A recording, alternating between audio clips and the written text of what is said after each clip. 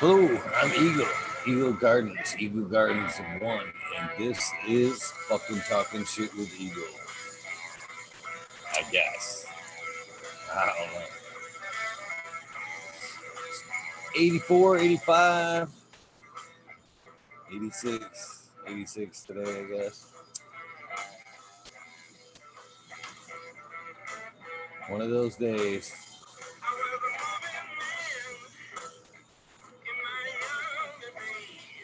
One of those days. Prometheus Soil, what's up? How you doing?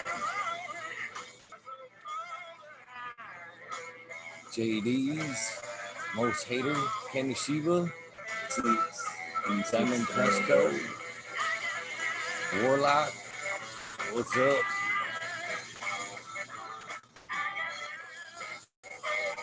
Jack, Smoking Grove Frazier, Mr. Green Pots.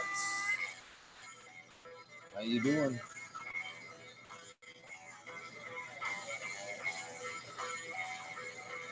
ELK Eagle, how you doing?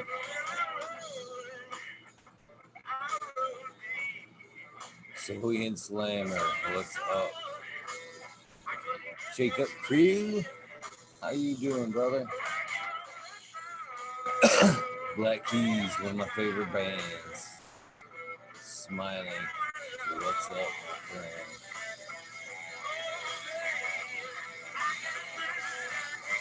Fucking great tune. This is the first song right here that ever got me sparked like in the Black Keys. Fucking great tune. If you don't know who the Black Keys is, this is a good introduction to a great band right here. Mr. Soil Roots, how you doing tonight? Can you hear me?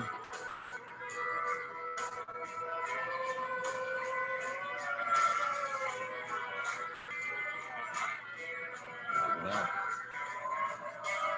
Mr. Green Pots Tyler, how you doing? Bag Seed, Brandon Family Farms, welcome. How you doing tonight? Soil Roots, do you have sound? What's up? I'm just enjoying another fatty of some Primal Punch F2. This Black Keys.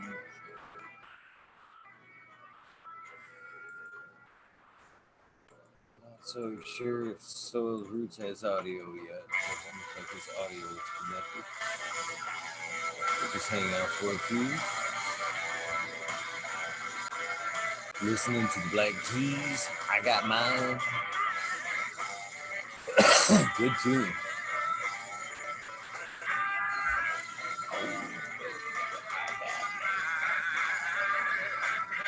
Great tune, really. Oh man, I just accidentally bumped it forward.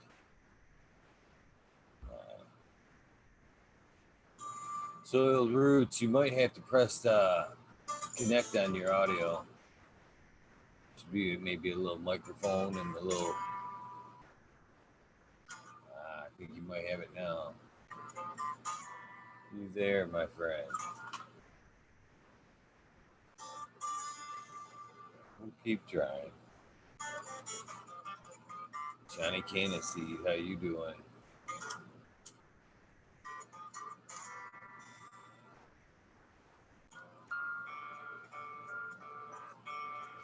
Another good tune right here.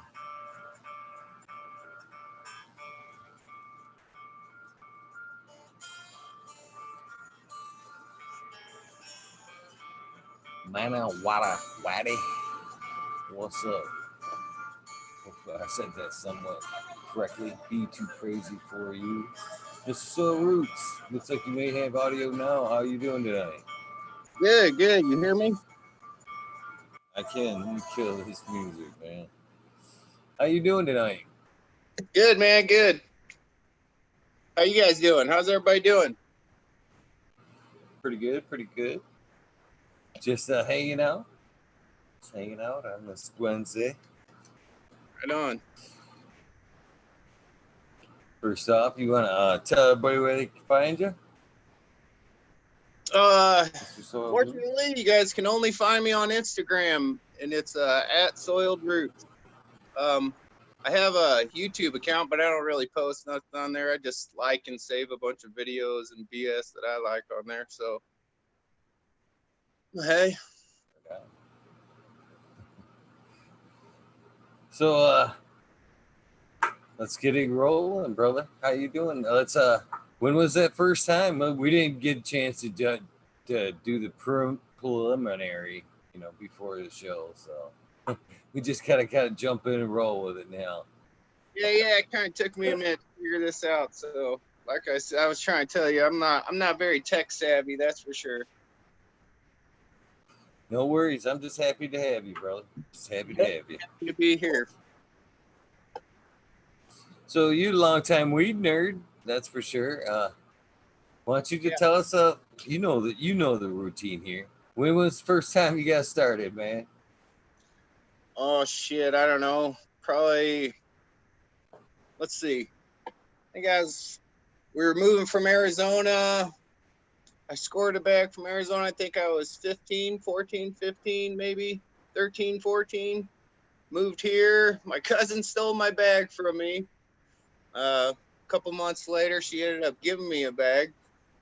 Then everything just went on from there. I just slowly got into it, meeting this and that kind of people and nerding out and hanging out in basements, and you know how it goes, She stole your first bag. Yeah, she thought she Is that was. what I heard? Yeah, she took it from me. She just straight took it from me. Just, you can't have that. Did she smoke it? Yeah, Obviously, she gave you some later on. yeah.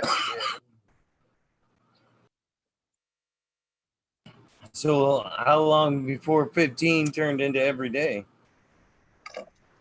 Oh, let's see. It wasn't too much longer after that, really.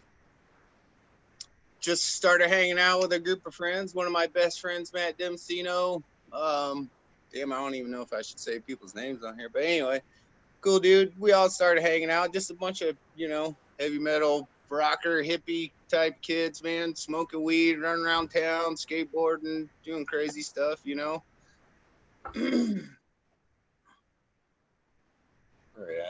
on.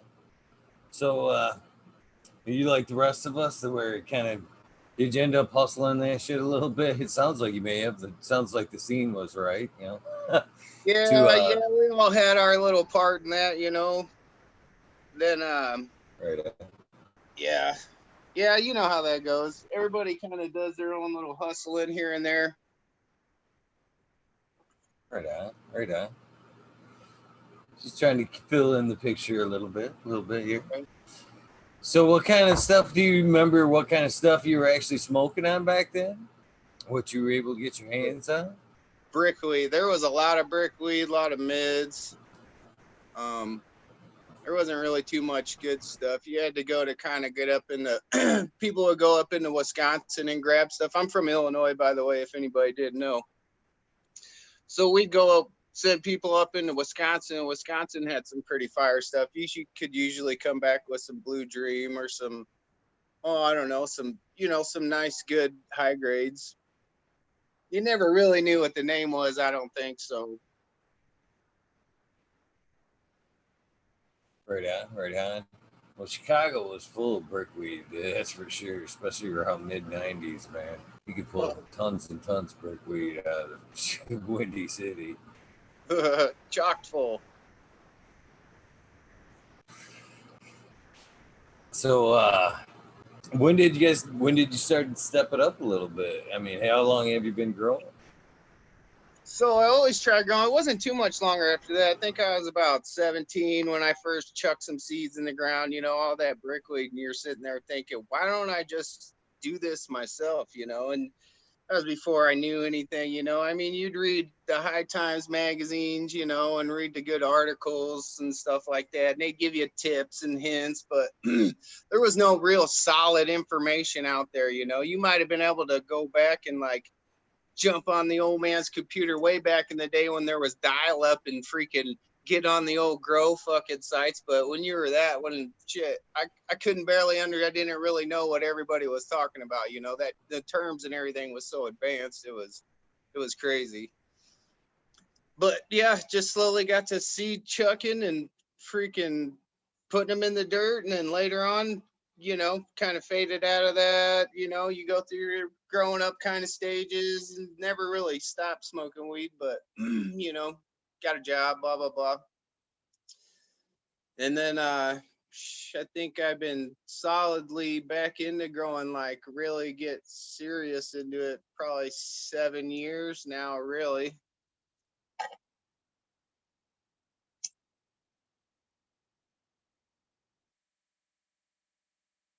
So what was that first experience outdoors? Just chuck some seeds out in the dirt and kind of kept an eye on, Yeah, so or the did you deal was actually?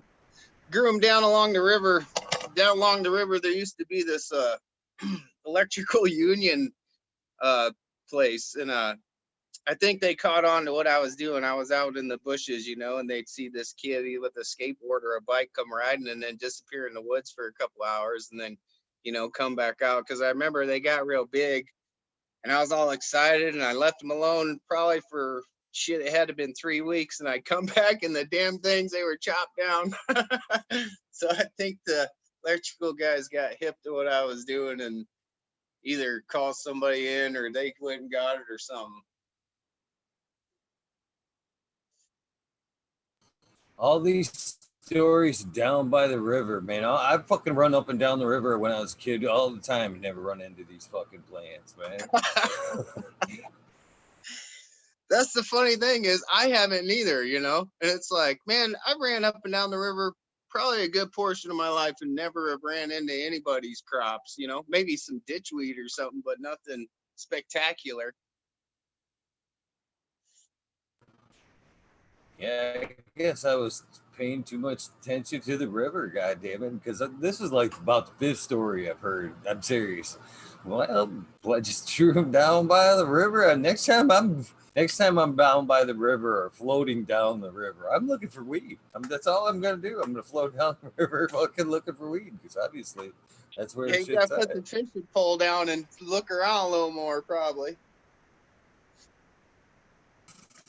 I mean, it makes perfect sense. I mean, good food, good soil, moist, perfect sense, really. Yeah, it works. I mean, it's basically it's like an all organic system all in itself. The only thing you really got to watch out for that I could see these days would be pests, but other than that, yeah, it'd probably be rocking soil down by the river. Do you remember which strain it was at that time, or is it just some seeds that you found out the brickweed? Yeah, just the bag seed, just some bag seeds. You'd find the ones that were all nice and pretty, that weren't all smashed up and shitty. Yeah. So when you came indoors there, what was your first choice of weapons when you came in there? What was your first strains when you decided to pick it up again?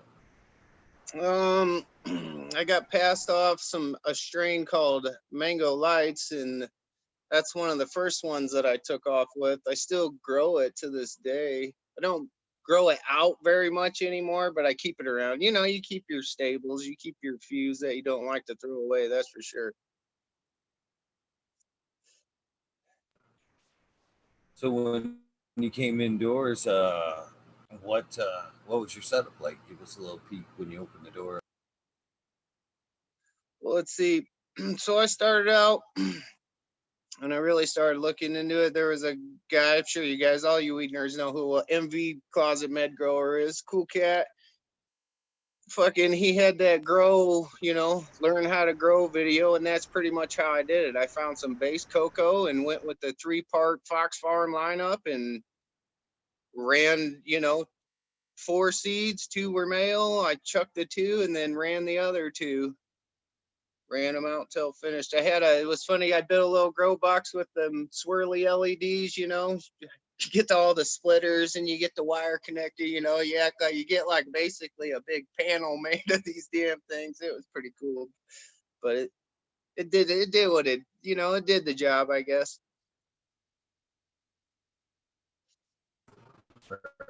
Yeah. So how many were you able to get off on that first one? Did you start them from seed, or what was it clone? Yeah, I believe you said you got a clone of the mango, right? No, I started those from seeds. Um, yeah, the one actually, it was funny. It was before I lived here and we were moving, so I was doing all this while we were trying to sell our house. So I had this grow in my garage. I probably shouldn't be saying this shit. I had this grow, and in my garage, I had a loft in it, and up in the loft, I had built the box with the lights inside, put a little fan in it, had its own little timer and everything, so everything kicked on and off by itself. And I'd go out there and water it every day, or every other day, and check on it. And what's funny was, what really freaks you out is when the people come around to look at your house and you're freaking out, telling your wife, don't let nobody in the fucking garage. And she's like, why don't you want nobody? Yeah. Oh, yeah. She didn't know either. So to make stress of all stresses even more stressful, that's kind of how it went Doesn't down. help when she doesn't know. Yeah. Doesn't Yeah. help when she doesn't know. I know what you were up until you said she doesn't know. I knew exactly what you were talking about because 5 years ago I did the same thing. And you can look at everything but the house. And a lot of times, fucking, we'd almost arrange to be home, not home, so they could walk through, but the garage would be conveniently locked. You know what I'm saying? Exactly. So, Yeah, it's yep. kind of funny and nerve wracking at the same time when you've got that going on. In fact, I even had to go into my fuse box because I actually had it labeled in the box like veg and bloom and shit. I had to go in there with a marker, scribble that shit out in case they decided to swing open that box and shit. Hell yeah. Rename it outside light. Broken. That's kind of I funny. didn't even think about that, but that's the funny shit right there. I ended Heck up yeah. when I left though, I pulled all that wire because I ran all that wire to it. You know what I mean? And it was all a fucking 220. So before I left, when I left, man, there was two blanks in that box right there because I pulled all Fuck that yeah. fucking wire before I left. Fuck yeah. It's actually it's actually running this grow right here. I recycled Fucking that shit. awesome. That's no word That's about it. awesome. That's awesome. Oh yeah. Goddamn. Yep. So anyway, so progression moves on, moved here. Slowly time grows, you kind of want to up your game, up your system. I grew in the box, grew outside, kind of guerrilla style a couple times. And then after a while, I just decided, to just go ahead and build inside down in my basement, just build out a grow rooms. And then I just build out two small parts under my stairs, like a 5 by, it's probably like a 5 by 8, and then like a 6 by 6 veg area. And then bought an HLG, one of the 600 DIYs, and then a couple of the closet cases in the veg, and just doing it, man.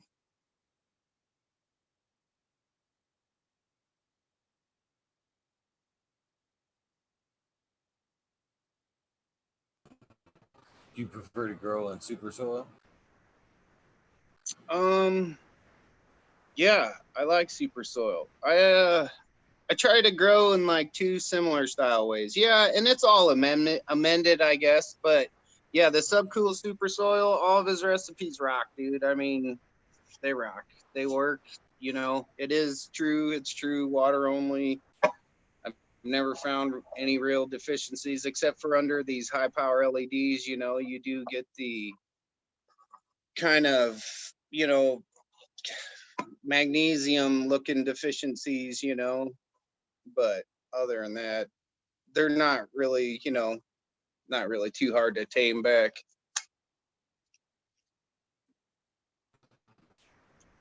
Yeah, it's a good system myself, but I still run coco. I'm a coco guy myself. I hate to say it, but one of these days, for me, it's just I would love the super soil type system, but as being a caregiver and perpetual harvest, it's just too tough for me to keep up. You know, and I don't have the storage space for it to be able to keep up. It's the other aspect of it too. So unfortunately, I'm a cocoa guy. That's a good point too. So You guys with bigger gardens, it's harder to run the organic style, because you got to have all this extra room to cook soil, I guess, or prepare beds, or whatever, what have you. You know what I mean? So it is easier for a smaller grower, I guess, to kind of get away with you know, and a living type soil. well, I'm very interested in it, and I'm thinking about actually, Smiley's Gardens here in Chad. He pokes me nightly about stepping into the organics field there. And I'm thinking about, doing a 4x4, just like a personal area or something just to play with or whatever. Dip my feet into actual true organics because I never really have done. Yeah, I've done like a super soil system, but I don't.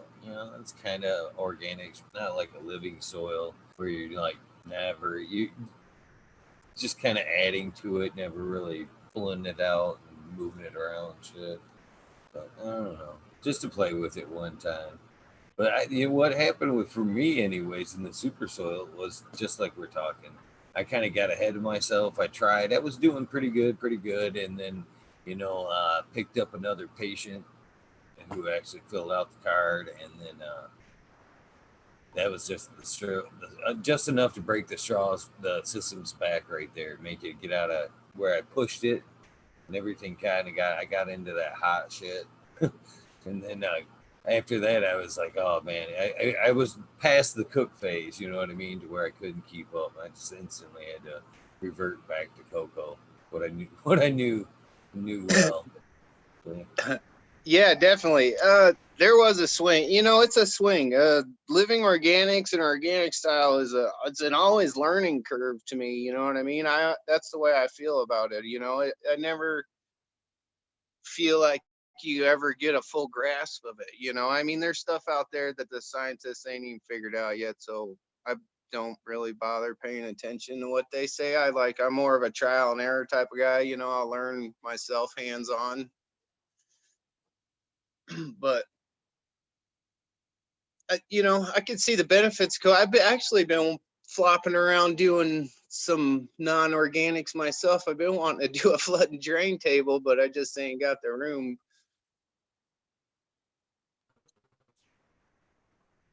yeah, that'd be a nice system there. That's another system I haven't ran, to be honest with you, is flood and drain, and it does interest me. It seems to be a pretty nice system, pretty efficient and mass producing, or efficient. You can do some pretty good numbers with flood and drain.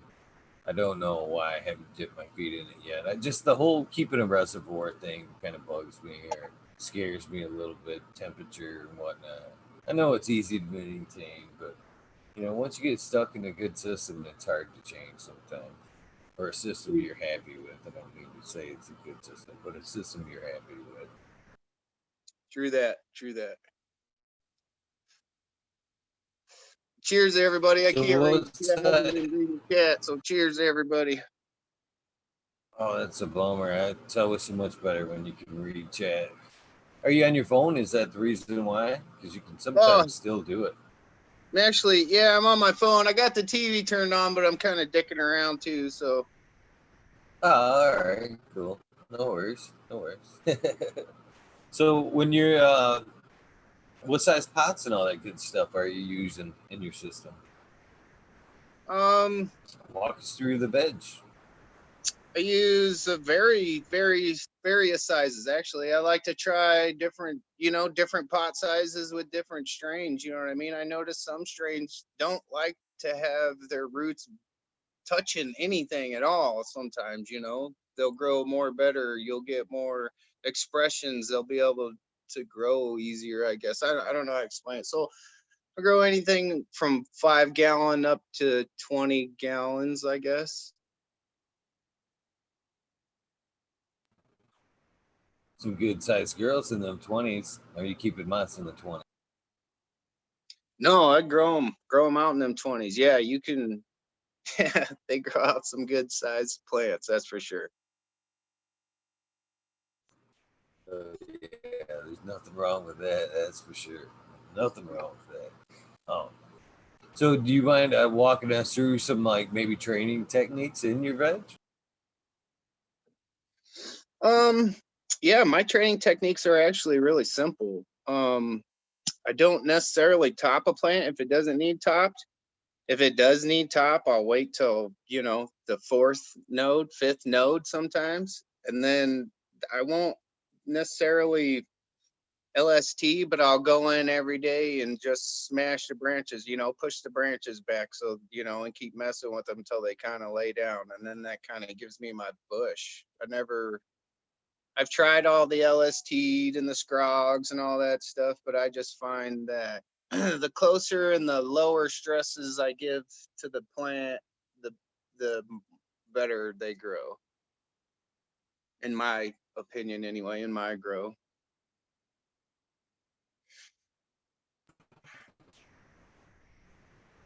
Right. I like to prefer to let them grow out as much naturally as I can too. It just I don't know. It seems to I get better bud structure out of that I feel before I have to really start manipulating the plant.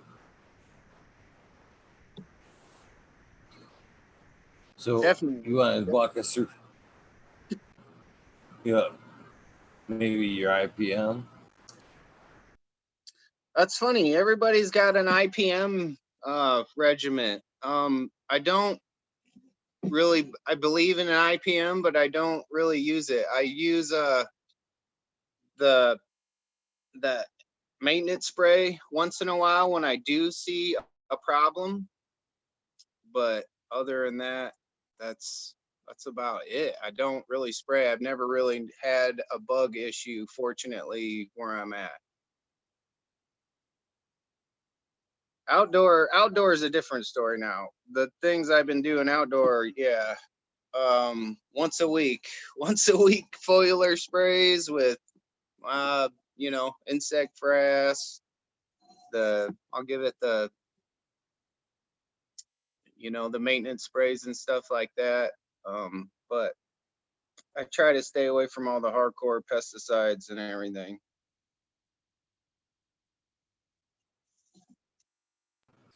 So you grow both indoors and outdoors. What you got going outdoors? Are you got something going out there this year? Yeah, I only got a couple plants outdoors. They're my own little personal projects that I've been jacking around with. If you could check them out on my Instagram, I'll post pictures of them every once in a while.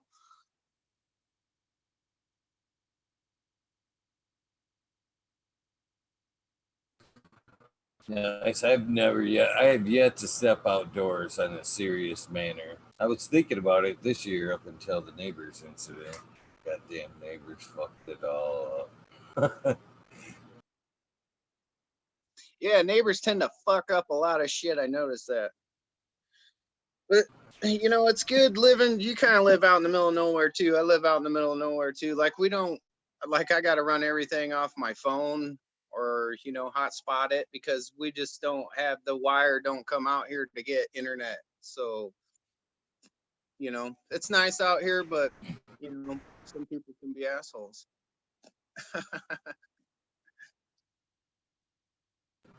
Yeah, I feel you. The only fucking internet I was able to get out here was a phone line internet through Frontier, which was terrible.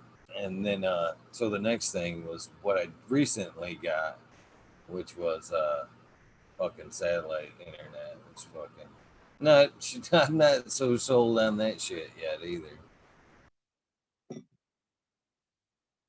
Yeah.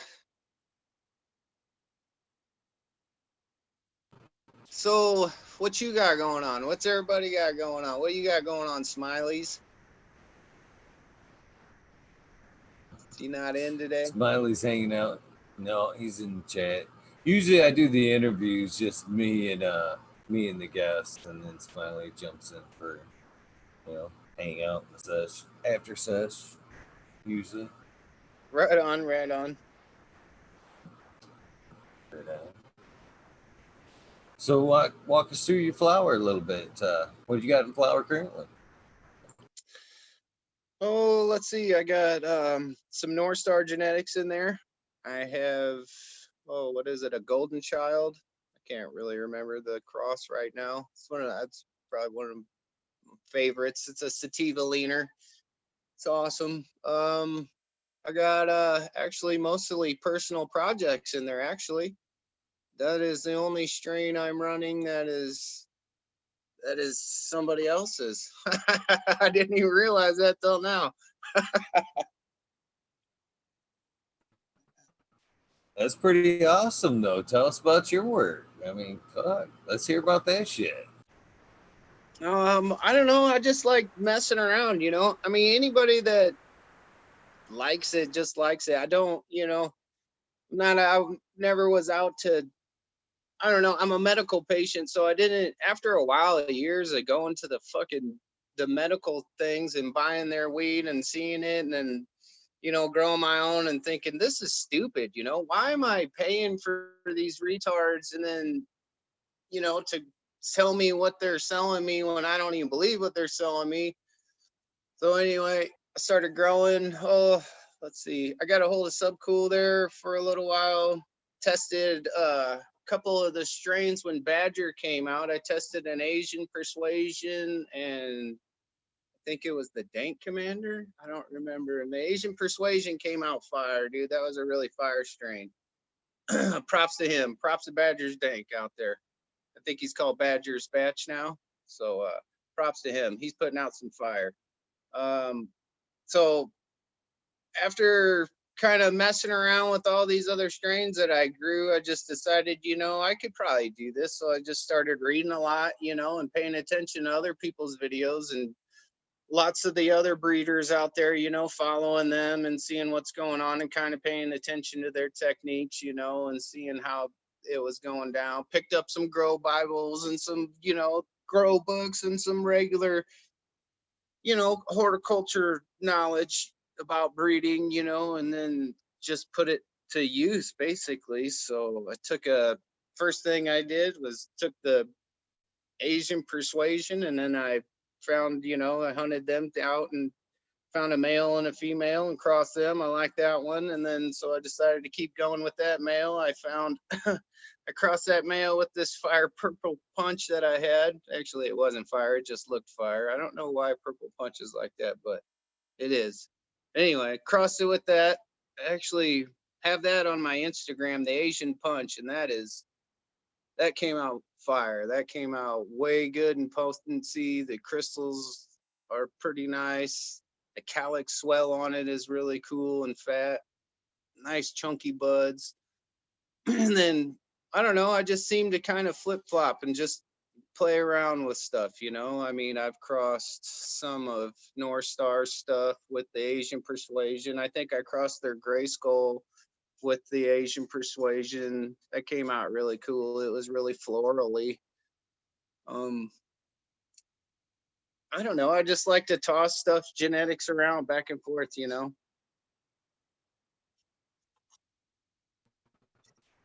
Nothing wrong with creating your own stuff. So, which have you been most impressed with so far? Um, let's see. I I have this other strain I call the Abbott.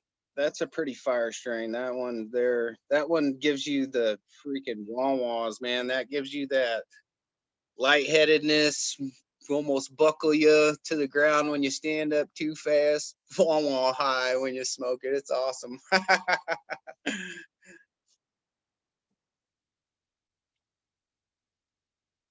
That's funny. The power lines is what I always refer them to as the wah walls. When you hear the wah walls, you're fucking high. You're high when you hear the wah walls. Yeah, for sure. For sure. Get your blood pressure all jacked up, make you have to sit down for a second. And that's it too, man. I tell you what, and this is no word of a lie. So when I first was introduced to wah walls, it was fucking. I used to do formica work, countertops and refacing cabinets and shit. And man, that Formica glue will give you the wah-wahs in fucking no time. In fact, that's the guy that taught me how to do it. He's seen it. You know, like he was. He's like, you hear the wah wah wah wah boy?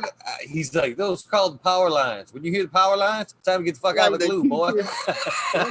Teacher and Peanuts He'd go talking, outside and fucking smoke like a when you, cigarette for 5-10 minutes.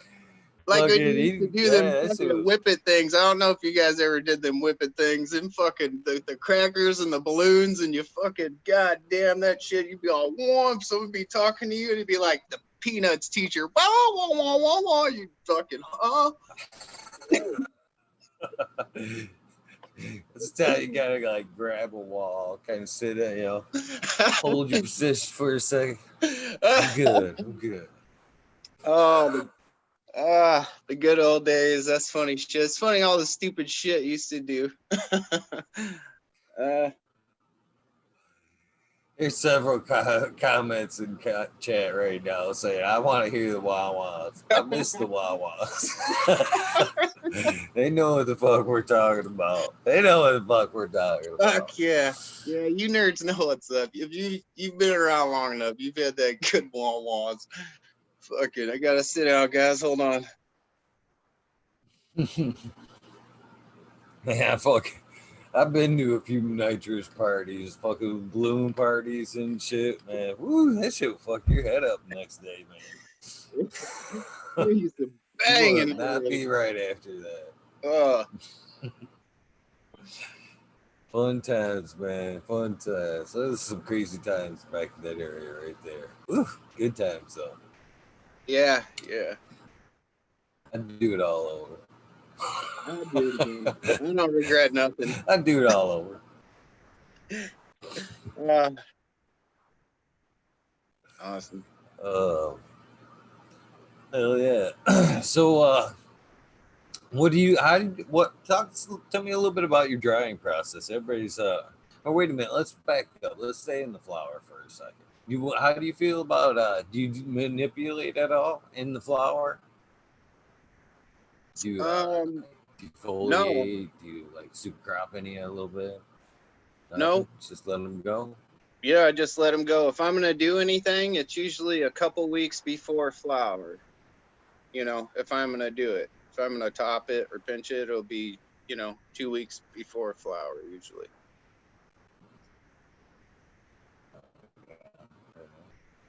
So how do you prefer your harvest? Like, let's talk about that a little bit. How do you like to let them judge by your trichomes, or do you judge by just the overall look of the flower? I know that's I do. No, I mean, you get to know your strains after a while to where you look at them and you're like, yeah, you're done, girl. All right, time for you to come down. But yeah, for the most part, yeah, I look at the trichomes. I like to wait. I don't like the heavy sedative, I mean, I do, don't get me wrong, but I like them hybrids are mostly sativa leaners. I wait till they're probably all milky, probably 5-10% amber at most, and then chop them down. Probably about peat flavor there, for sure. I'd say. Yeah, I find the most the fruitier terpenes come out then I notice when I chop it then too. And then if you let them go longer, like some of my strains I do like to let go longer, but the fruitiness goes away and you get more of the earthier tones seem to show out through when you let them really develop, ripen in the fruiting stage, I think.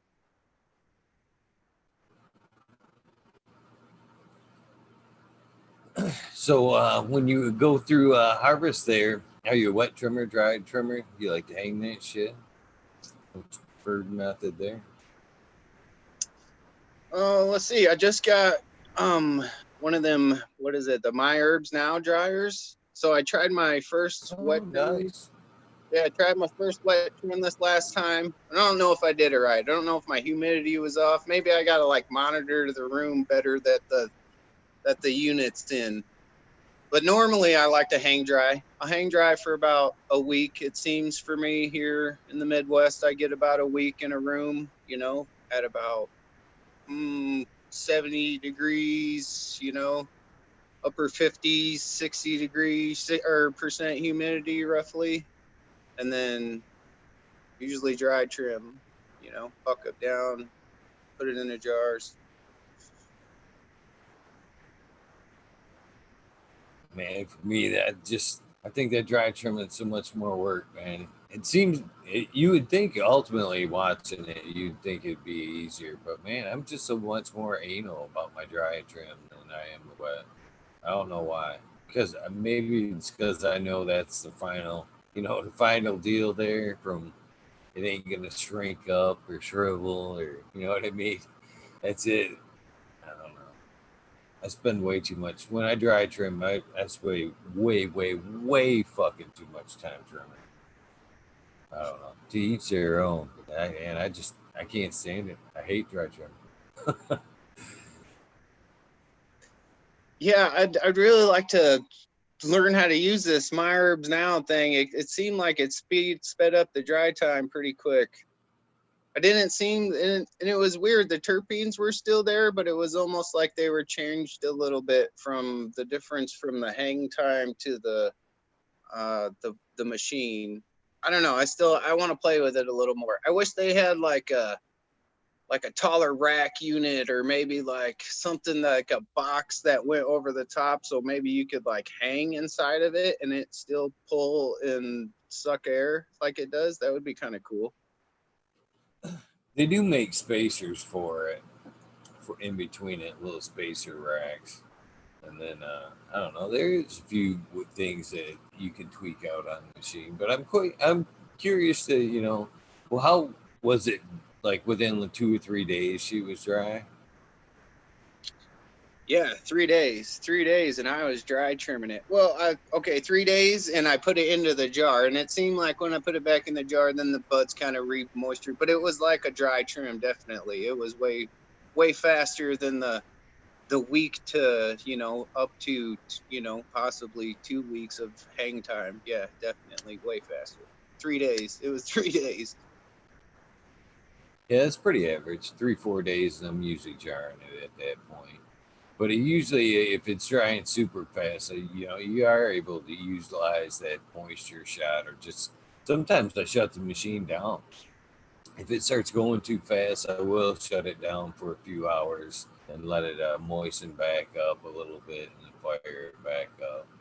And a little manual. Sometimes, depending on the atmosphere, you do have to watch it a little bit. That's for sure.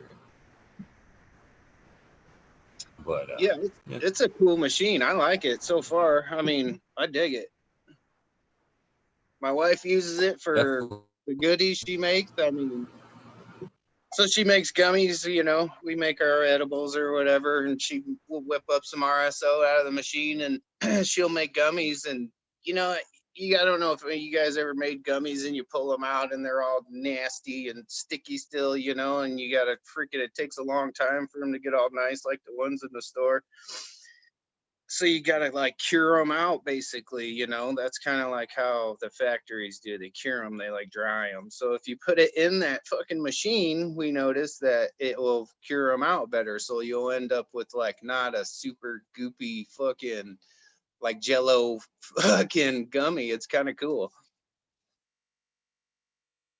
I've never actually even tried to make a gummy. So can you give us a little tips on making some gummies or something? That's a pretty interesting process that nobody's ever talked about on the show. Actually, that's all my wife does, all that shit. She's downstairs. I probably have to go try to wake her up. She's got work in the morning. I should go wake her up. No worries, no worries. No, no. That would be cool. She'd be pissed, I'm sure, about that shit. Wake up, come tell us about gummies. What? That'd be I'll funny come though. back on, That'd be a definitely. You'll have me, and we'll have her on, and she can tell you a whole bunch. She makes a lot of stuff. She makes gummies, bath bombs. I mean, we make sugar, freaking uh freak you name it, caramels, chocolates. Like she makes an array, pixie sticks, crazy stuff, crazy stuff. Oh yeah, that'd be awesome.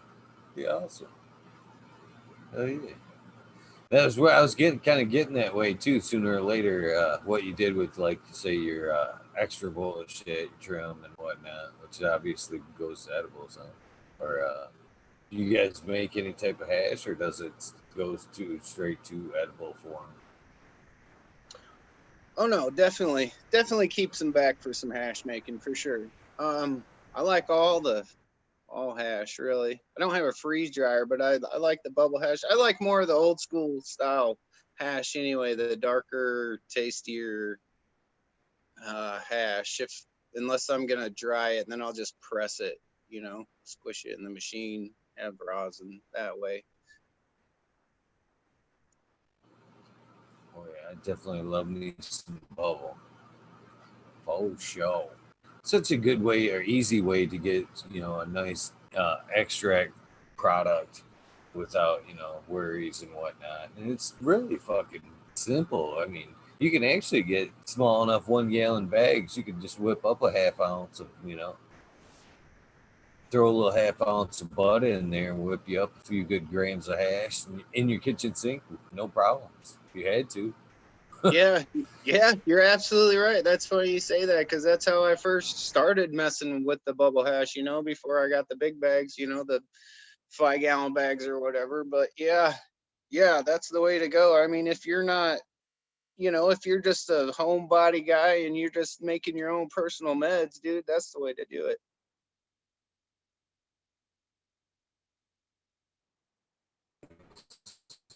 Mo Grower says in chat that he tosses his gummies in powdered sugar. Sounds pretty good too.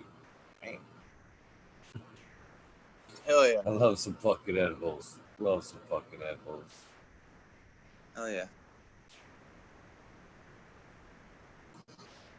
Yeah, actually bought me a bubble machine today. I'm on the fence on how I feel about the bubble machine, to be honest with you. So you've used it then? No. I have used many machines. This is my first actual bubble machine. In fact, uh, hold on. I do not. Yeah, this is my first time with this actual bubble man bubble machine. Any other times I've used just washers I bought off eBay. I'm trying to Google that shit right now, and I'm gonna probably bring that shit up in a window. Search travel watches. Yeah, I've never I used bought one. this one here from it's actually a 20 gallon. Let me fucking shut the background on. Hope you don't mind the swearing. It's in the title. Should be should Hell should yeah. be prevalent.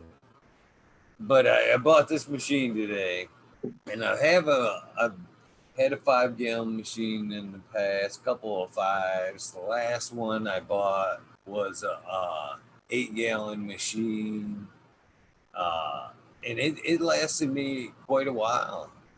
And so I still have it actually, but it takes more time to run the material than I would like. So I decided to step it up and buy this actual bubble man machine, 20 gallon. And I don't know, man. I think I could have very well just like I did the first time, just went on eBay That thing and is saved a myself probably beast. about a That buck thing. 50 probably. Well, first of all, it came with these nice. Well, not that I don't. Okay, not that I don't know how to make bubble or know how to use the fucking machine. To be quite honest with you, I know the process. I know the machine. But if I were somebody that were just starting out, or this is their first time buying the machine, I'd be a little bit pissy about these very fucking vague instructions. This is it. Picture of the machine. Doesn't even tell you really anything, just like overall picture here. Bam. Bam. That's it. There's some fucking like vents inside this bitch that are like useless. And it's like, what? Why would you even bother? You know what I mean? I can't figure out what that are in there for nothing. And I was looking in the instructions and hoping to find out what they were there for. And I was no vague instructions because they've even like, hell, let's play with it. Let's play with this thing. They just want you to go wild with it. Fuck it. Here, check it out. See what you can do. Well, right on. It's a pretty good sized machine, as you can see. But this is, for one, it comes with this stupid hose that hooks up to your thing. And this thing doesn't hook up to any. I'm a long-time carpenter, tradesman. This thing ain't gonna hook up to any faucet that I've ever seen, or hose. Maybe somewhere else. And then it's got these stupid vents in it. And we bring this fucking camera over. See this shit in here? This right over here, I guess, is for maybe the inlet to catch some dirty shit. If maybe, I don't know, where you putting in swamp water into this thing and you need that kind of filtration system. It doesn't even go through there. I mean, let's look at this thing because I think it does pop out. So it doesn't even look at that thing. It's side to side, so you can see that whatever would pass by right by that thing, right? So what the fuck is that thing filtering? Please, somebody tell me what the thing that's filtering right there. Okay, please.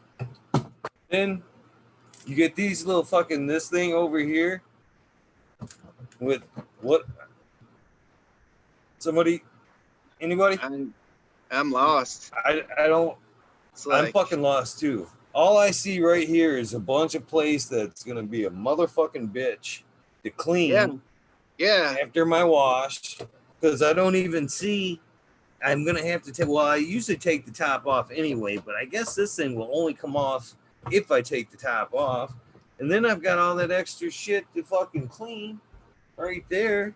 This power thing isn't even that well protected. Shit, my eBay machine was a lot more protected than that shit.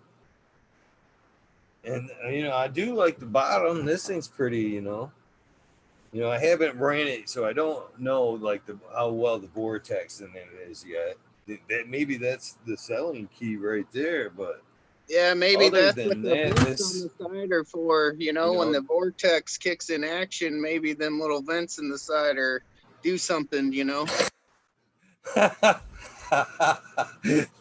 kick it into the turbo action and spin it through in some magical vortex. I'd love to see an explanation of that. That's all I'm saying.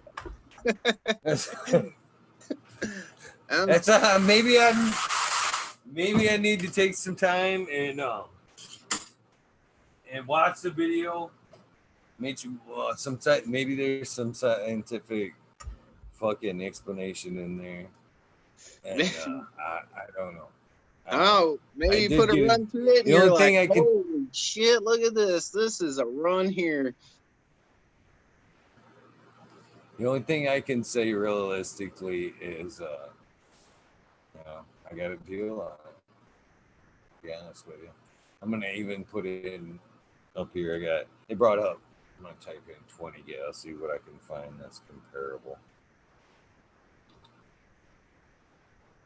I mean, the only thing that I can really see here is the size that is, going to be any kind of benefit for me versus multiple loads. So I don't see an outright. How big is this bad boy? So the only thing I can see comparable is 8-pound unit like I've got. Oh, we got here. For $72. That's the one I own currently. Hold on, I'll bring that one out just in case somebody wants to buy that one. That sounds really right here. reasonable, actually. Yeah. Oh yeah. I've had this thing. I'm gonna bring it up right here. Where How much material can you run in that? in the 20 gal? Well, I'm No, sure. the one you're looking up. Oh, and this one I'm showing right now. Yeah. I'm talking about this one right here. This is the one I have currently, and you could probably wash, good half, well, a good pound dry, easy in there. You know what I mean? Right there, $72. I've had that thing right Yeah. there for probably 7, 8 years. Oh yeah, that's Still way have worth it, it. and that's what. Way worth it. That's like Still, $10 a year, less than that. yeah. But the only, you know what I mean? The only difference is now I can wash more at once. And I paid 300 for this 20 gal today. Well, actually, I paid 280 plus tax is what I paid for it. Man. So man, and I'm telling you, with a little bit of homework, you can. I'm sure I can find something like this in a 20 gal. I think you're absolutely right. For And I would tell people not to get sold on brand names. Don't get sold on brand names. There's a lot of things out there that'll get you what you want without paying for that name. I'm telling you what, right here, this $72 mile right here is all you need. If you're a home washer, that thing is all you'll ever need, all you'll ever use. Right? Yeah. But yeah, so I'm gonna end up keeping it. I'm gonna use it, but am I bummed out a little bit by the overall sticker? And yeah, yeah.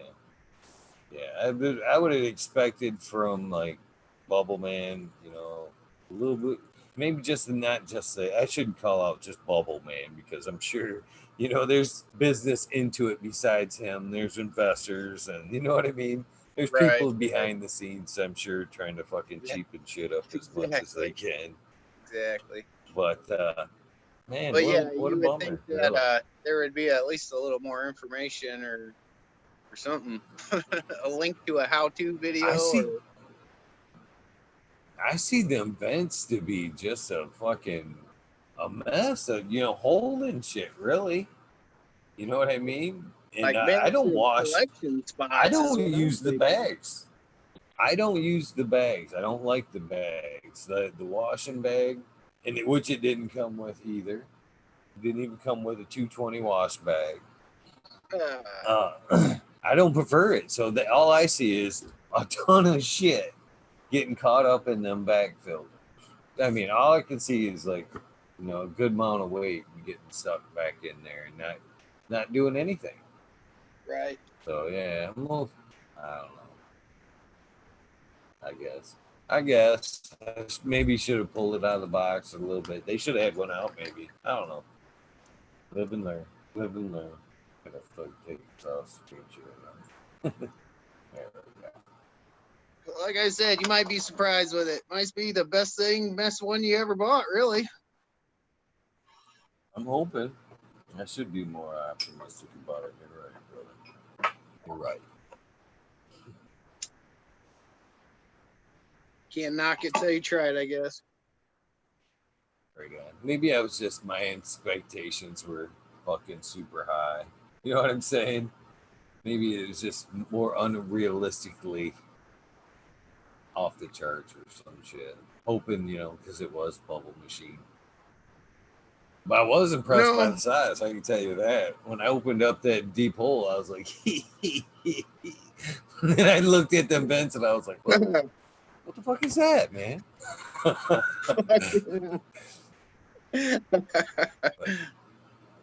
Like, yep, we can pack this hole full of some stuff here. Yeah, fuck yeah, man. I got, hell, I can put that 5 gallon. There's look, see them 2 buckets right there. Yeah. Them 2 buckets of trim almost right there in them. Yeah. Wash them both Just dump a whole them in once. there. Boom. Hell yeah. That's work right there.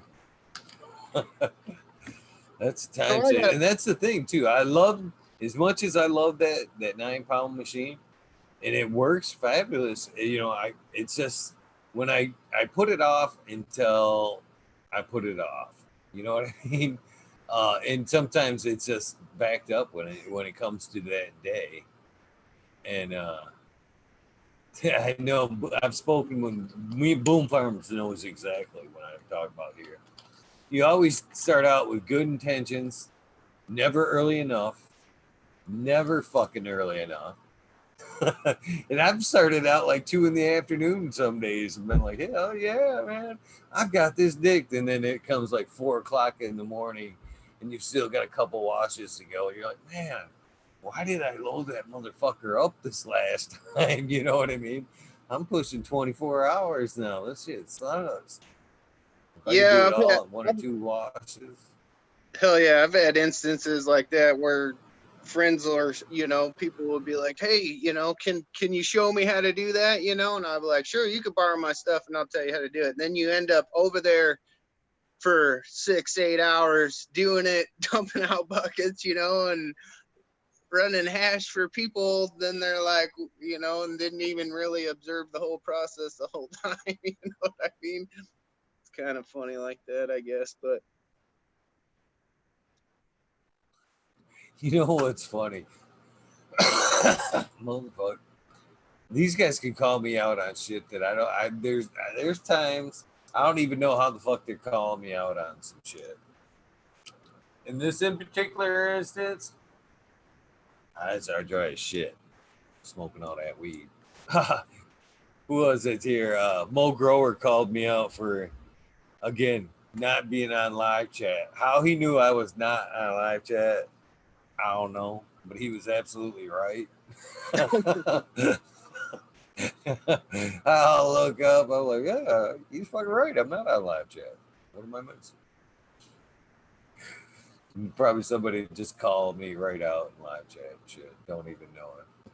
It's funny shit. See what I mean? See what I mean? Soil Roots, you're definitely missing out on this chat thing, man. Definitely missing out on this chat.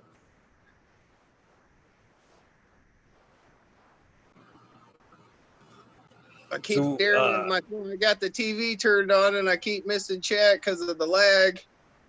I'm missing freaking. Sorry, man. Sorry. That's cool. So, if you could step anything up in your grow, indoor or outdoor right now, what would it be?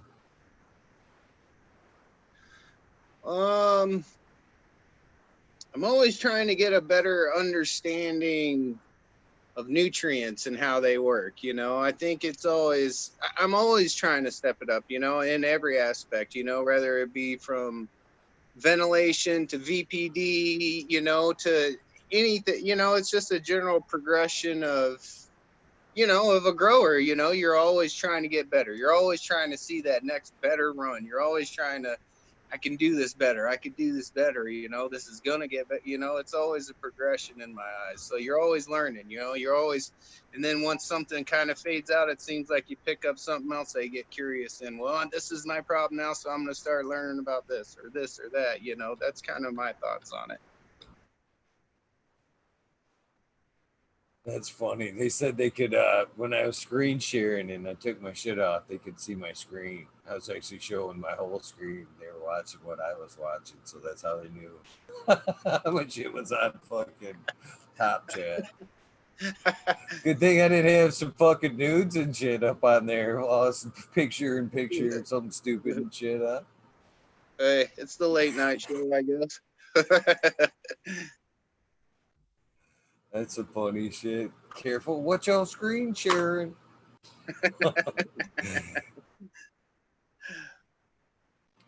I had that shit, something similar happened to that shit to me one night. It was it was one night when I was having internet problems, right? And I fucking loaded on with my other on my phone on my camera, Zoom on my phone, so I had like a backup going.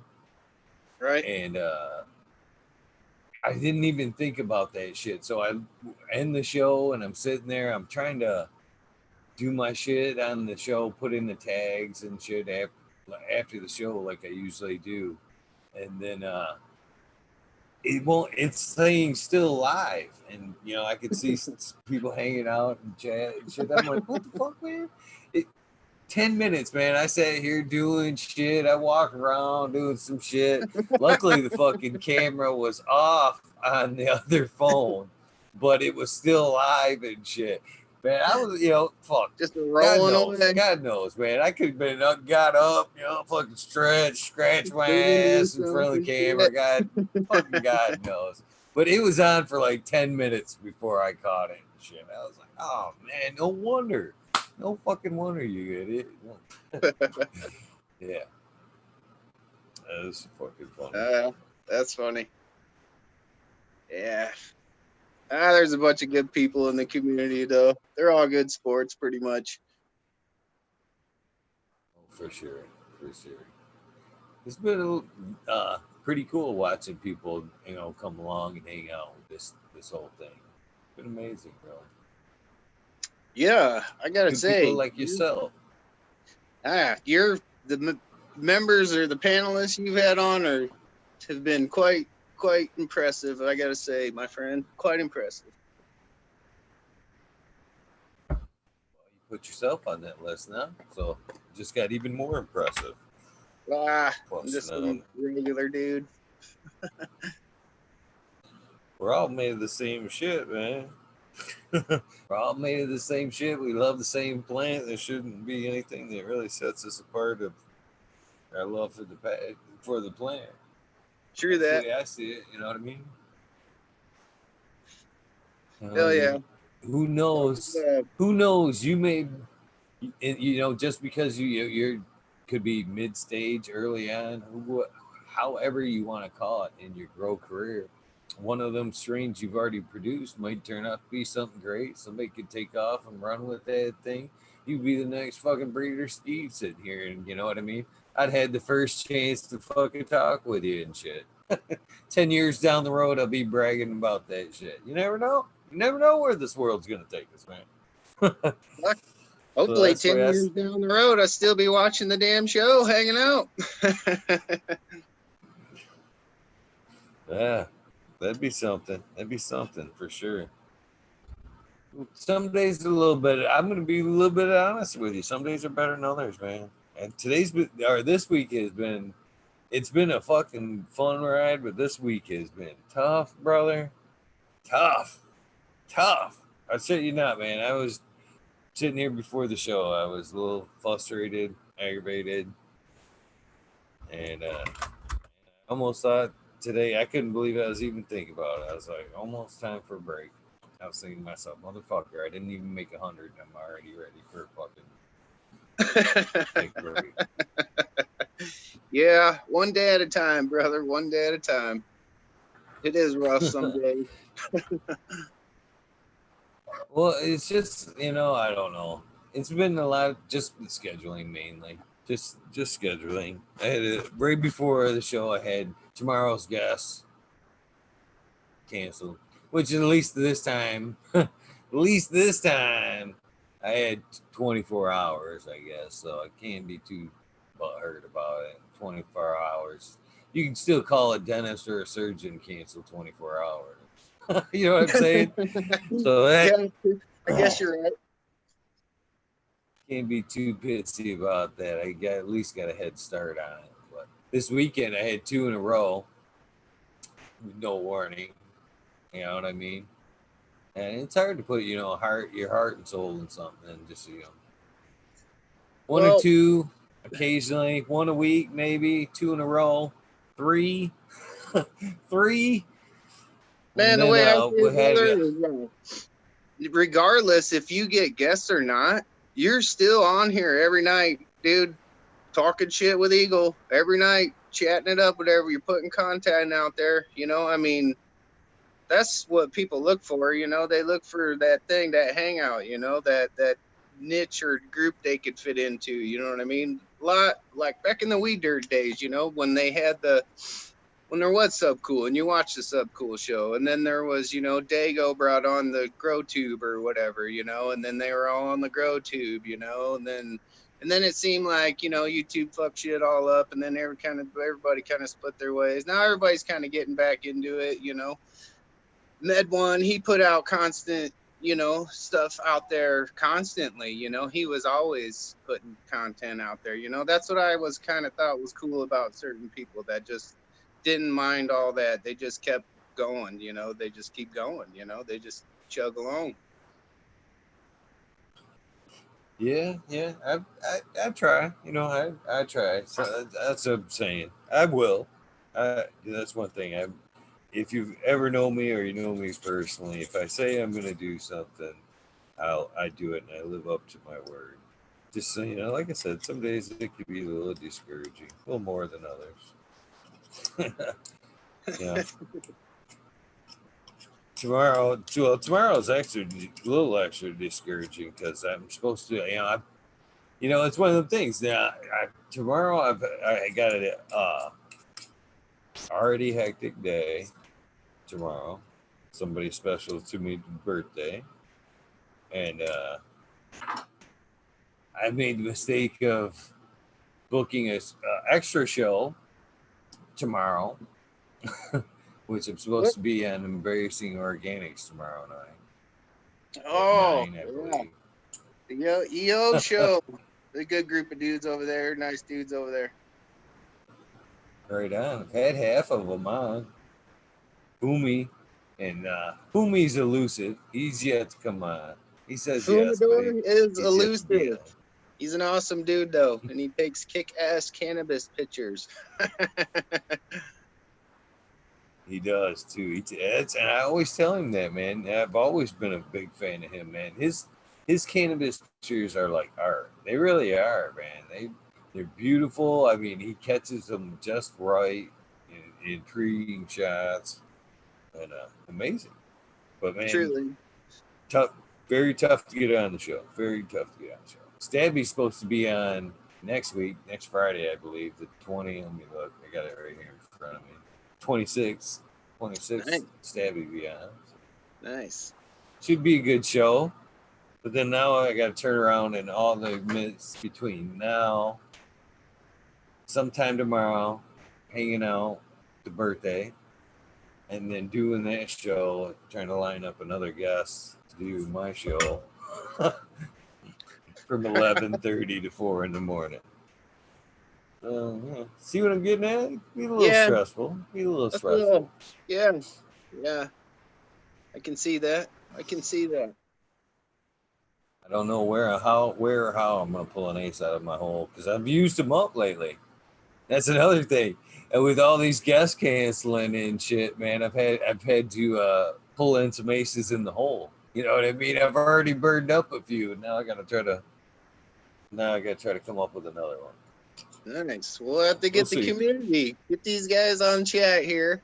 I see your name scrolling. See if these guys will hit up some cool people like Fumador or some of these other cats out there, and see if they'll come on. Oh, that's a good idea. God, that's the power of the sesh right there, as Smiley would say. Yeah, we use the power of the community to bring the community together. Hmm. Right. Right. I could totally try to get one of them guys too about being on the show. Be like, man, when do you guys come on tonight? Who knows? It'll work. It always works out somehow or another. It always works out. True that. That's what I always say. And it always seems to. It always seems to. Too. Every time there's been you watch the show. There's been many times where I popped on and had to be start the show and somebody just fell in. Last night, man, I can't believe last night by the blink of an eye, man, it was fucking 4:20. A lot of nights are like that. Yeah, just start the show, and next thing I know, man, it's already over. Like, holy shit! Yeah, that's awesome. I don't know. I So, what like it. are some of your Flowing. what are some of your favorite events to do when you're not in the COVID bullshit lockdown? Let's see. So I was up in at the High Times Cup last year. That was pretty cool up there in Michigan. That was fun. There's not really many events around where I'm at, so I got to kind of travel to go where they're at, or just hang at home at my own events. Nothing wrong with that. Nothing wrong with that. True. 4th of July is coming up. We usually throw a big old bash on the 4th of July, blow off some fireworks and whatnot. Yeah, you guys got some good fireworks down there. You had fireworks down there long before we had them up here. I used to come down there to get them every year. Yeah. What's the biggest shell? What's the biggest shell you can get down there? I think they got the 5-inch mortars. You can get 5s down there now? Yeah, right across the river. And I live pretty close. I'd say about an hour away from the river to Iowa. And they got legal fireworks over there. So that's where we usually always go. Run over there and get the fireworks, because it seems like they got the better fireworks in here. Where I don't think Illinois has quite the explosive ordinance allowance, I guess you would say. So the fireworks can't be as cool, but they really don't mess with us here close, because they know, obviously, what are they going to do? Stop everybody that runs across the river to get cool fireworks?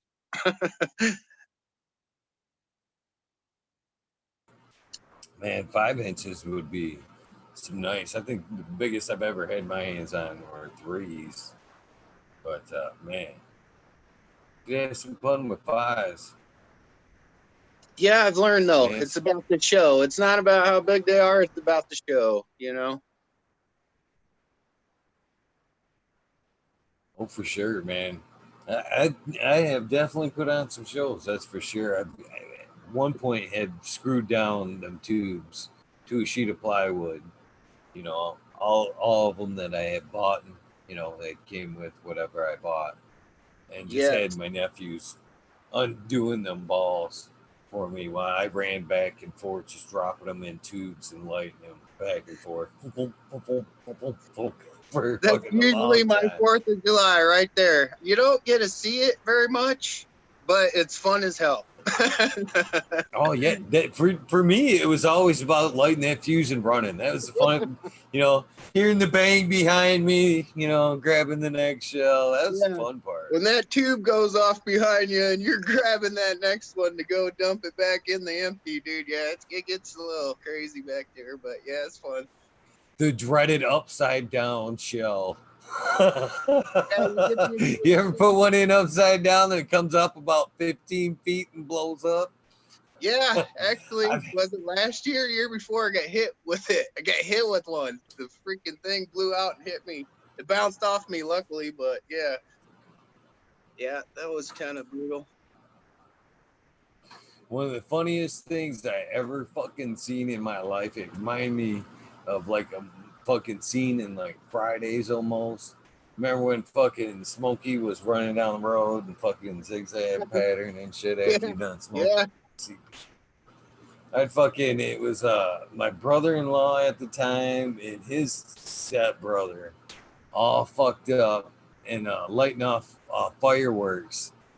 And he starts he's throwing balls, lighting and throwing balls at his brother like fucking snowballs.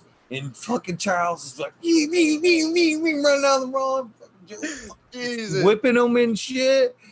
Oh man, fucking some of the craziest shit I ever seen right there, man. It's fucking funny. We were all, the occasional bottle rocket war every now and again is all right.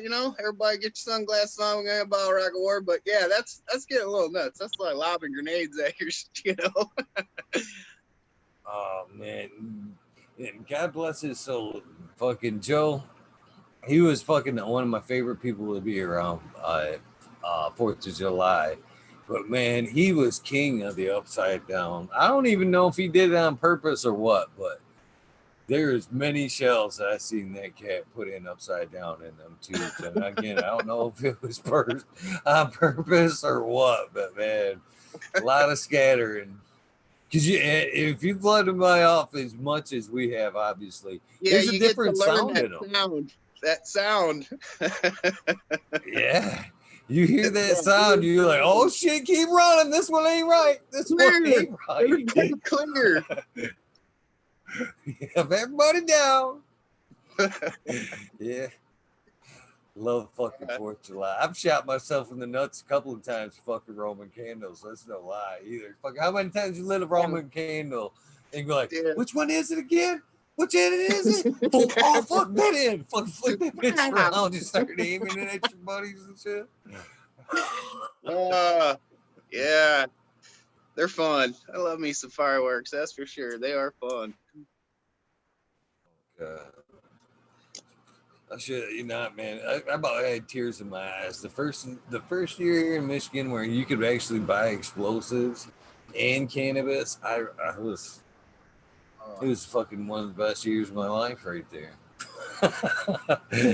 You could actually buy both legally and shit.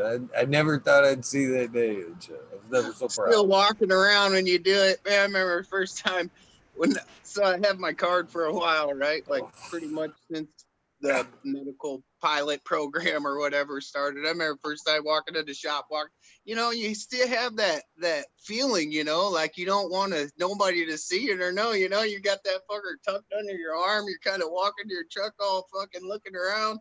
It was weird.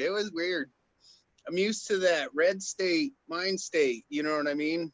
Where you don't tell nobody. Nobody knows, you're hiding it at all costs. That's funny. I swear to God, if it hadn't been so fucking dangerous, I would have lit one of these fatties with a Roman candle and shit that day. Fucking so great. Hell yeah. Oh man.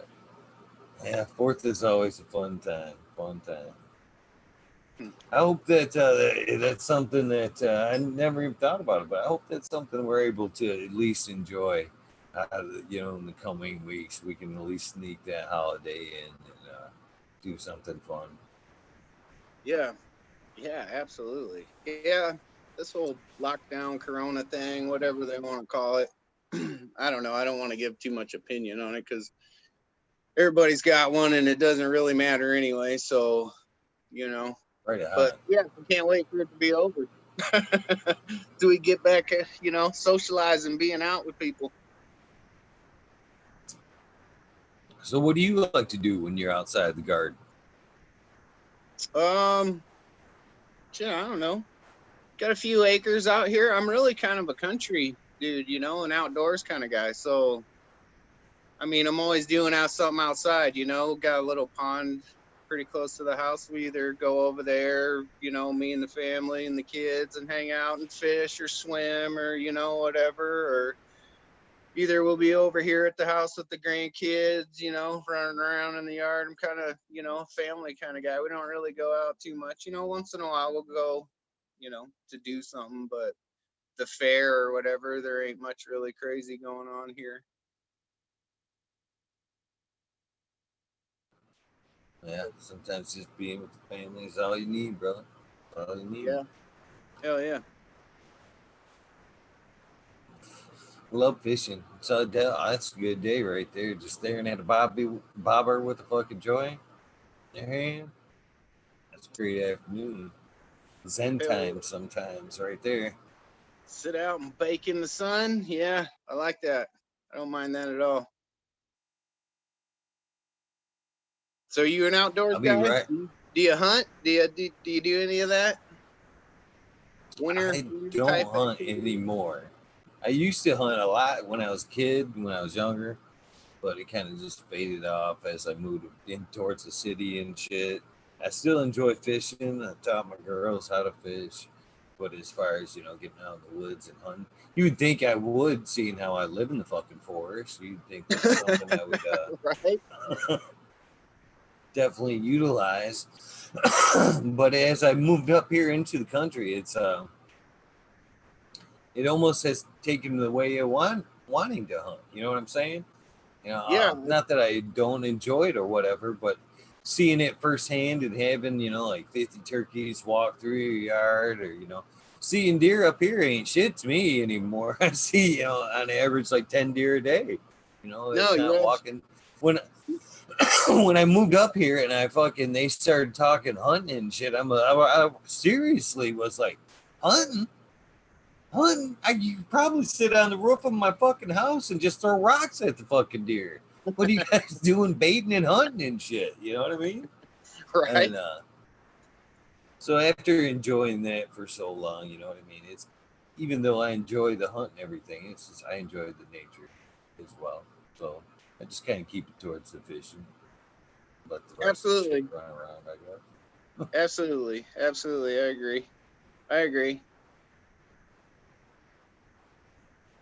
But at the same point, I guess I'd pick off something that was trying to fly off with one of my little dogs, which is always a daily threat. I hear that. They, the little dogs, man, look like supper. That's for sure, man. They're like not much bigger than teacup chihuahuas. Some most of them and shit. They're like they look Got to like keep an eye breakfast on fish. them out there in the woods. There's a lot of predator critters out there. Oh yeah, it's pretty crazy, man. There's been times I ain't gonna lie to you, Brian. There's been times where I've been freaked out outside there, fucking shoveling shit late at night. It gets pitch dark out here in the fucking forest, man. With some of them nights with no moon and shit, can't see your hand in front of your face out there. No, I hear that. Yeah. Out here too. Yeah. We got a big block of timber behind us too. And yeah, it gets pretty dark. Actually, a couple years ago we had a bobcat on our trail cam. It was really cool. It was kind of Oh, weird to that'd be see it and awesome. spooky, but it was cool to see, For a little while you're leery of your pets and your kids being out there next to the woods, but I don't know. I think they're more afraid, They're not hunting animal, people or my dogs are out there hunting critters, mostly chasing deer and shit. Right on. Right on. Some another thing too, they fucking it's a lot more cooler just to sit there in the morning too and watch some deer and shit walk across the yard just to see how they act naturally and shit. You know, smoke one, just look out the front door. There's a lot of times where they'll just watch you and shit right back at you. Look at him smoking that fatty. What's he smoking? There's deer are a trip up here. I don't know why, but you could almost drive up to a lot of the deer around here. Just fucking almost touch them. I wouldn't, but I bet you could. They just look right off the side of the road. Kind of cool. It's really cool Yeah, I living don't up here. recommend touching wild animals either. That's funny. I've seen them videos. I tell you, I'm not afraid to fucking talk like two animals, like we're all high driving down the road and shit. Uh, I fuck with turkeys all the time. Fucking go go go go. Chase from stand out the fucking truck, head out the window of the fucking truck, fucking with turkeys and shit. The fucking turkeys. Uh, Turkeys are crazy. the other thing you gotta love about being like in the middle of nowhere is summer nights, man. This time of year, man, you seems like you can see almost infinite into space when you get a nice clear night when you're away from the city. Yeah, the skies are awesome when you get out away from the city. The skies, something to see. You know what I mean? If you're in the city, you guys should get out in nature once in a while. Check it out. It's pretty cool. You don't realize how bad light pollution is until you actually leave the city and get out in the middle of nowhere and see how clear the sky really is. You know, we kind of wonder, you hear ancient aliens, how did they know exactly how the stars were? Well, they didn't have any fucking lights, and you get out into the country, and you can see how entertaining that shit is, and how far you can actually see with the bare eye, and it Right, kind of exactly. explains itself a little bit. You know what I mean? Yeah. Yeah. It's amazing. I don't know. I think there's a massive loss of common sense out there amongst people for some reason. That's to talk about, some good outdoor joints, man. Some of the best ones I've smoked are fucking laying on my back, fucking staring up at them stars and shit, fucking just fucking gazing. Going, man, I can't believe how many fucking stars there really is out there and shit. It is nice. It is nice to step outside, and burn a big old fatty or a bowl or something and just listen, listen to everything kind of running around and chirping and freaking tree frogs going off. And it's pretty cool. I like it way better than living in the city. Way better. We Nobody's were on. talking one time about meditation and cannabis and whatnot, going outside and smoking, and just that in itself being somewhat of a meditation, watching the trees and the birds and kind of just letting your mind drift into that.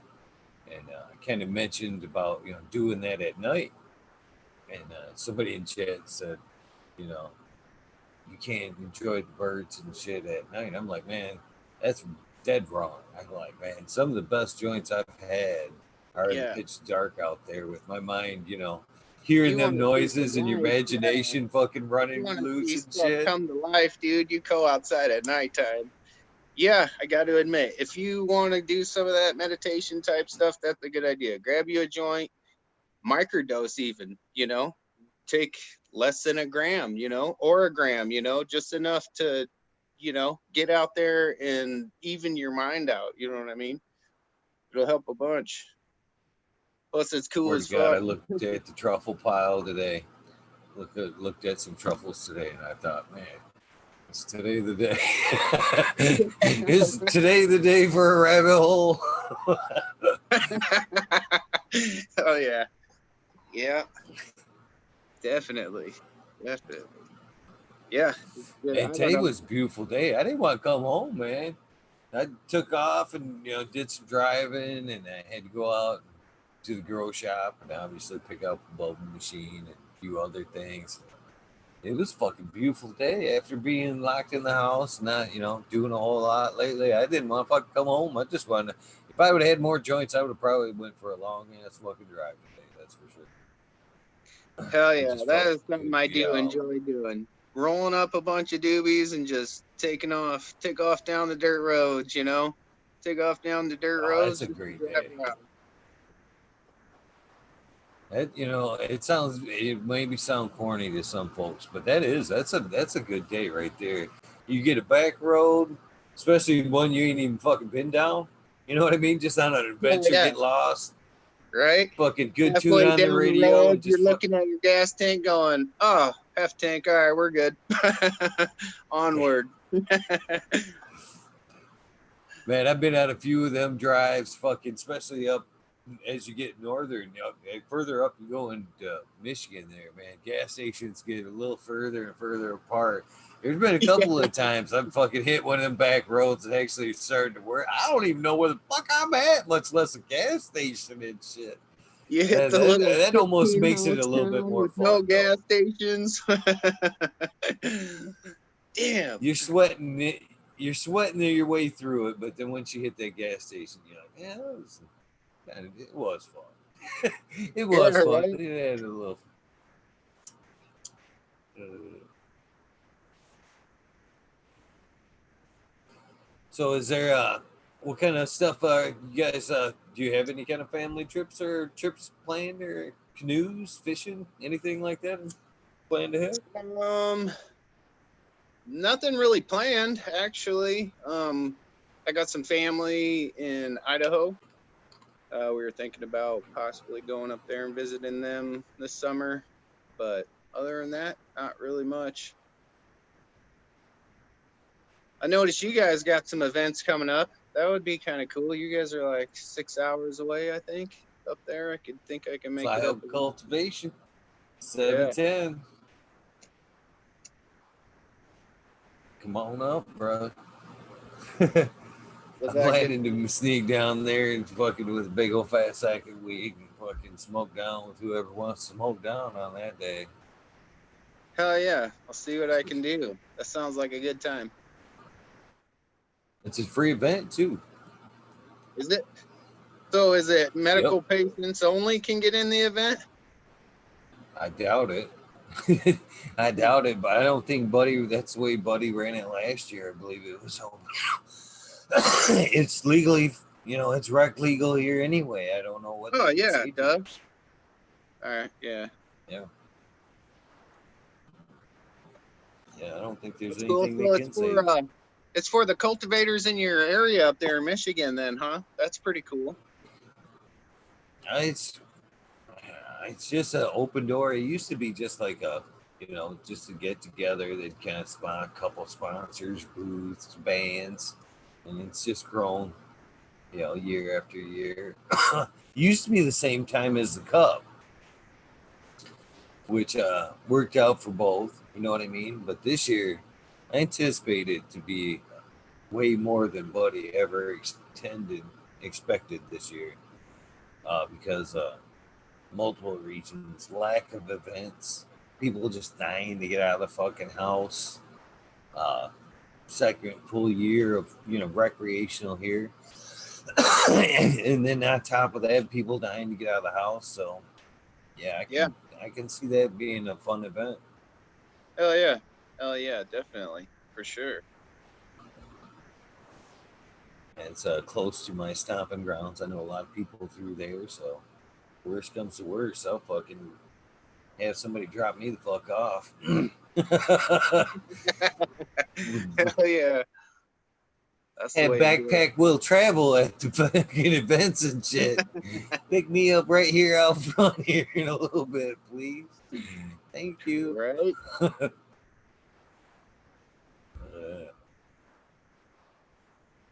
So, what are your favorite strains or terp profiles when you like to smoke? What do you like to smoke on, or what do you prefer to smoke on if you could get your hands on I like the fruity flavors, actually. I'm a big fruity flavor. I like the weird fruity flavors, any kind of weird fruity flavor. I like that. it? Right on. Any no in particular like muskmelon, lemon, you know, More grapefruit. like the mixed fruit flavors, either like rotten mixed fruit, you get them kind of rotteny mixed fruit kind of smells, or sometimes you get them that can be candy like, even, like a Skittles or a Fruit Loops or something in that kind of range also, you know what I mean? I like all the variations of the fruits. Yeah, the lemons, I do enjoy the lemons. I like more like the exotic, more, I guess, type flavors if it was to come to that, like the mangoey, earthy, plummy type flavors, maybe. Right on. So more of a uplifting social type buzz is usually what I kind of get from the fruits, right? Yeah, definitely. Definitely. Don't get it wrong. I do like to sit down with the old earthy cushes, the ones with the high piney, earthy dirt tasting with the pine kick to them. I like a lot of different strains. Actually, I can't say, but yeah, I can. I stick to mostly fruity. You gotta have a little bit of variety, but everybody's got somewhat of a favorite. You know what I'm saying? Gotta have Yeah, absolutely. lean one way or Absolutely. another. I think that's kind of why I got into, just messing around with the breeding thing. You know what I mean? I wanted to experience, at a faster rate than having to buy seeds all the time. It just seemed, don't get me wrong, I like to support everybody. There's a lot of kick ass breeders out there that got some fire ass dank. But for me personally, it was just a different type of journey. I just wanted to do it by myself. You know what I mean? So the faster I could do it, it was easier for me just to be able to run the strains I was running, produce another strain. Like I won't fill a whole tent up to pollinate, like I'm only pollinating personally for myself. So my seeds, if I pollinate one branch, there's several hundred seeds, I mean, it'll take me a lifetime to grow, you know, well, not a lifetime, but it'll take a long time to run through several hundred seeds. So I'll pick, you know, 6-10 seeds out of that batch and throw them in, and, you know, and clone and get them going and root them out and run through them and keep going, you know. And then as I keep going and taste the flavors, you know, I'm usually picking a male also, you know. I'm always prospecting for them males too, you know. I don't chuck them all, you know. I watch them. I like to do, you know, growing weeds. It's growing weed, you know. A weed nerd out on that shit, man. Nothing wrong with that. So, what are you looking for when you're, watching the males? What stands out for you? That's where it gets kind of weird. I don't specifically look for one thing. It depends what I'm looking for to make with the mix, you know. So if I have a one strain and most of the phenotypes, you know, they come out, you know, with half tall and half short, you know. Or wait a minute, maybe I'm getting confused. I'll just, you know, it's just a pick and choose type thing. Maybe I misunderstood the question. Sorry, I'm ripped.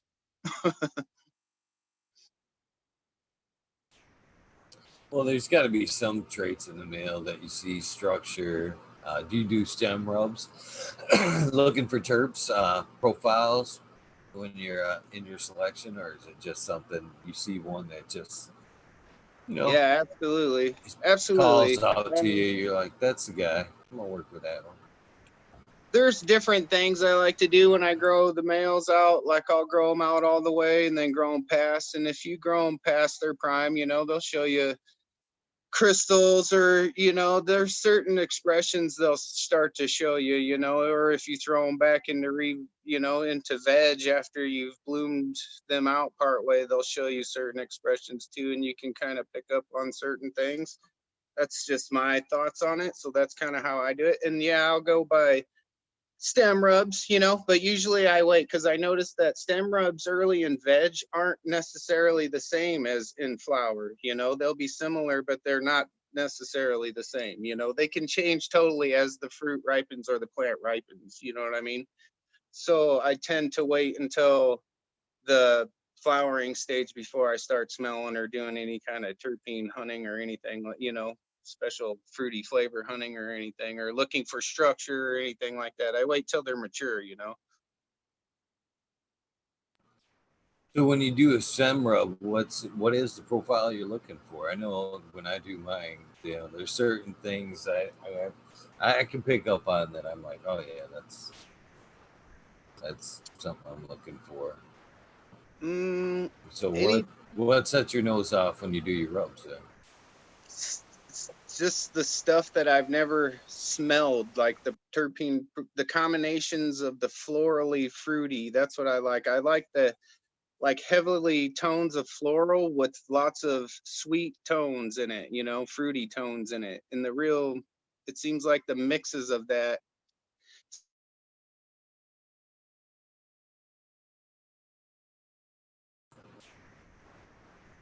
So what do you look for in the mom? Just structure? How do you choose your moms?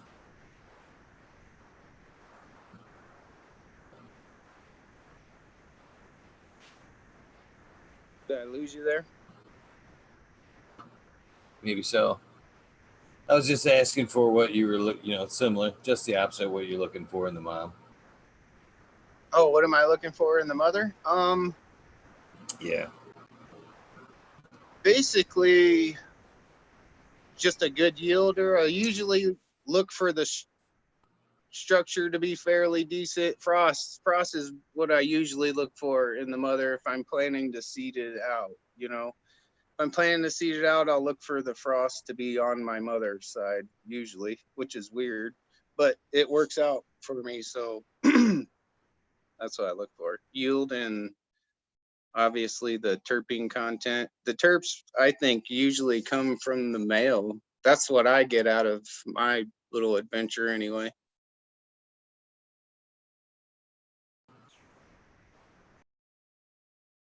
So when do you like to throw in the male? When you're do you pollinate? Do you just pollinate by brush, or do you actually throw the male in there? Yeah, I'll just pull the plant out and then pollinate, usually, yeah, by brush, Q-tip, whatever, you know, pollinate that one branch, let it set out for 20, you know, light it outside of the area, keep it going for the 24 hours or whatever, and then throw it back in. Usually wait, I noticed some of the strains don't pollinate all the same time, you know, it's usually around that 2 or 3 week period when I notice when you get a nice good bud set and there's lots of hairs, you know, that I like to go ahead and pull them out and hit them with the pollen. And I don't know, I don't do the hit them twice thing. I don't really see a necessity for it just because I ain't producing mass amounts of seeds, I guess, you know. I mean, if I was to get 50 seeds out of it, it would be cool with me. I mean, so. Yeah, like you said, 50 to a personal grower is a nice haul. That'd take you far. 50 seeds take you quite a ways. 50 reliable seeds, that's for sure. Yeah, I've had one branch throw down over 500 seeds, and it was like, holy moly. It was like, what the hell am I going to do with all of these, you know? Any tips on catching pollen? That's the thing. I don't never, so the males, I don't never flower them in my rooms. I'll always flower them outside the rooms. Outside, I'll throw either in my basement somewhere and just throw a light over them and flower them like that and kind of keep them separated. And then, or usually, and then grow them out like that. Collect the pollen. I'll, That's you pretty. know, yeah, collect the pollen up and then put it in a jar and clone him, you know, clone it, make sure I have it, save it for so I can see what happens, obviously. So I don't want to just pollinate at one time and then have to try to pheno hunt back out that, you know, when I didn't even know what that male really did anyway. So obviously you want to clone him. I just like setting the flowers maybe in a brown bag and letting them pollinate in there, kind of like shaking them into something smaller or a jar for long-term storage. Yeah, I've actually always just get been a big curious turkey on how to can. a good method on catching pollen. Don't mean to That pry. is a I'm good just one. curious. You never thought about that.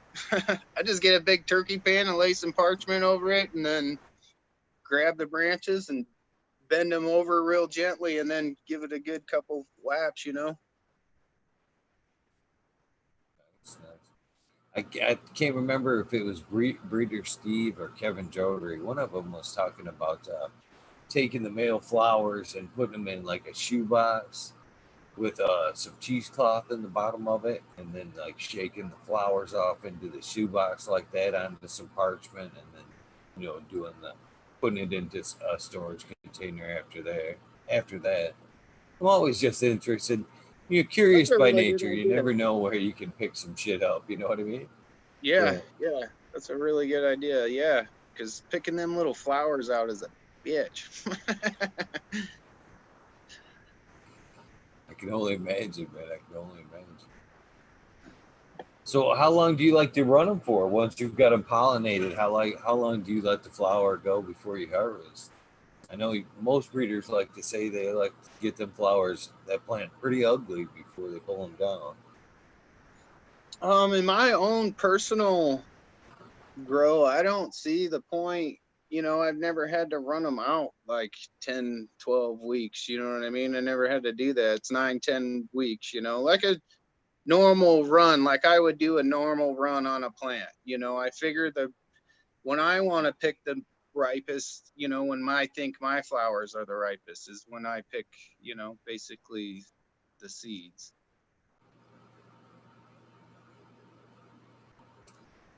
Now I What do won't you pull the do? seeds out when they're 5% amber. I'll let it go ahead and amber out, you know, obviously give it the full maturity of the plant, but I won't go no crazy stuff and yeah, like bring them to death, you know, like some of these other guys do. But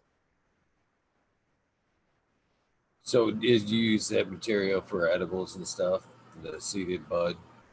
And seeded there can be a bitch, man. It's funny how again how the world works and how things come back around. Remember how many seeds we've all threw way back in the day. You know what I mean? Handfuls. I remember just chucking. I used to save them up and just throw them in ditches. Drive down the country roads like we're talking, and just Johnny Appleseed them bitches right into the Yeah, fucking ditches. I But think about that all the time, and now I'm like, man, I wonder what strains them were. Obviously they were a lot of southern equatorial, Mexico strains or something like that. It seemed like because they were always racy, but yeah, but I always wonder what were them strains. I wonder if there was any like fire, that you just accidentally chucked out.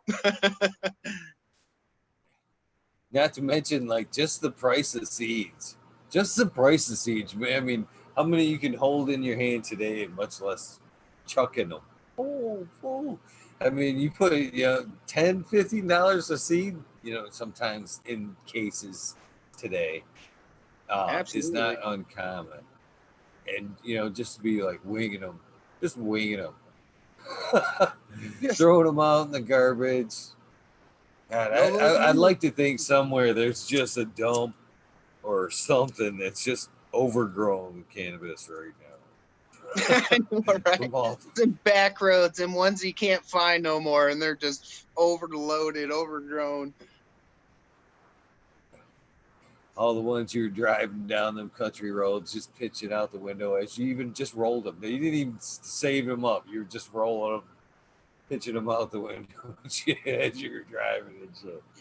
I always Some wonder if big any gift. of the breeders have tried to do any work with any of the ditchweed that runs around. You know what I mean? If they've tried to see what's in them or where the lineage comes from, or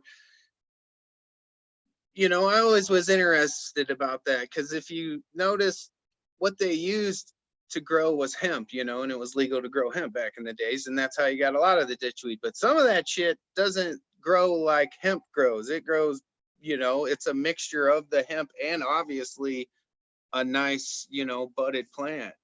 So I always was always interested if anybody's ever fucked around with that stuff. Oh hell yeah! Have you seen some of that good hemp flower? Some of that shit looks just like good cannabis right there. I, Absolutely.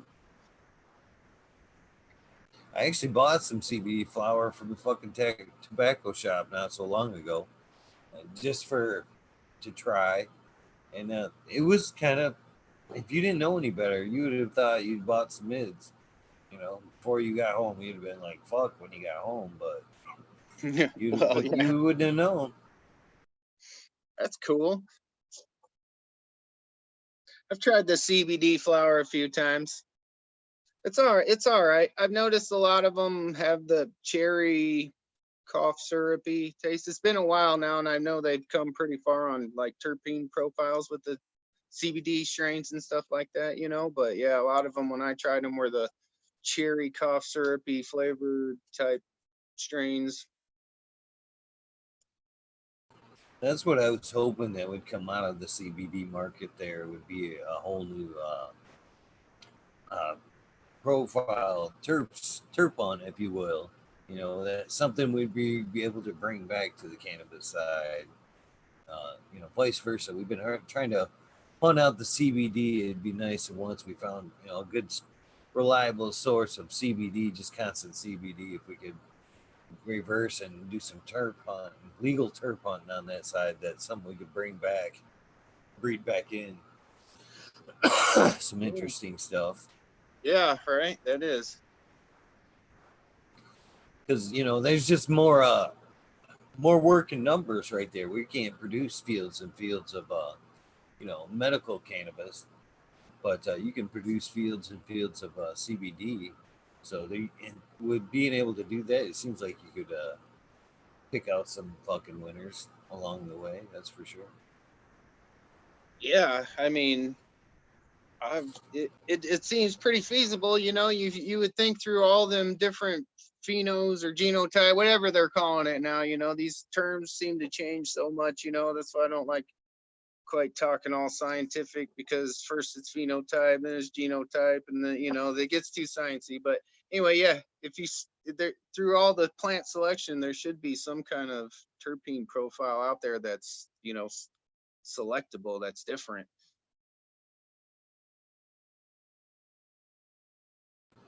How do you feel about just the use of CBD? I kind of feel myself, yeah. It needs at least a little bit of THC. What are your thoughts on all that? Yeah, I absolutely agree. I like to use CBD. I actually kind of do like I use my reclaim and then put it in chocolates because I know it has a lot of CBN.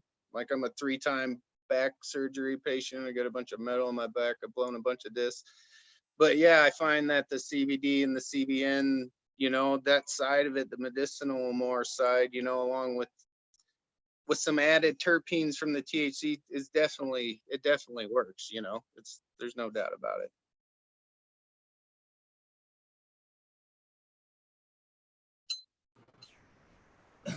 I know for myself, and I'm hoping to be able to find out here real soon that or that it works very well for tattoos for pain. You know, I definitely enjoy some CBD before a tattoo. I'll give it that. That's for sure.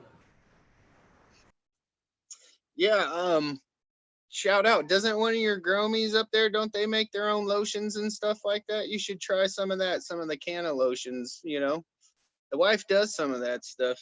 We should try to figure out how to send you some. It's kind of cool stuff. She makes like a balm and then also a lotion like a roller stick. Yeah, that stuff works great, and it really does. You know, I've actually outlasted the tattoo guy on a couple of occasions with CBD. Yeah, when the It's tattoo guys freaking ask you to drive him up and take him to go get him something to eat, you done broke him and he needs a break. you've been there. Yeah, yeah. That is funny. It got to be that got to be such a thing with my tattoo guy, the one I was using there, not the current guy, but the one before him.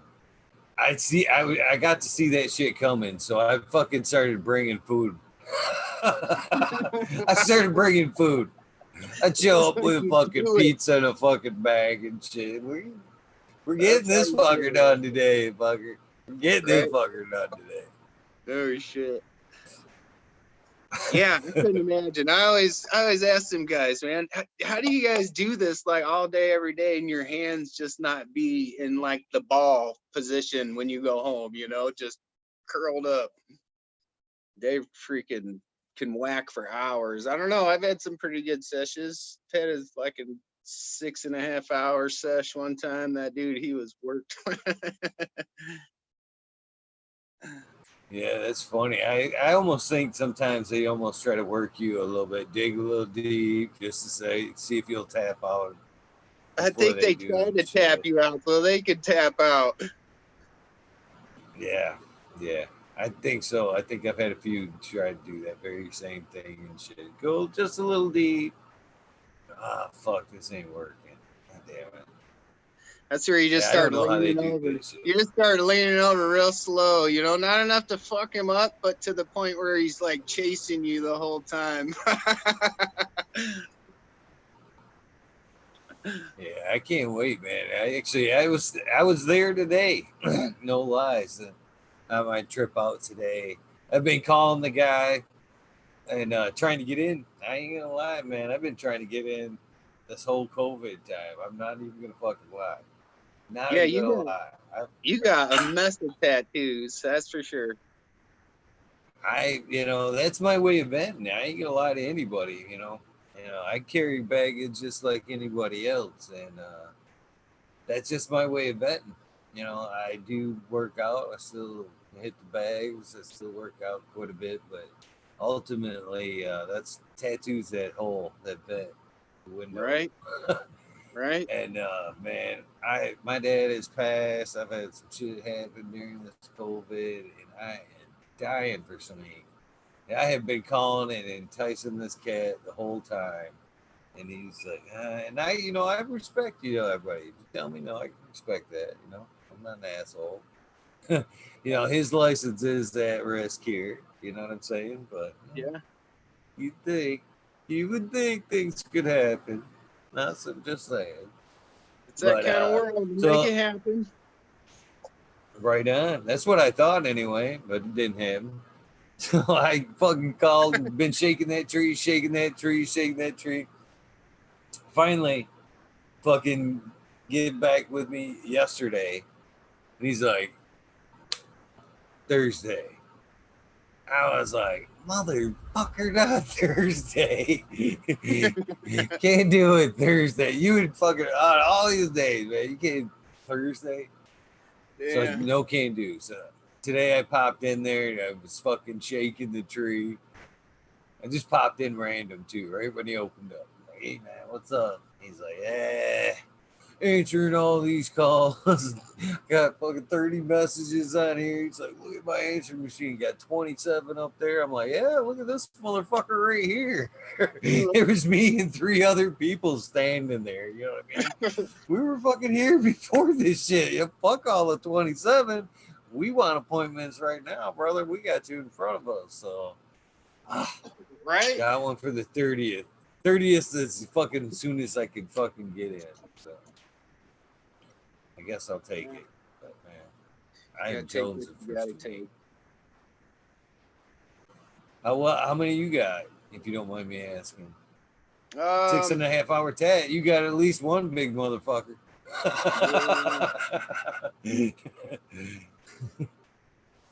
yeah, five tattoos. Nice, Not very nice. many, but What's a yeah. 6.5 hour tat? That's got, like I said, that's Um, got to be a good. It's either got a lot of detail to it, or it's a good sized piece. it's a big tribal, 6.5. like high shoulder piece, back piece. Got a lot of Oh, native nice. blood in me, so I represent for my Redskins. Hell yeah, that's cool as hell. That's cool as hell. Nice. Yeah. The shoulder, did you get up into the armpit there? Back and around through here? A Yeah, little bit on the backside of the armpit, on the fleshy part right there. ooh, Not that's really tender. heavy on the pit, but the She's fleshy tender part. in the back. Then the spine, that one's weird. When they go over your spine, your bones, it doesn't hurt, but the rattle, like my eyeballs rattled when that fucking pin, it's like your eyeball, it's like, holy shit. Yeah, that was a It's little yeah, wicked. you can definitely feel it throughout your whole body. I think it almost freaks them out more than it does you, or at least that's the way it's worked with me anyway. You know, When they the don't dude like to asks work you, the "Are bones. you all right?" and you're like, "Yeah," why you keep stopping? And the dude just kind of shakes his head. They just get we're just like, "Man, will you just finish the tattoo, dude? Come on, man." Oh man, I had my when I had my feet done, I I took some. Whoa, the left foot there, man. I was RSO like a motherfucker, man. I don't even know like the dose. You know what I'm saying? Because I had made it. It was like straight out of the syringe. Yeah, top of the foot would be rough, I would think. Little bit on the ride there, a little bit in the waiting room.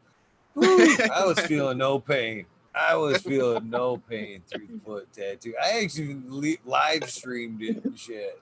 Was talking to people and shit. He's just like looking at me, fucking shaking his head. Oh yeah. Fucking by almost by the time I was done, I was almost like you couldn't even understand me hardly. I was so fucked up, just mumbling. Fucking comatose. I gotta. That's one thing I tell people when they ask me about RSO. Like, so around here the scene's not huge. Yeah, we got medical, but we're pretty country. So a lot of these people, they don't, they're not educated about cannabis really. And there's only a few people around here that has been actually watching the scene, and has been doing it or in it or smoked or whatever have you. But yeah, so it's funny when you see the people come to you and they want to know the knowledge and they want to know about this RSO, that you're what's this stuff you put, do you put the weed in the gummies? No, we make it with RSO. And it's like, all right, this stuff is powerful medicine, people. Like, I take the regular RSO when I'm hurting, because it's just, it can be that powerful to people, and it's funny the reactions on people when they call you back. They're like, Yeah, my husband's sleeping right now. It's fucking 45 minutes into it, and he ain't one coming, and you're just like, dude. 45 minutes into it, yeah, call me in about 20 hours when they get up. This is the first time. Yeah, you try to warn them, but they don't listen. It's funny. It's It's funny. pretty good rides on that shit, man. Yeah, for sure. Yeah, I almost think they should, and it's funny, man. Some of the people I know that actually live out further out and grow. I know a cat up in the UP that takes RSO. I mean, just like vitamins or aspirin every day, at least a couple, right when he gets up and shit. Just doesn't even affect him anymore. It's so prevalent. God damn. Oh yeah. It almost should be taken. Once you can get over that ride, it would be a great vitamin if you could get your tolerance up that Absolutely. high. I mean, God, it'd almost spoil it though. I would think. Right? Yeah. I got a good story about RSO actually. So I have a brother and he has his wife. So a couple years ago she got cancer and they weren't medical patients at the time and I was and blah blah blah. So I went over to their house, you know, and they always smoked and grass and whatever. And I introduced them to the RSO and kind of introduced them to the idea and blah blah blah. Well, anyway, long story short, they end up, I teach him how to grow and produce his own medicine. You know, he buys this turbo, you know what I mean? And now she's in remission of colon cancer. So that's pretty cool. With a regimen and, you know, obviously with the doctor's helps also. Did they go right through the was it 90-day regimen where they do the 60 gram? Did they make it through the whole 60 grams? Absolutely, absolutely. She still's taking the. She's been pretty cleared now, and she still takes the maintenance dose. But yeah, yep, we went pretty hard with her. We did the whole, you know, the Rick Simpson style treatment, and yeah, yep. How do you make yours, if you don't mind me asking? Because that's another thing people are always on the fence about. And there's different methods. Hexane, is the Rick Simpson method, and now that we look back at it, we're like, oh. True. How do you True. make your RS oil? Yeah, we just use the alcohol, the either Everclear or usually the Everclear. We use the Source Turbo. Before that, we just did it, you know, the normal way anybody else did it, you know, boiled it off and, you know, had the fans going and whatever. And, but always, yeah, always with the alcohol. Nice.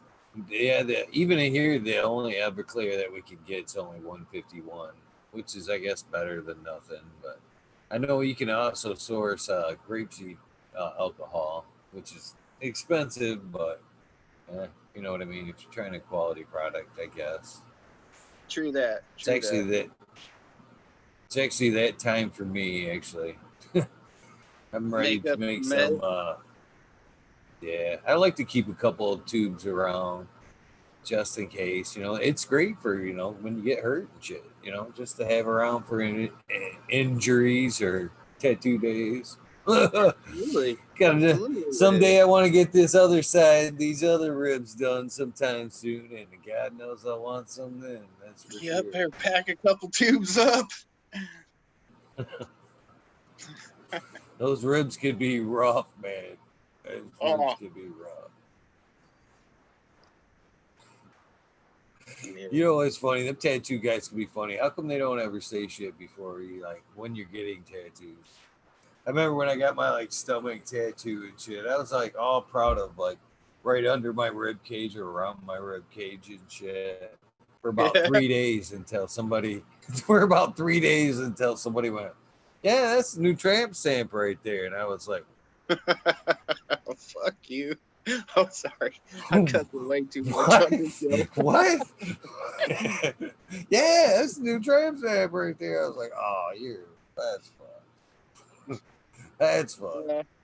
Thus came the eagle. It had to come up after that.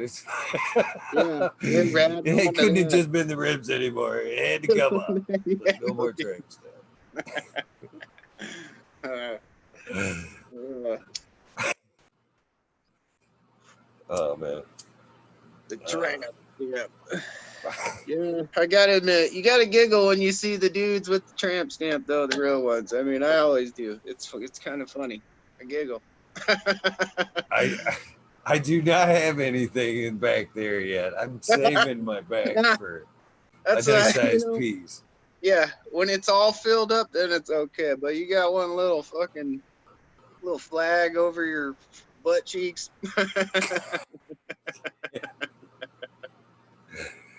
Yeah, that I will definitely not be starting at the pant line.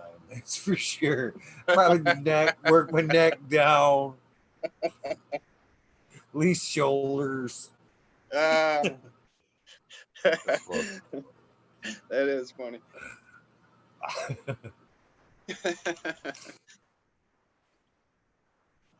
You, I've seen some corny motherfucking tattoos. You gotta fucking laugh though. You see that cat that has took in the idea like of a tramp stamp and then put something like totally fucking hilarious right there. And then something that was supposed to be fucking made of a joke. Okay, One of the I some of the gotta go. funniest thing I've seen just lately was the fucking.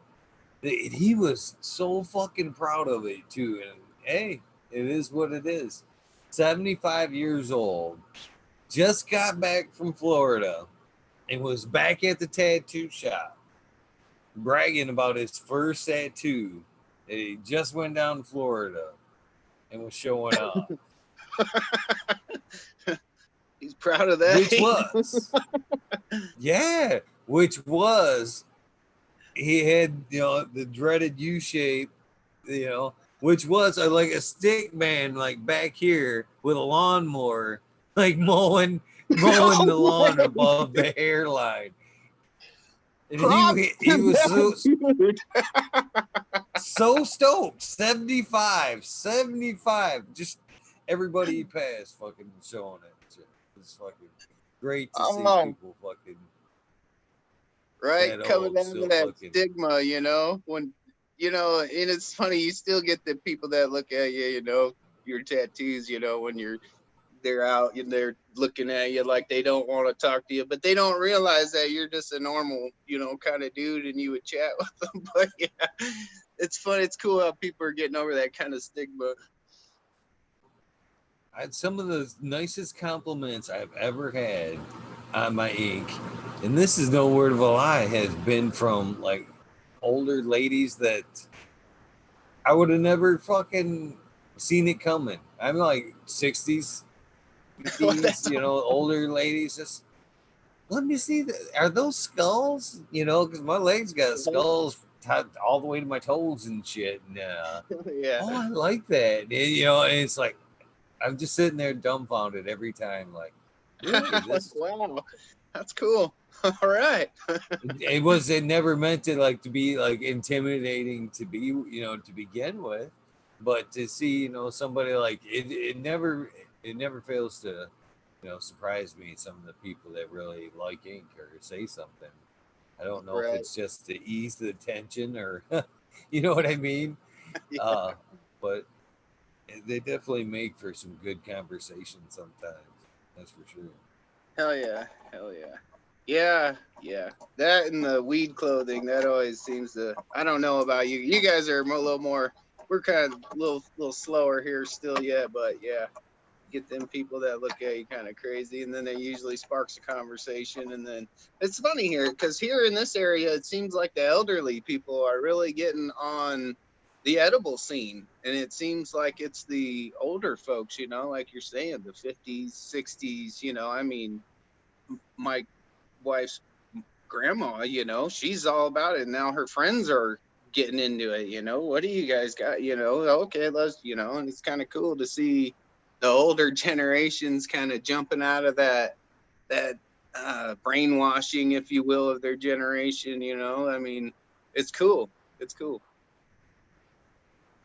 Yeah, it should be more. You ever see that movie Grandma's Boy, when they Yeah, get into his pot and make that fucking tea and shit?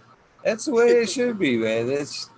Yeah, that's the way I want to be in my fucking elderly age. God damn it. Why not fucking sit around just fucking just ripped abs from fucking laughing all day? Shit, Right? Got that your sounds like a friend pretty good over, you guys retirement. just having freaking tea and cookies all day long. Yeah. Fuck yeah. Sounds like an amazing day. If I can laugh like that watching fucking what am I watching? Yeah. Antique Roadhouse there. Fuck yeah. Hmm. For me, for me, it'd probably be the fucking History Channel or something like that. Just fucking loving Yeah, I get on them binges, you get on them binges where you find that one good show for a while and you're just on it. Yeah, the road show, that's a good one. Yeah. Treasure Hunters, I like all them crazy ones. You go Oak on the Island, Survivor Man Kurt's kick Oak for a little Island. while, watch some crazy dude drink his piss. That is some crazy shit there, man. Fucking. Could you do it? Could you do it? Even if you were like pinned between a couple of rocks, would you be drinking your own piss? I don't know. Could you? I don't know, man. That's a will to survive. I mean, my will to survive is probably pretty good. So I hate to say yes, but I don't know. I plead in the fifth. I'm not gonna incriminate myself. You're not, you're leaving that out of the movie. Yeah.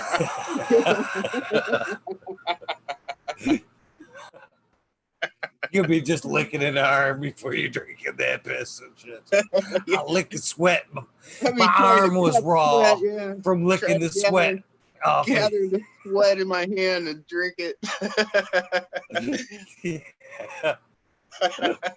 Yeah. Yeah, I Yeah. think I'd leave that out of the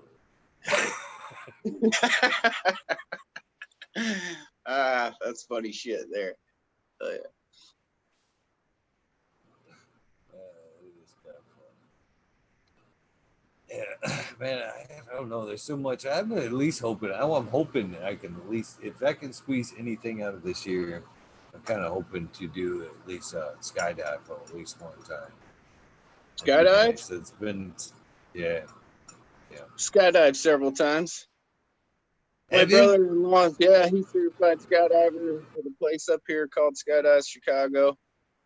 So yeah, we jump out of airplanes. Or we did for a while until I hurt my back. That have anything to do with it? No, no, no. It was all work-related stuff. Yeah, you did say you fucked it up pretty bad. How did you fuck it up, if you don't mind me asking? Do heavy highway. I'm a cement mason for heavy highway work. Do heavy highway work, highways and road work and stuff like that. Just messed it up doing that. Picking up heavy stuff. It happens, man. Yeah, Fucking sucks. up. Yeah, that's got to be a different job right there, man. Working on bridges, fucking cars zinging by and shit like that. Yeah, it Pretty gets kind of stressful crazy job. sometimes, but I don't know. It's like you get, complacent to the zone sometimes. You know what I mean? It just becomes second nature. You just learn imaginary red line. Usually they concrete you off, barricade you off pretty good from flying traffic, though. It's the highest bridge you've done. I've never done no bridges. No Actually, yeah, bridges. we've done over some railroad track bridges and stuff like that. Not very high, maybe 300-400 feet, over some railroads or a chunk of a creek or something. 300-400 feet's pretty high up there, man. Yeah, I don't know. That's a long Wait till fall. you jump out of that airplane. You'll think everything you climb up after that is like not very high. True that. True that. 280 feet is the highest I've ever bungee jumped. Bungee jumping, to the extent I've been, yeah. I've been flying, had window seat, and the whole time I went from here to Florida, I was like, I'd jump out of this bitch. I would jump out of this bitch. Yeah. So It it's And that's fun. always something I wanted to do. So. It's awesome. The first time scares the shit out of you, but after that, it's pretty cool. We did a tandem. We tandem jumped. Never jumped enough to get qualified or anything like that, but yeah, that's always fun. I mean, there's two ways you can do it. I think around here you can do what's called static line. It's where you only go up so high, 500, 700 feet, and then you jump out of the airplane and the line gets pulled for you. Your chute comes out automatically, or you can go up higher and then jump, obviously tandem, and then you got a dude strapped to you, and then you go through like a class and they allow you to do it, but if you don't do it, the dude is there to do it for you. Right on. But yeah, that first time, holy shit. Holy shit. Scary. I definitely wouldn't repeat the bungee jump there. Unless I was strapped to somebody. When I first never bungee jumped. First time, I was actually a little afraid of heights up until the bungee jump. To be honest with you, bro. Fucking, and then I doubled up on some good acid, some window panes. Yeah. No lie, and fucking went up. And the first time was 180 feet, man, and fucking, whoo, that shit, man. I thought my heart was gonna come right out of my chest on the way down, man. And it wasn't even like that guy didn't even. He was like not even giving two fucks. I swear to God, long day. I don't know if I was like the 800 person up there, but it was like the Christmas Story, like when the fucking Santa's done with him and shit. Wham! That's my way. I'm sitting there tripping balls. He's like 3, 2, 1, fuck. So there was no contemplation about it at all. Just fucking straight down. Fucking, yeah. it was something I fell in love with this shit, man. After that was definitely that adrenaline rush is something. That adrenaline rush is something. Pretty much the same thing when you go up on the airplane. They got the big door, and both of you guys kind of crawl up to it on your knees, and you don't really got a choice because that dude's gonna bail, So.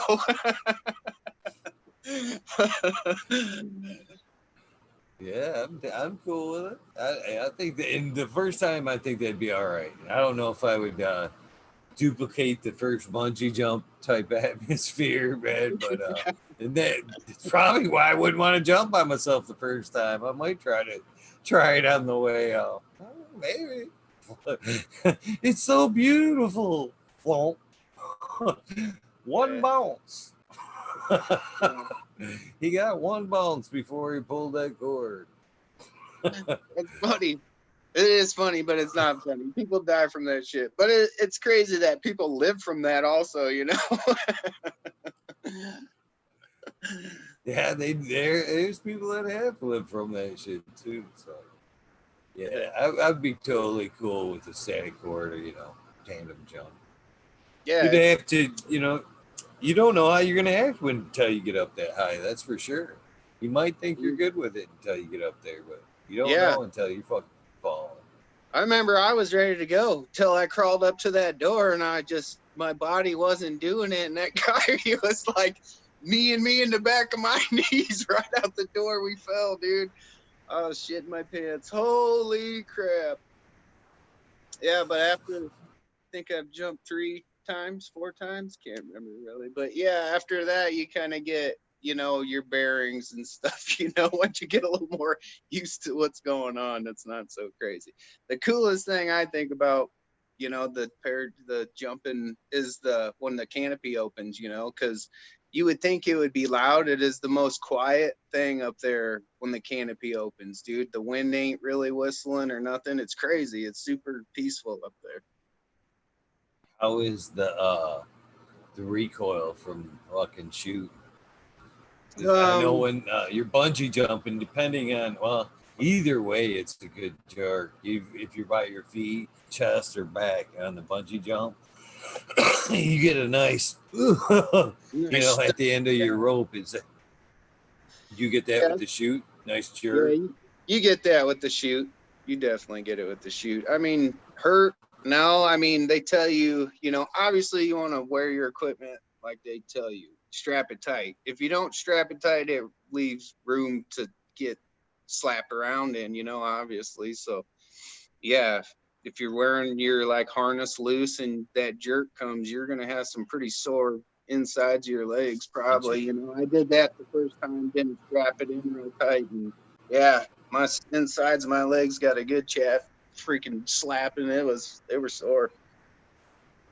Oh, But I bet. I I don't. bet. The next couple times I don't remember. I just did what the dude told me. Of course, you go up there and you're like, man, I want to be comfortable. Fuck this guy. Nah, dude, you want to be safe. Yeah, they know what they're talking about. They know what they're Yeah, talking about. That's for yeah. sure. The crazy thing is up here we go through, you go through a little class or whatever, and then you pretty much sign your life away, stating that you don't hold nobody reliable, and if your chute don't open or anything happens, that you're kind of screwed. And I'm pretty sure like life insurance and stuff don't cover it, skydiving, unless that's like your Red Bull business, I suppose. Do you have to pack your own chute and all that good shit? No, actually, they pack it. They pack it. You can go up through the classes. There's like it's like $1,500, and you can go up there for I think a week or 2 weeks or something, and you jump like 5 times a day or 10 times a day or something like that, and you can get certified to jump by yourself. But yeah, I've never done that. Yeah, I don't know how I would feel about packing my chute the first time. I'd be Yeah, like really fucking nervous about packing my own chute the first couple of times. I'm nervous about somebody else packing a chute and I'm attached to. For sure. And the day they're kind of having. Do you have a kind of like pep talk with him on the way to the plane and shit? How you doing and shit? Been good? Good? Good? Yeah, all the like diving instructor dudes are all chatting it up, or either they're giving people shit, And the one dude, I remember the one time we went up there was other husband and wife up there, and the one dude was messing with the other guy's old lady, the jump instructor. He's like, them straps are on backwards. And she was like, what? He was like, tell her, or you need to tell him your straps are wrong. This girl was freaking out up in the plane. Are my straps wrong? Are my straps wrong? And of course, he's sitting behind her just laughing his ass off. They all joke about it. They think that shit's funny, but it's funny up there. I don't know. They're crazy. It's a different breed, man. Them jumper dudes are a different breed, that's for sure. They party hard. Yeah, They party real hard. they've got have to have a sick sense of humor. How many times do you think they get that one guy? 'Cause, out of everything you do, there's always one guy. You know what I mean? That just can be a knucklehead. You think that knucklehead gets the fucking when he's strapped to the back as that guy goes out, he's like, "Better you bitch!" and fucking just jumps out of the plane and shit. Fucking just guy on the back, but just pissing his pants and shit, thinking, "Yeah, this is it." You know what I mean? I'm sure there is. I'm sure there's some dudes out there for sure. That's funny. That's funny. You've done signed the paperwork. You've got him fucking strapped to your back. What? You, Yeah. why not? you know, chances are he's gonna piss on your back anyway. So fuck. Might as well fuck with it a little bit on the way back. uh, that's funny. That's funny. Oh. So I heard you mention a little bit of heavy metal. Is that the basic? Is that what you rock listening to over there? What's your musical taste like? Yeah, I listen to just about everything. Just about everything anymore, from heavy metal to rap to whatever, country, blues. I mean, it really don't matter to me as long as it's jamming. I'm okay with it.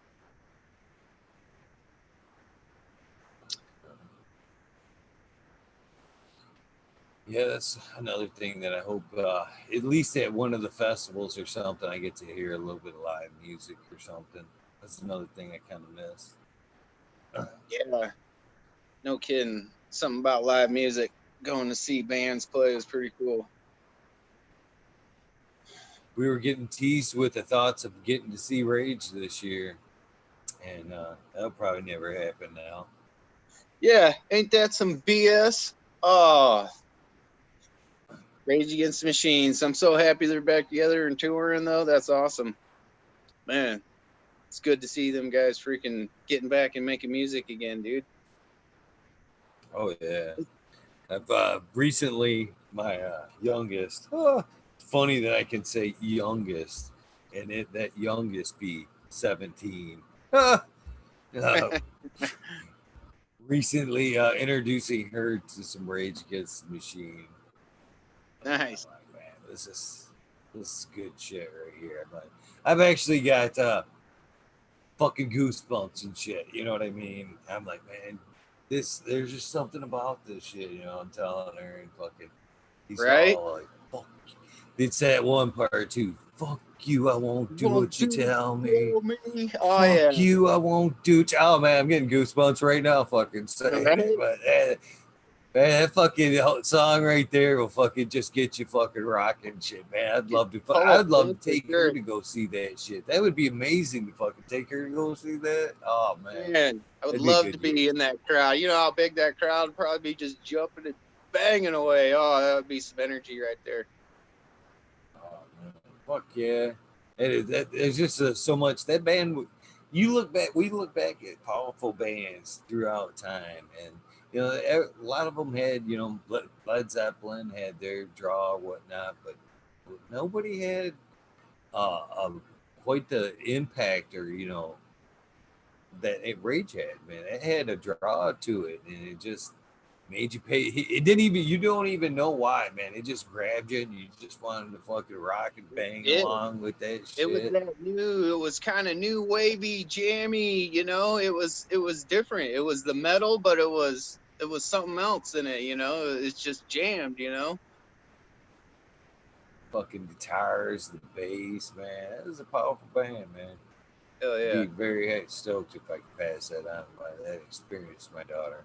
My Right. oldest I wish daughter, music on the was like it was back then. You know, the Pantera. You know what I mean? The Megadeth. The freaking.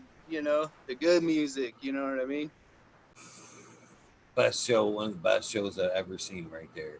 Pantera, Megadeth, White Zombie, all one White show. Zombie. And Yeah, when it was White Zombie, not freaking Rob Zombie. Don't it get it was wrong. at I like the dude. fucking DTE, which they called what, Pine Knob at the time, the Hill. DPE. They fucking, Yeah. yeah, it's Yeah. DTE now, but it used to be Pine Knob when I seen White Zombie, Megadeth, and that Pantera. It was definitely Pine Knob at the time, and they fucking, man.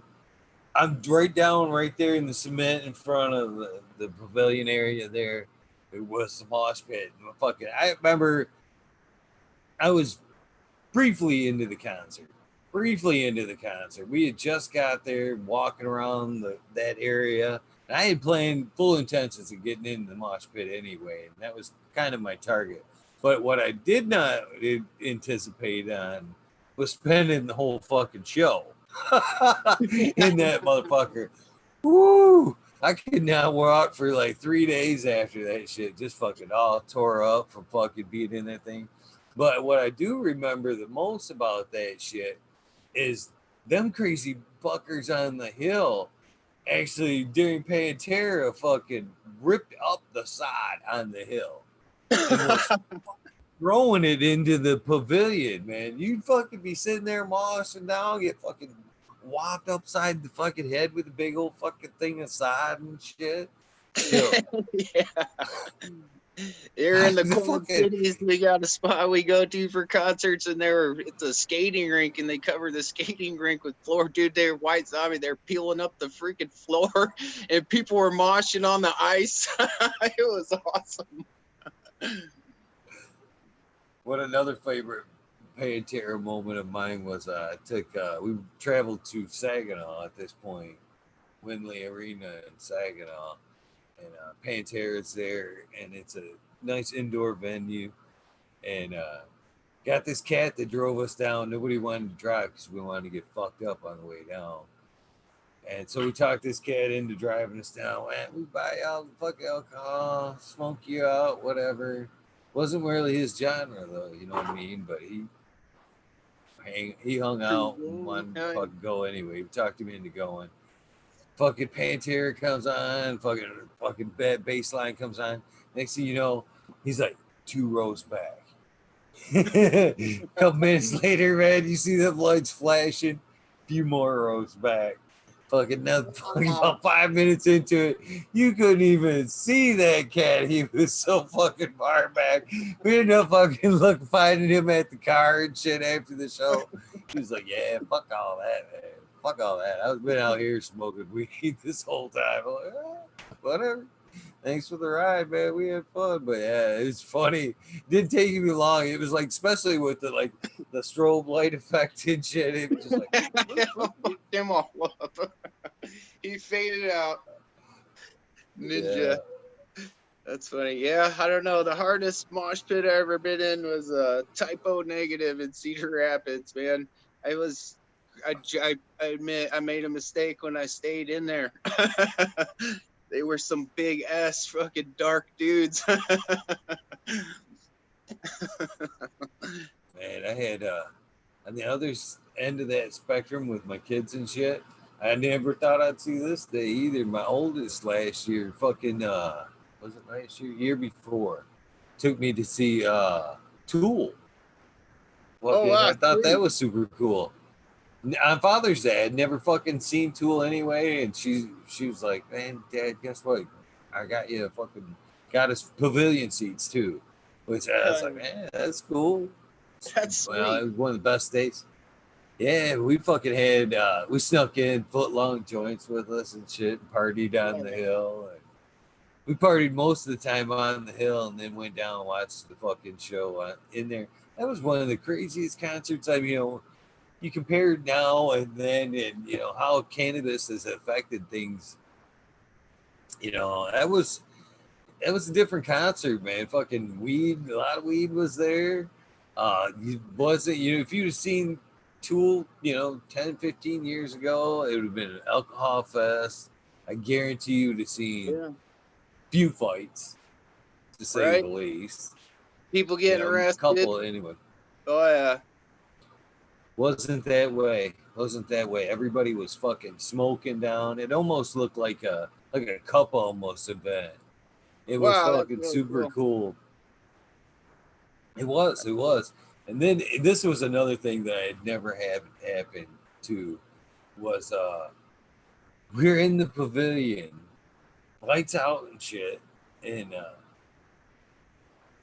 I'm a little leery because I'm in the pavilion. I'm watching them, man. They're fucking security is spotlight people. I'm watching. It's more over on the other side of the pavilion. I'm watching it. They're hitting people and escorting people out for lighting shit up. I'm like, oh man, can't believe this. You ain't even gonna be able to smoke in here and shit.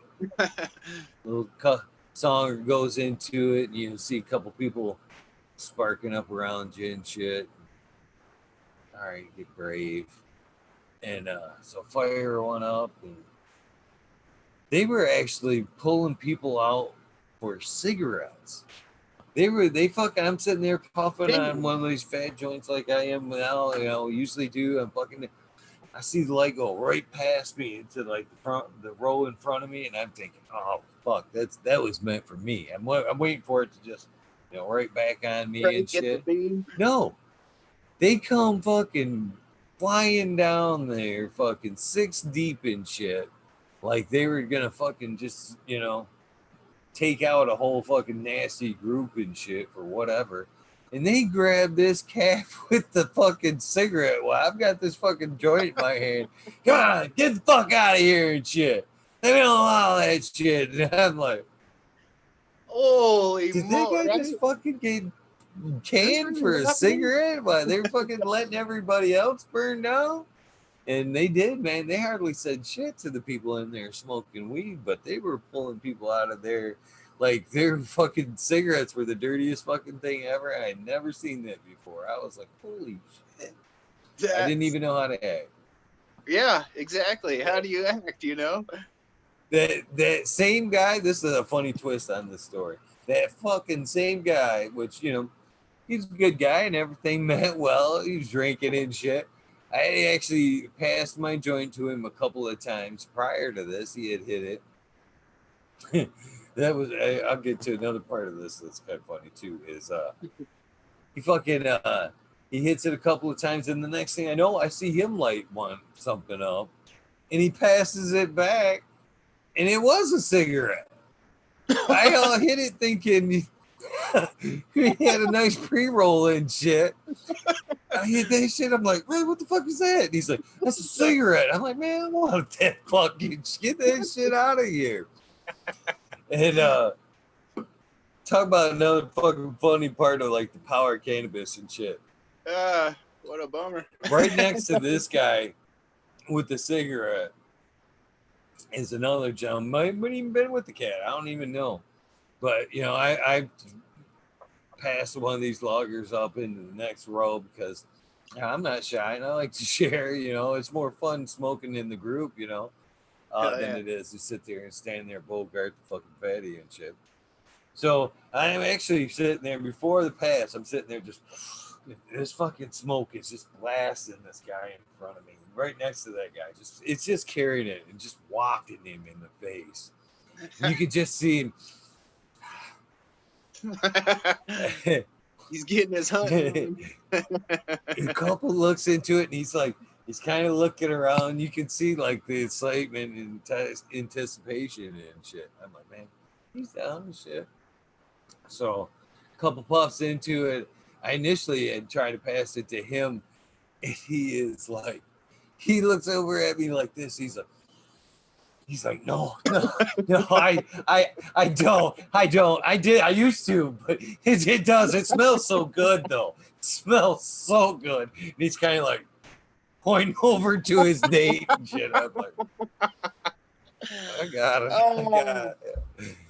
But you can see it was killing it. But especially though, like not even trying, man. Like every puff we took, man, just was like fucking belting him. So without a doubt, he was getting fucking roasted. Get a Just little contact. That's funny.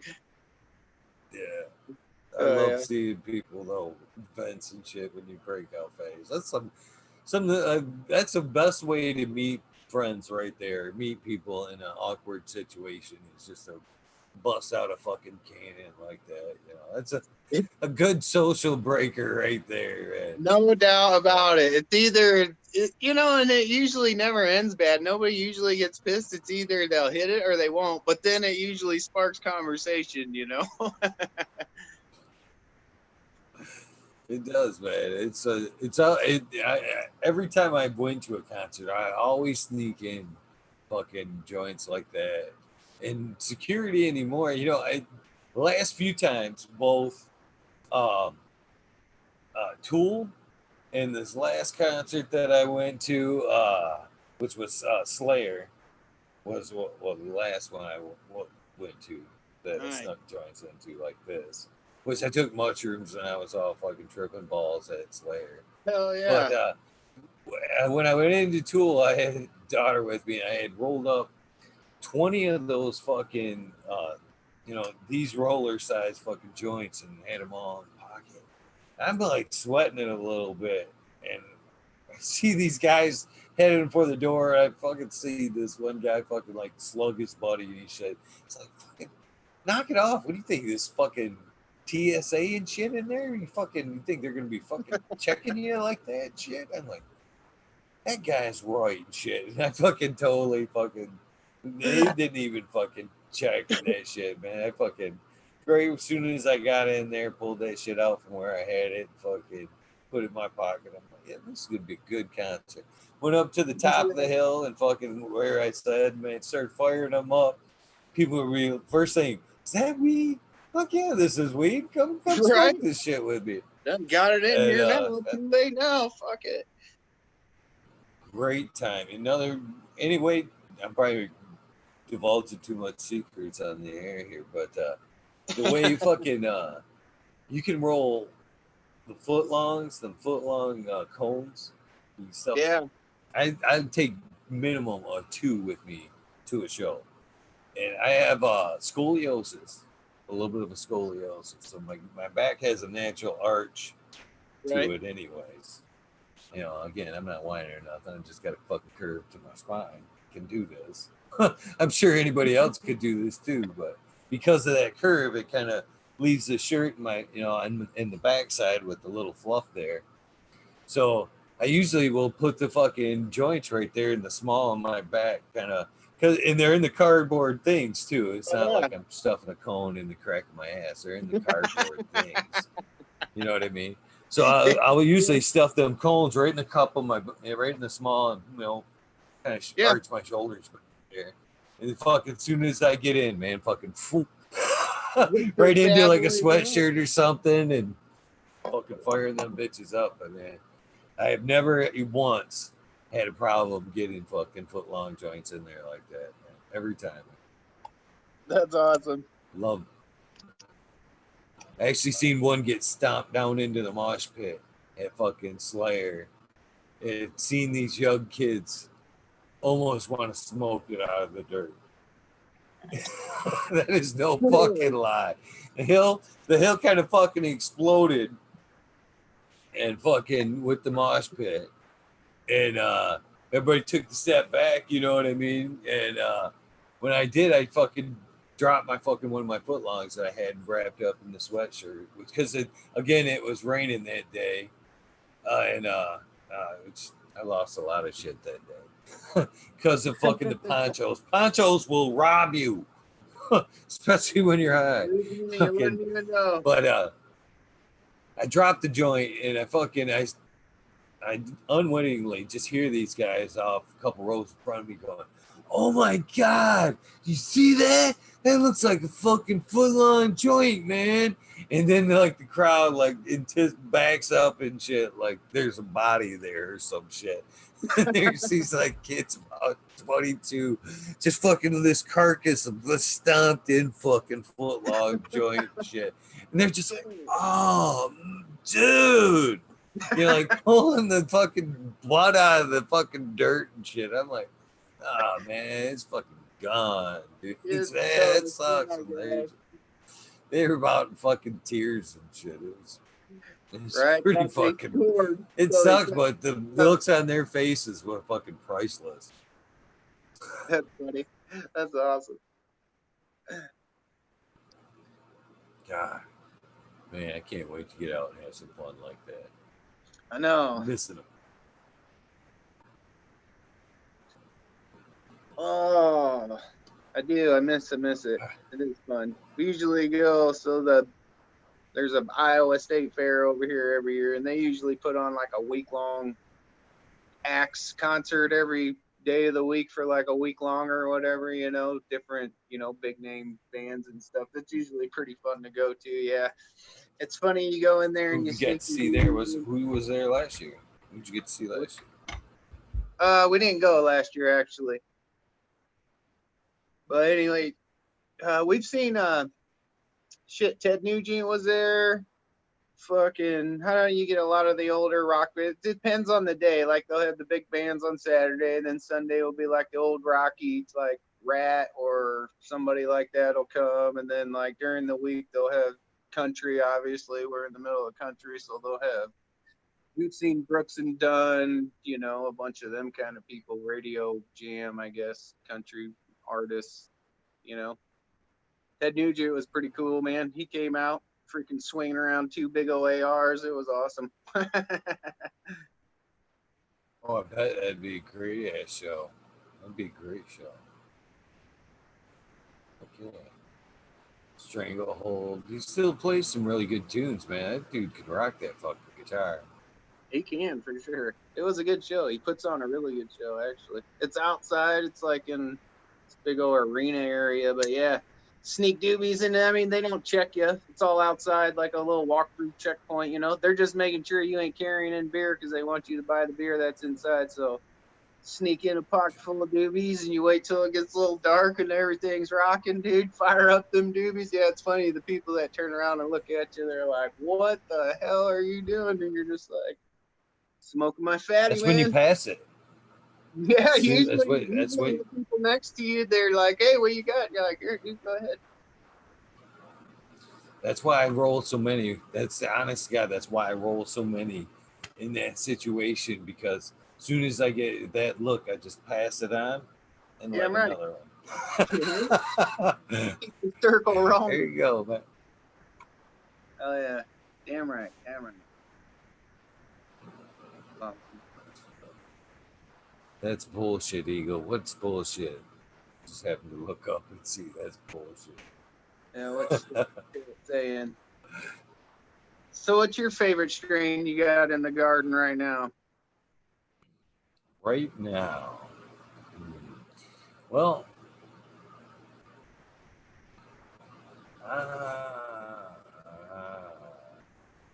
God, that's a toughie. That is a toughie. The three, one, one, uh, probably, man, that's a toughie. Can I say three? Can I just Yeah, say the three that yeah. I do that. would be the first of all, I guess I'd shout myself out on that. Would be the Beautiful Loser, and then the Primal F2, and then the Dominatrix that I can smoke right now. But I've just cleaned the house of, you know, or am cleaning the house of probably 15 strains. It took it Damn. take it down to that three, and now I've bounced back up to probably uh, 15. So if I take you look over here to these, you know, these are the next rounders there, all the way down there, fucking. Oh So yeah. right there you got a whole bunch of new stuff. Yeah, from Pine Tar, Jack the Ripper to Starfighter to Twisted Triangle to Orange Blossom to Godiva, Northern Kineo's Lights. I'm running their Kineo's Lights. Cool. Oh, shit. The Hashishin. The There's hashishin. something I've been else hearing in a little there. chatter about that. The hashishin. I'm running two Med Grower ones, crosses. One's a GMO primal, and the other one I'm not supposed to really be talking about yet, but He's it's putting out out some there. fire. He's putting out some fire looking stuff. Old Med. It's it's out there. It's just it's not supposed to be running it yet. I guess me and him are the only two running it, and that's the thing. And I'm not supposed to talk about it because somebody else is running Secret, it. I secret. jumped the gun. I jumped the Man, gun. I it's heard this is what it's I safe for heard. me. So Roots, I got 3 packs of seeds, 3 testers, and with instructions, pop this one first. Nice. Off this There one was no first. instructions that I couldn't pop. You know, the others are all Number no, there was one. no explanation, asterisks or nothing. So I actually popped one, you know, some of the other shit and posted it. He's like, man, no, it's supposed to be working on them ones yet. I'm like, well, Ah, should have shit. said something. But they're going. They're going. I'm looking excited about them. So I got like the 10 I crossed out, got 10 new right behind it. So I kept, you know, some shit that I'm kind of fond of right now, and everything else kind of got passed along or X'd out. It's kind Nice. of the way it goes. How's the terp? What's the terps on the old bird beautiful loser there? Oh, man. I liked it. You know, that's one of the ones I was actually so honored by this strain that the first one I kept to myself, and I passed out some samples to some people. Patients gave out a little bit of it, had some pretty good response by it. And then it's so much good response by it. The second time it was ready, that's what the patients asked for right off the bat. And I actually Yeah. just dealt that one out. Just I was so proud of it. I didn't save any of it for myself this time. I just was so proud to get it out there that they had actually asked for it. I was like, but to get back to your question, it's like a grapefruit. Uh, cheese grapefruit is what I described as, both in the bag and in the joint there. Man, that Tasting it sounds on the flower. really yummy. Sounds really yummy. Yeah, Yeah. it's a Challenger Deep times a Winnie is the cross. Which Challenger Deep is a ocean grown cross, and Winnie is I thought it was North Star cross, but now I'm not so sure because I talked to North Star and I got the strain initially from 15 Digits, and it's a well. Challenger Deep is Star Destroyer times Wizard's Blue, and then Winnie is C99 times Thoroughbrand Poison. And so she took on the structure of the or the Challenger Deep, the nice pine Sweet. cone looking buds that are Yeah. nice and dense, and Right. then took on the Duraband C99 fucking flavor and buzz. I think she gets the Duraband kind of flavor with the C99 buzz. I think. There's something about that Uh, flavor, it just sticks. Like people just love, I mean, I love it. That grapefruity, such a light but super terpy flavor is just awesome. With the Cindy, and that side are, on the other.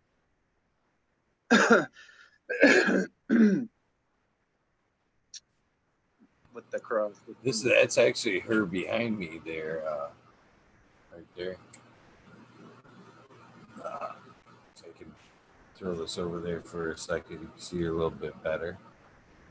Not too much better, but that whole side over here is all beautiful loser. See, Nice. they're kind of nice, chunky, dense buds. You know, nice Yeah, yielder. for sure. Nice heavy floppers at the end. Yeah, yeah, What yeah. They texture were you and looking for on they your lead that. You gotta love that sound when you drop them. yeah, Drop them clunk, on the scale. clunk, they knock back. Love that sound. I love that sound. That's it makes me smile every time I hear that shit too.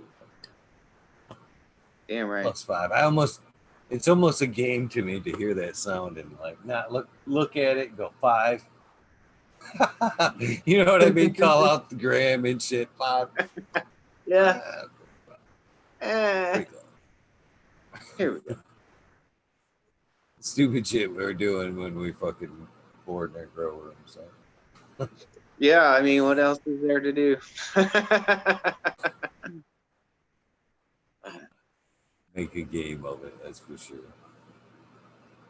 Some of the best times, I've had some good times right here in this grow room with these gals. Silly, rocking out some tunes, listening to the fucking weed nerd and shit back in the day. Hell Miss yeah, those days, I really do. me too. They were cool. It was fun. It was neat. Cool cat, man, that's for sure. He always had just some different, exciting. Some I used to love the rants. That's what I missed. I missed the rants, dude. That was so funny, fucking awesome. I mean, I don't even know how to explain it. I missed the rant. That was awesome. Then he'd always be like, "All right, I'm sorry, I'm done," and he'd go like right back into another 10 minute, probably an hour long edited into 10 minute rant more. Take that fucking butt plug here, stick it to the floor, go fuck yourself. He'd fucking get it right into it, man. He fucking wouldn't even care some days. Yeah, that was hilarious. Oh man, hilarious. He's a cool dude. Yeah, fucking, he wasn't afraid to fucking lay that shit out there. I mean, you even more so. That's the fucking thing about funny about what's up was, you think he was canning on camera or, you know, in front of everybody and shit. But even on a personal level, he you'd call and then that motherfucker would tell you some shit that was you'd be like, man, too much, dude.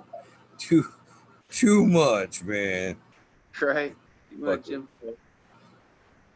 you He was kind of fucking wild. funny. He was cool. Yeah. Man, yeah, I do miss that kid. He had some funny stories. That's crazy. I Oh, miss being on the other end of that, hanging out in chat, watching somebody else fucking do this. That's for sure. yeah. Right. Just be chuckling away. You know, Everything I was wonder how many nights that, how much, because I know that fucker, I would always look for, sometimes for him to take a break. Because there was times where, you know, when he would be on there night after night after night, I'd be hanging out and fucking wanting to do shit. He almost be fucking sloughing off. And so the garden would get a little bit off point there because I'd be hanging out, smoking joints, fucking off with him and shit. And then right. he'd take a couple nights off, and I'd be like, "Holy fuck, man! I actually got some shit done. I can't Like believe, you me. know, You need to do that a little this more is a nice often. break." Yeah, it was like that. It was addicting. It was either drag him into the grow room with you, or yeah, you just missed out on your grow room for a day or two. Yeah, and he was that thing too, man. It was you were always kind of bummed if you like missed the whatever, you know what I mean? You fucking come back to your phone or whatever, and you're like, fucking, oh man, he just went live and shit. Man, fuck. Fuck. Yeah, anytime, crazy times. Just whenever he felt like it, going live. Fucking. Driving down the road. That's one thing I would always like reading, texting, talking, smoking weed, driving down the Yeah, road. are you crazy, man? You can't be driving down the road doing live streams, dude. Fucking I can't. How dangerous is that possibly? I mean, even if you could set it he would on the be like dash where you could answering freaking. chat sometimes too, which was crazy. And it's like, man, I've heard that you're probably not a very good driver, is what everybody kind of says in the old fucking community there. You know, if you watch enough of the weed nerd shit. So, Shit, I remember when he first got that car, he hit something fucking driving and fucking speed bump or something. He kind of fucked it up when he first got it. Fucking, uh, probably fucking yeah. racing it around like fucking NASCAR style.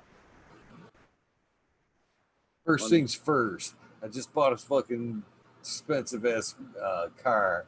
I've got to fucking have a radio system I can't even fucking think in.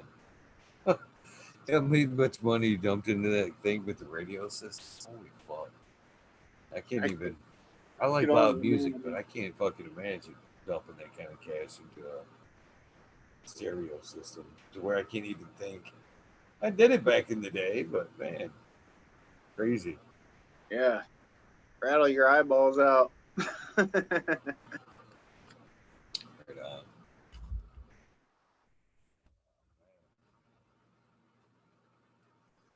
247. Did you think you were gonna make it this long? How you liking the show so far? On this side, Different on this side. It was a little nerved, a little, get a little nerved up. I'm not really a very public person usually, I don't like to go out and jump out and throw myself out there, I'm more of the back of the bus and kind of watch what the scene's doing kind of dude, put my 2 cents in every once in a while. But yeah, I like it. It's not bad. It's cool. I like hanging out. Fuck, talk shit with Eagle, man. I don't even think I've even asked you what you've been smoking on tonight. Smoking on some Dragon's Tears from, I think it was a tester from North Star Genetics. Came in a tester pack. Nice. Big fan of Joel. He Yeah. definitely has put out a lot of fire over the years. Definitely. It's kind of weird how that kind of worked out with him and them and Sub all working together and creating all them fire ass strains. You know what I mean? It wasn't really. I didn't know that for a while. Like they were separate. They don't. They don't band up like that under one label. You know what I mean? North Right. Star Genetics, and Subby was Subby. But they did a lot of work together. That's pretty cool. I respect how the community worked like that in between the old breeders. They all kind of respected each other. Seems like now everybody kind of wants to disband and go their own ways and form their own little niches or groups, and everybody's hating on everybody because this dude's breeding this way and that dude's breeding that way, and you're wrong, I'm right, and it's like, dude, you're all here because we're growing one plant, remember? The one. Yeah, now if they're interested in your strain, instead of collabing with you and giving 50-50 credit, and they just pop some of the gear, find one of your strains, and eliminate A, B. That's you know that's Yeah, what yeah, basically what happened right there is. And I'm not afraid to go on the record as saying that, especially with Joel and like that. Sub in most cases uh, would supply like a male, to the yeah, breeder or whatever, and they would whatever good strains they had, they'd smack that, create something new, 50-50 credit, 50-50 down absolutely, the road. There's nothing absolutely. wrong with that. There's No, nothing fucking no, wrong with it. no. Yeah, it's like people. I don't know. I understand that that people are, it starts out doing their own thing, you take somebody, that's how it all initially starts. You take somebody else's stuff and you make something with it, But I do believe in giving props where props due, that if you're going to keep showing it and throwing it out there, you need to tell people where you got it or what, give the props where the props are due. These are part of my lineage. This is the dude or people that have made this strain that I've decided to combine with whatever, that's what I think. Right on, right on. Yeah, I agree. I think a lot of people don't realize that a lot of it how a lot of it worked. A lot of strains were developed like that. Yeah, In absolutely. fact, I don't think that I've said that before, and even Sub himself has said this quite candidly in a number of interviews or even in his streams, that I've ran more strains than he has of his, and that is only possible when in I've seen him instances say like that in this. chat. Yeah, absolutely. You know what I mean? If it came from A, obviously you may not have had a chance to run that. You know what I'm saying? So Yeah, yeah, there- there's a couple of times that I actually didn't had the pleasure of running shit before he had actually seen it or smelt it. So kind of cool. I always thought that's the beauty of fucking testing right there. exactly. You don't know what's going to be in there. It's a surprise. I think, yeah, That's I why I agree. do it too.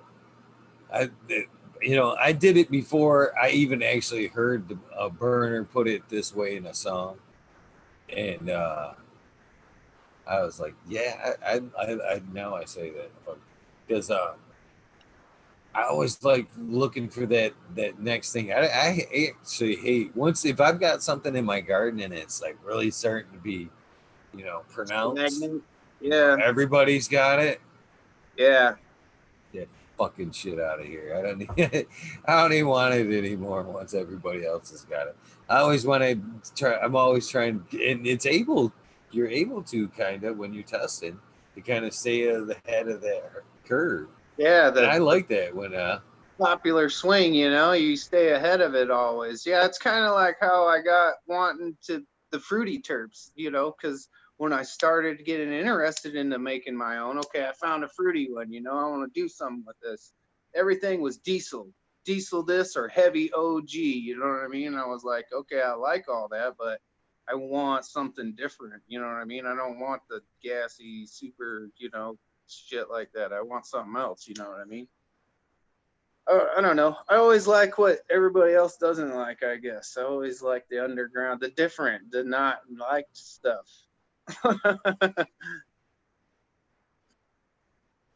Oh man, you got politics going in chat. I gotta agree with you guys. Stick to the plans. Get out of that politics. Ugh. Yeah. They want to do the soundbite though. Might as well listen to them about that. It's a good time, better time than ever. You want to? You know about the soundbite, right? I do. Soundbite. All right. Let's This let is me get this Soiled up. Roots, and you're motherfucking talking shit with Eagle Gardens. Hell yeah. I'm. I'm. I, what's your thoughts on that? Now that you're on the end, and I appreciate you nailed that soundbite, by the way. Right on. What's your thoughts on that? You've watched a few episodes. Where should it be? And is the pitch too long some nights? Or fucking, it's hard, you know. The pitch kind of goes from person to person, I guess. You know, Yeah. sometimes I it think you seems like just it's kind going to of come get it easier. in when you fit it in. You know, I don't really, you know, I like I said, I like how it just kind of free flows and you ain't, you know, there's no, you know, you get to know who people are. You know, it's not just the dude jumps on the show and there's a million grow questions. You know what I mean? It's different. You know, it's you know, I like it.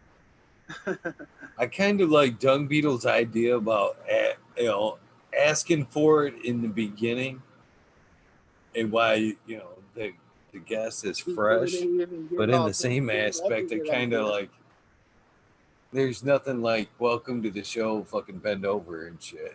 You know what I mean? This is Not what sure I maybe want for you right off the bat, buddy. Yeah.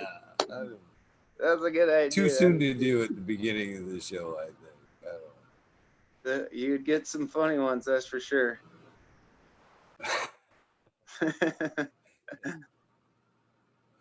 There's been some fucking funny ones, that's for sure. Yeah. Yeah, for sure. That's actually one of my favorite parts of the show, to be really, really honest. And as it comes fruition, I actually this whole thing as the numbers. Holy fuck, goddamn! As I say that, I look over and it's +2. Uh,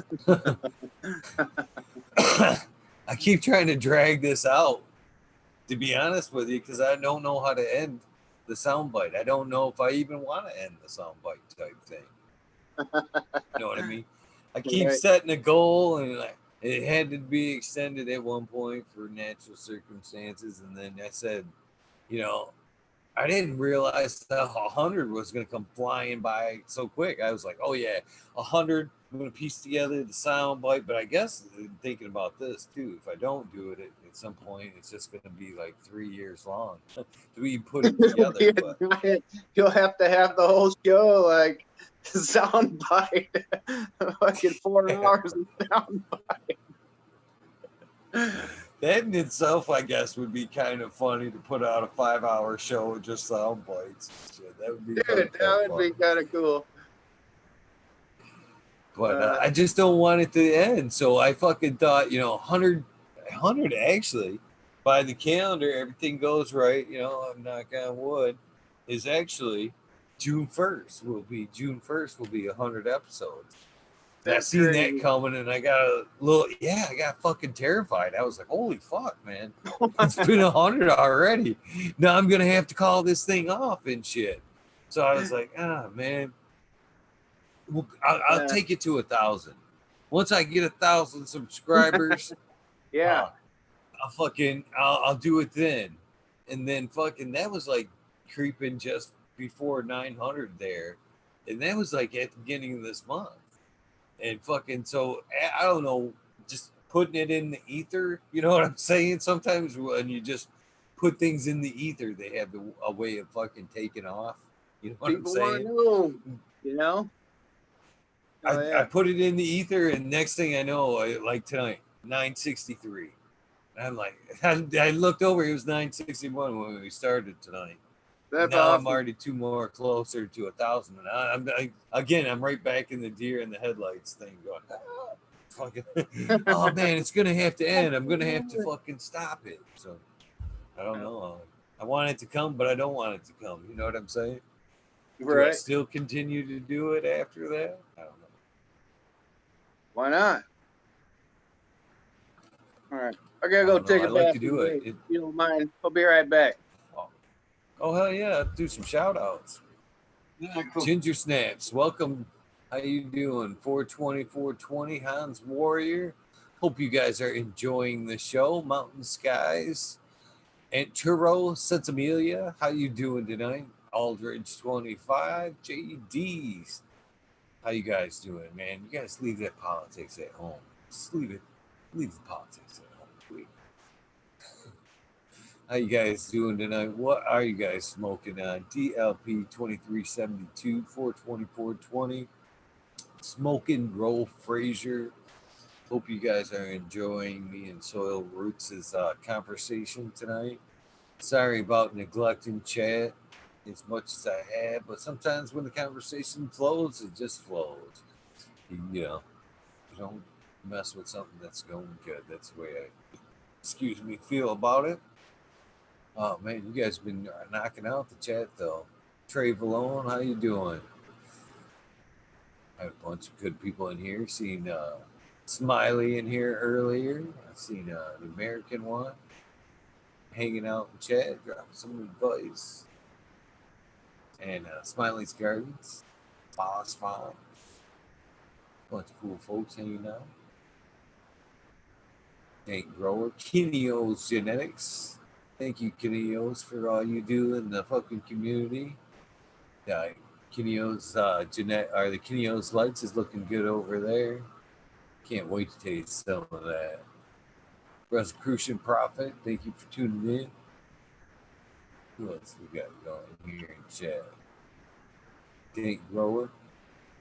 Hope you guys have an excellent day. Let me just scroll back down and see what you guys are talking about. Hopefully, you're telling me what you're smoking on.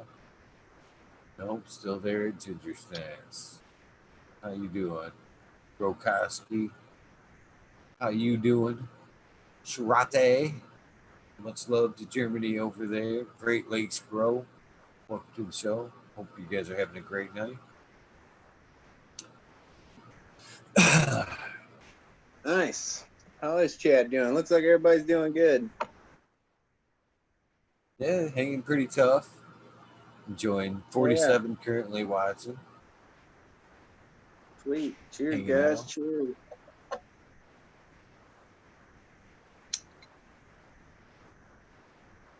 So if you could do, did I ask you that? If you could step something up in your garden, what would it be? I think I did, didn't I?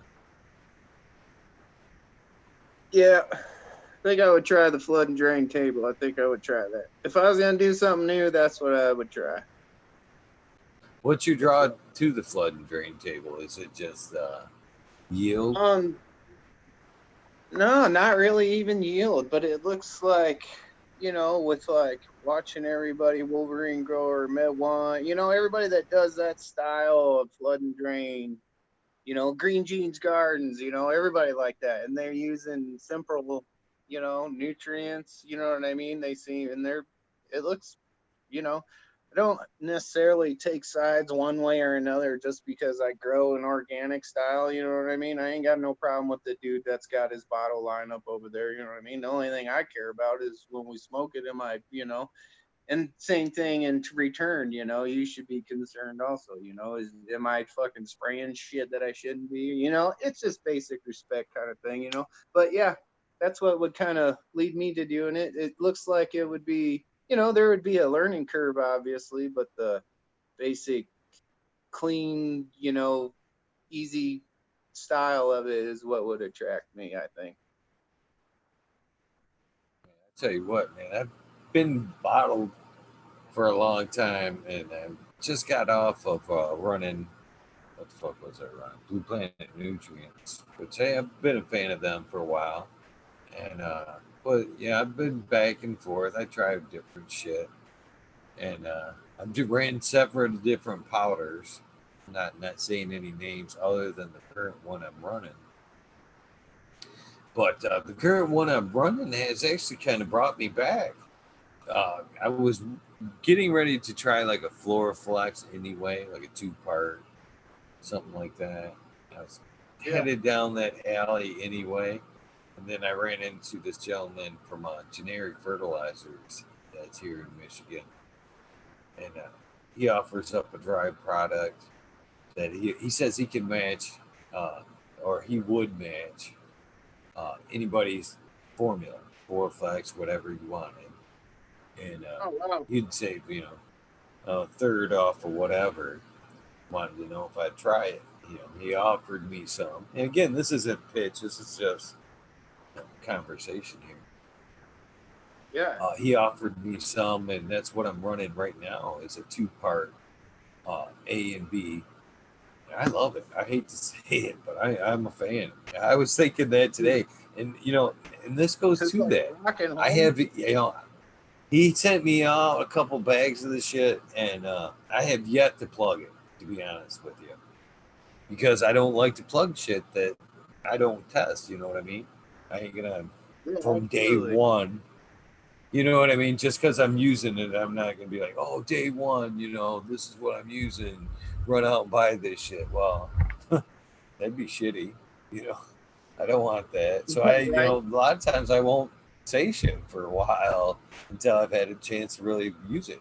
That's what I'm running back here. And the only reason why I brought it up is because we're just talking about it anyway. I don't have no discount codes. I'm not selling the shit. I'm still testing it. But I've been happy with it, man. A 2-part, I just weigh it up, A and B. It mixes up just as clean as, clear. The water's just as clear Water. as the Yeah. water was before I mixed it. And it's got everything in it. The formula, he's like, what do you want me to match? What do you want me to, is there somebody that you wanted me to to match? And I'm like, dude, you're the fertilizer company. Give me Right. what you think is so he sent me his custom blend formula, and it had the micros, the CalMag, and everything already in there. All I have to do is measure A, dump it in there. I've been running it a little under half strength every watering into my coco, and fucking love that shit, man. I'm loving it so far. You see the plants behind me; they're not like Yeah. they're Happy. nothing. Happy as hell. They're doing well, and fucking easy as peasy, man. Fucking I can mix up I mix 17 gallons or 15 gallons, 3 5-gallon buckets totes in the 17-gallon tub right there at a time, Right. and I can mix up 15 gallons in a couple minutes and fucking be water and Be no problem. how fast. Yeah. That's awesome. So, See, and that's what I'm kind of sold. attracts me to that kind of side, the simplicity, instead of having to grow. So, and I enjoy it. I like, learning about the soil and microbiology and, how microbes chelate and uptake. And, it's all cool, but, it's also cool to kind of stretch yourself out and learn new things, don't, I find myself, I get burnout on certain things. But then again, like, I said earlier, it always keeps you learning, it keeps you looking into something else, something different. Well, at this stage in the game, a little bit of simplicity isn't bad. There's something to be said Right. about just A and B and knocking that shit out. It's been pretty nice. The plants have liked it. I'm not bitching. And I've had, I've ran, like I said, I've ran a couple of dries, and one was a sample. I'm not gonna fucking say who that was because even though it was a decent product, I don't know what the difference was between what I've got now and what obviously there's some difference, but what they sent me, if you didn't seal that shit up, bro, right off the bat, it would suck moisture out of the air. I mean, I actually one Chunky. time came in and seen water sitting on top of the fucking nutrients there. And they were all like, Oh, yeah, just wow. weigh it Like heavy. absorbing moisture. That's Yeah, crazy. it was pulling it right out of the air. And so The next one I'll say because I went out and I bought HD Veg and Bloom, which was like a all in one. You could scoop it out. And it was expensive as fuck. I thought for the little container that I got was like $50. I was like, eh. And then I hooked up with this cat. This cat fucking sent me a couple of big old bags of A and B, and man, I'm digging it. I was honestly thinking yesterday, even if I don't, get another hookup or whatever, to be honest with you, I'm buying some. I'm gonna fucking out of pocket, either the same formula or switch to something, something more he suggests. But I'm happy with what he sent me, man. It's been good. I've been very happy with the formula he sent. So That's I'll be freaking back. awesome. Yeah. I like experimenting with new stuff, you know. I don't always stick to the same things. I like to experiment, you know. Just like everybody does, you know what I mean? There's always a cheaper solution, you know. So it leads you on to experimenting with different kind of nutrients or, you know, Shit, brother, like I fun. said in the beginning, at this point, the experiment is the organics. You know what I mean? I'm so set in this way. The experiment now is the organics. Yeah, that one's just an ongoing experiment. It's crazy. It always seems like you learn something new to do to it or put on it. I mean, you get into like that K&F stuff or the genome practices and stuff like that, and it just seems like it's crazy how much you can do once you understand the basic principles of it, you know, and then you can translate actually most of the plants outside that are in your yard into, you know, feed for your plants. It's pretty cool. That and This along is with what the I've super kind of. soil, it's awesome. I didn't mean to cut you off by any means. This Yeah, is you're what all I've kind of picked up from organics already. Is it seems like anything else, if you should kind of pick out one method and stick with that fucking one method until, or I should, as the way I should be saying this, I should stick with it until I've kind of mastered that one aspect of it and then yeah, that's move a on. good idea. Because what Absolutely. I've found already in organics can be fucking more confusing than fucking way more confusing than a scheduled Yeah, bottle program that says add this, and this. Uh, and organics, yeah, when you start that's the listening to thing it and too. reading books, you get the K&F people that fucking beat their drum, and you get these people over here, and then So if you start just like diving into it, going, a little bit of this, a little bit of this, and then you get everybody going, now that composting's bad. This is good. This is better. It can be Yeah, super fucking confusing in the beginning. yes, yeah, absolutely can be. Yeah. Yeah, if you're gonna do a style, you know, I mean, do the super soil, it's a living soil, obviously, or do the no-till style, you know. I mean, they are kind of two different styles, you know. They're not the same, you know what I mean? Super soil is an amended soil, you know, that becomes alive as you activate it with water. As a living soil, you're you're making a bed basically of like outside. You're copying the outside. It's got worms and it's got various different types of plants, you know, cover crops or whatever you want to use. You know, you can even add like you know, the beans and the peas and the, you know, the root vegetables and stuff like that, you know, because when they break down and as you add the microbiology and, you know, blah blah blah, on and on. So yeah, you kind of want to stay the one way or the other, I think, because it does, the lines get blurred, you know, and then people start arguing about it, you know what I mean? The I do know what you understanding mean. has to be there, I guess, you know, to mix them up. Just a couple quick shout outs here. Thank you, Buddha Boy, for the comments on Breeder Seed video. That was a fun video. And I am subscribed to Ginger Snaps 420. He said, Eagle Gardens, if you're not ain't subscribed to Ginger Snaps, you should. I just want to address that I am. I'm gonna have to look it up. Just snaps. All right. That's I funny. definitely try to return the favor if I know most people are,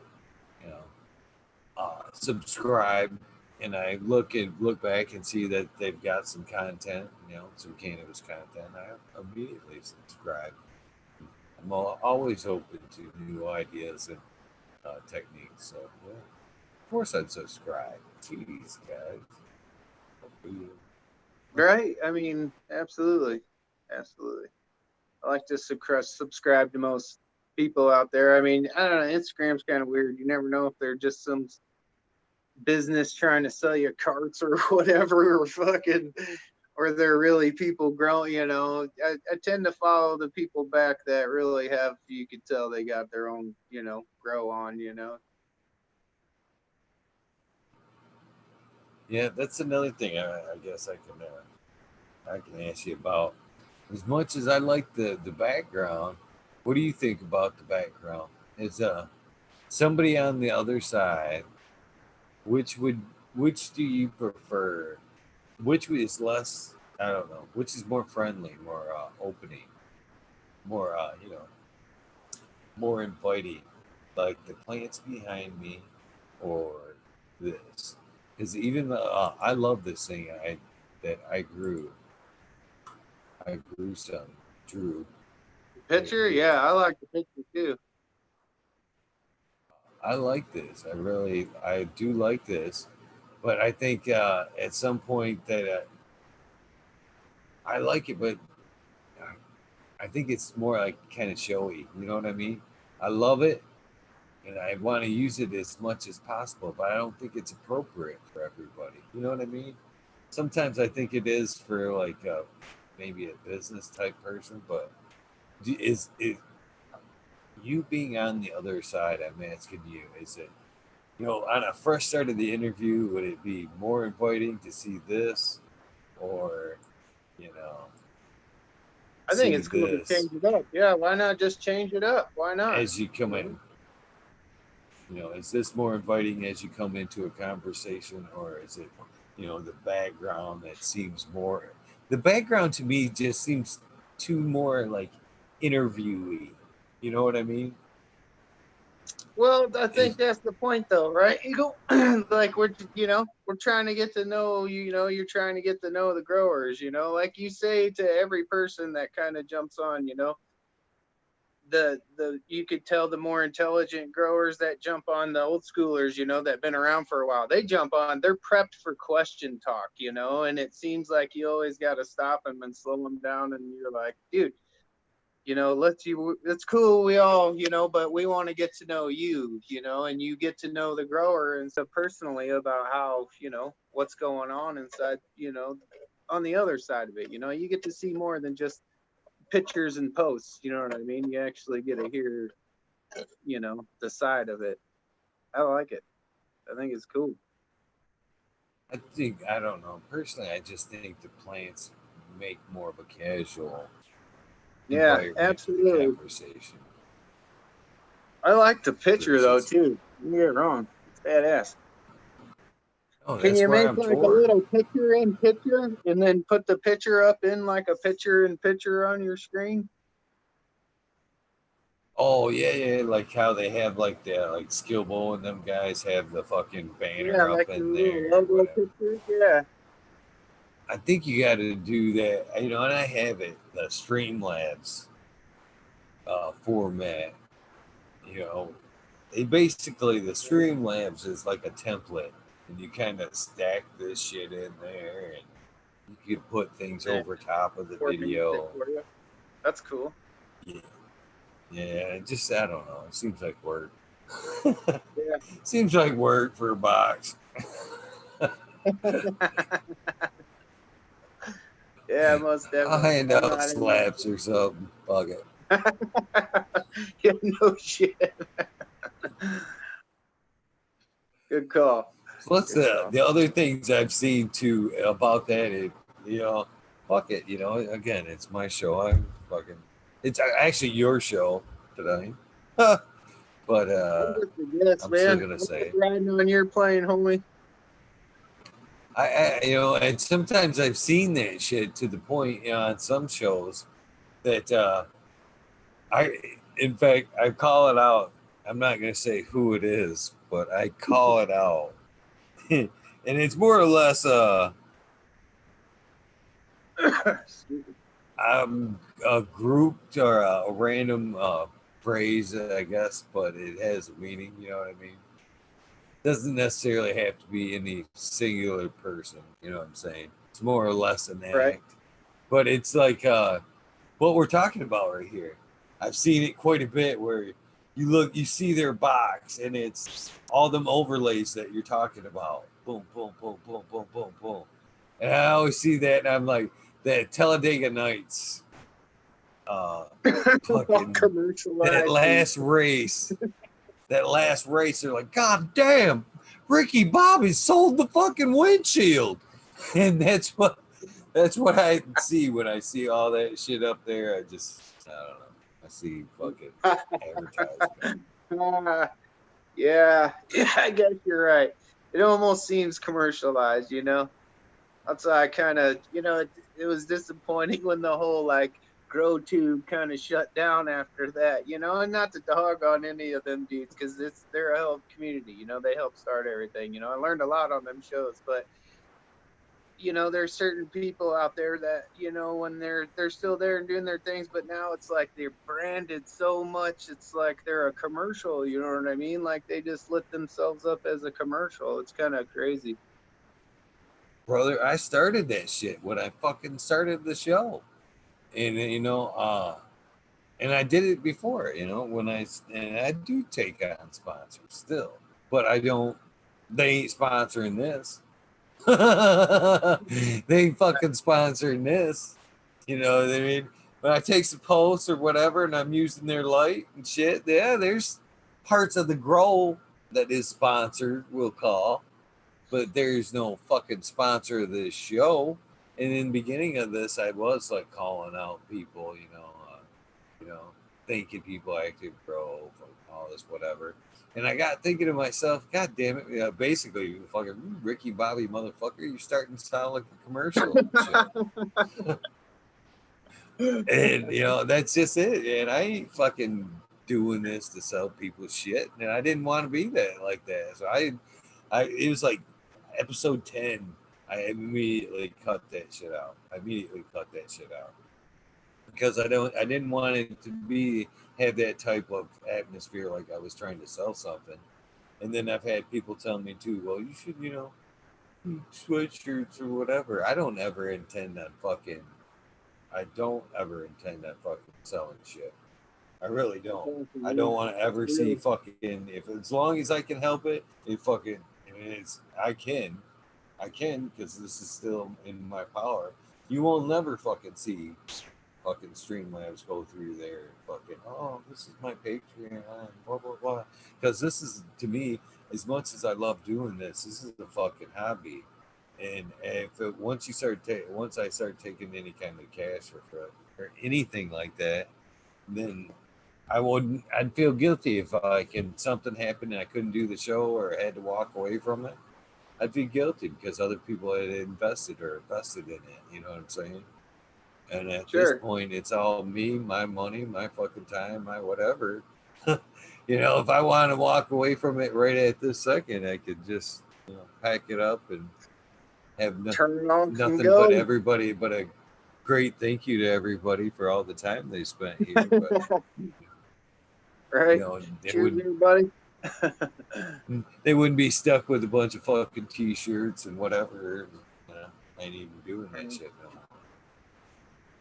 But on the other It hand, though, does I look get it. beautiful. Some of them people are like you. You test for real. You for real test things. You test grains and lights and certain things for people because that's what you like to do. As long as I've been following you, that's you like testing. The gear and the stuff and seeing what's new and the strains that's new and the tech. that's cool, you know, and I understand that, you know, that some of the people out there that were old schoolers, they've gotten bigger, you know, so they are that brand or whatever now, you know, they represent that, you know, so that is a part of their gig, you know what I mean? And I understand that, but it does seem like you're saying, you know, you don't want that sold out feeling, you know what I mean, at the end. Did you just come on here because you had to dish out commercials the whole time, or did you come out here because you were really interested in reaching to the community and, you know what I mean, just kind of doing the grow talk thing, you know? That's pretty cool. You know, and like kind of sounds stupid, but they're kind of like the herbs now thing. I asked generally about that because I genuinely wanted your honest opinion. You know what I mean? I know my opinion on the product, but goddamn it, other people that get it on the other end, I want to know their opinion too, and I want other people to hear that shit. There wasn't, it's not candid, it wasn't rehearsed or whatever. People thought, heard exactly what you thought of that product, and there was kind of Yeah, a reason exactly. what you I'm not bought sponsored it. or anything by that company, you know. They don't send me free stuff, you know what I mean? I just seen that a couple of the two, you know, you had it, and I noticed a couple other people, and I went on and read a little bit about it, you know, and what they had, and I was like, well, let me give this a try, you know. It's a, you know, like I That's said, it's a decent product. It takes, you know, obviously there's a learning curve to it, you know, just like everything, but yeah, it works. well, that's kind of in your environment. Every environment's different.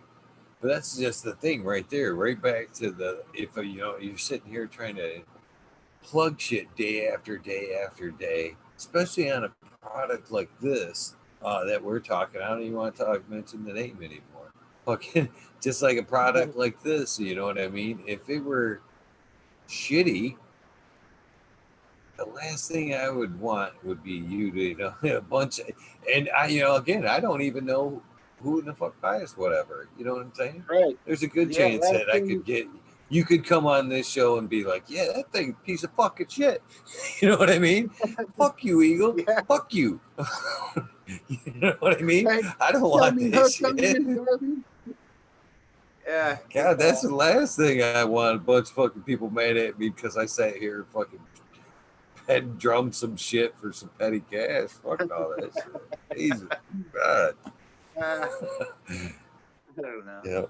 That's the thing too. That people are so quick, to dish out some grease sometimes. Why? That's just I another that's I seen it kind of coming early on. And I was like, you know what? Fuck that. That's just a road I prefer not to travel on.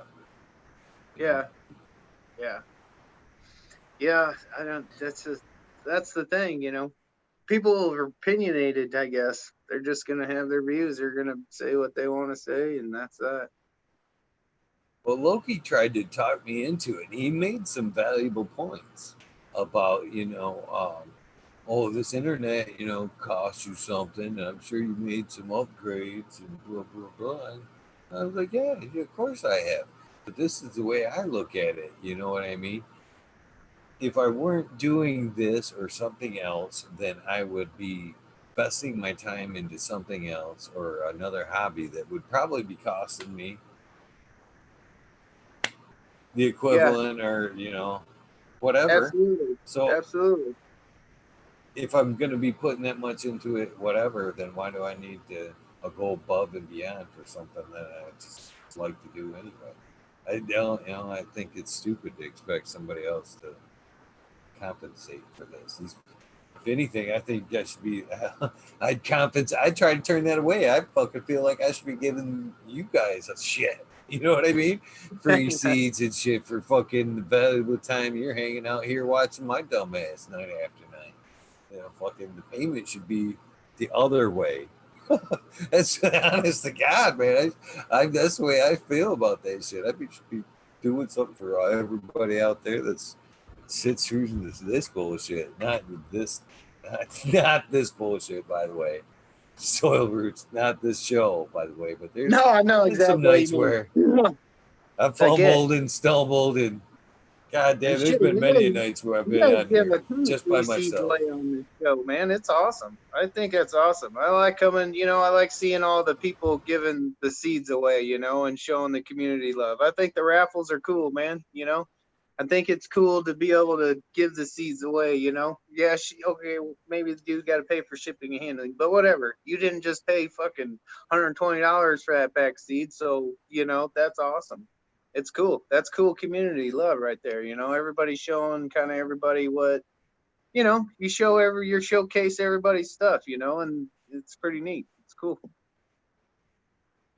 Have fun doing it. And that's the other thing too, man. How fuck, I mean, seriously, how would you expect? I don't know how anybody would expect how many cool fucking people that I've gotten to meet, gotten to know, like yourself, and spend some time with and whatnot. I mean, how do you seriously fucking Yeah. that'd be so unfair. The it's what I the goodness, the self fulfillment, meeting people like yourself and talking to people and just the gratification of fucking knowing, hey, I've met another friend tonight. You know what I mean? I could probably, Damn right. fucking call on you if I come rolling up in your state and be like, hey, so Roots, man, I'm in town. I want to fucking smoke a joint. I bet, that'd be fucking, that right there is worth so much more than a fucking. Anytime, Eagle Gardens, you're ever around in my neck of the woods, you or your family, you come hang out. Come hang out. Appreciate that. Same to you. You come up northern Michigan, you fucking shoot me up, call or something. In fact, I think that's another thing too. My phone number is very public. I don't think people realize how public that fucking, how easy it is to actually pick up enough fucking. Oh, yeah, well, shit. In fact, most every pack of seeds I've sent out so far on the show, every pack of seeds, every envelope has had my fucking number in it. Every fucking envelope has had my fucking number. That's awesome. That's awesome.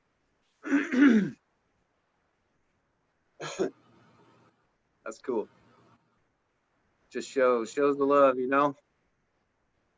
That's like when I contact or you contacted me and then I contact you back. Kind of told you my deal. Been through kind of the same thing you have. With some family deaths and whatnot, and some close rough stuff. You know what I mean? And you kind of egged it on. You're like probably be good for you, and blah blah blah. And it was like, yeah, I don't know, man, maybe. But after I thought and kicked it around for a while, I was like, you're probably right, dude. I appreciate you reaching out in that kind of way. It's cool. It's cool to see that you're that kind of dude, a real dude. Did it work out like that? I mean, did it work out? I mean, are you seriously glad that you ended Yeah, up I'm coming here, over? right? I'm glad you did. Yeah, yeah, definitely. Definitely. That was awesome. I mean, if anything, that kind of helps some other people that because I know there's been a couple other times I've had a couple of people go, I don't know if I'm do that shit. Same thing, anxiety. I've had quite a few rejections just because of the anxiety. To be honest with you. And I tell Yeah. them the same thing I say, said is, it could help, could very well help. Sometimes it says, and I respect that. I honor everybody's opinion. I try not to poke too hard. Sometimes as you can see, I don't give up necessarily on the first try.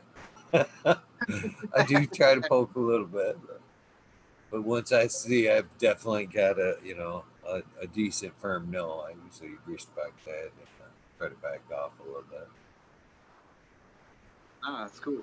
That's that's because usually I know that there's something great to be offered on the other side, and a lot of times you can tell by like the Instagrams and shit like that there's obviously a great person on the other side of there, and then to hear that there's something like that stopping them from coming on and showcasing themselves or introducing themselves a little bit deeper kind of sucks because what I found out a lot of times, just like yourself, people that are hesitant coming on, man, 9 times out of 10, them have been some of the coolest fucking people that come on the show. I don't understand why what the what the huzzbub or the hesitation was ever fucking about and shit. You know what I mean?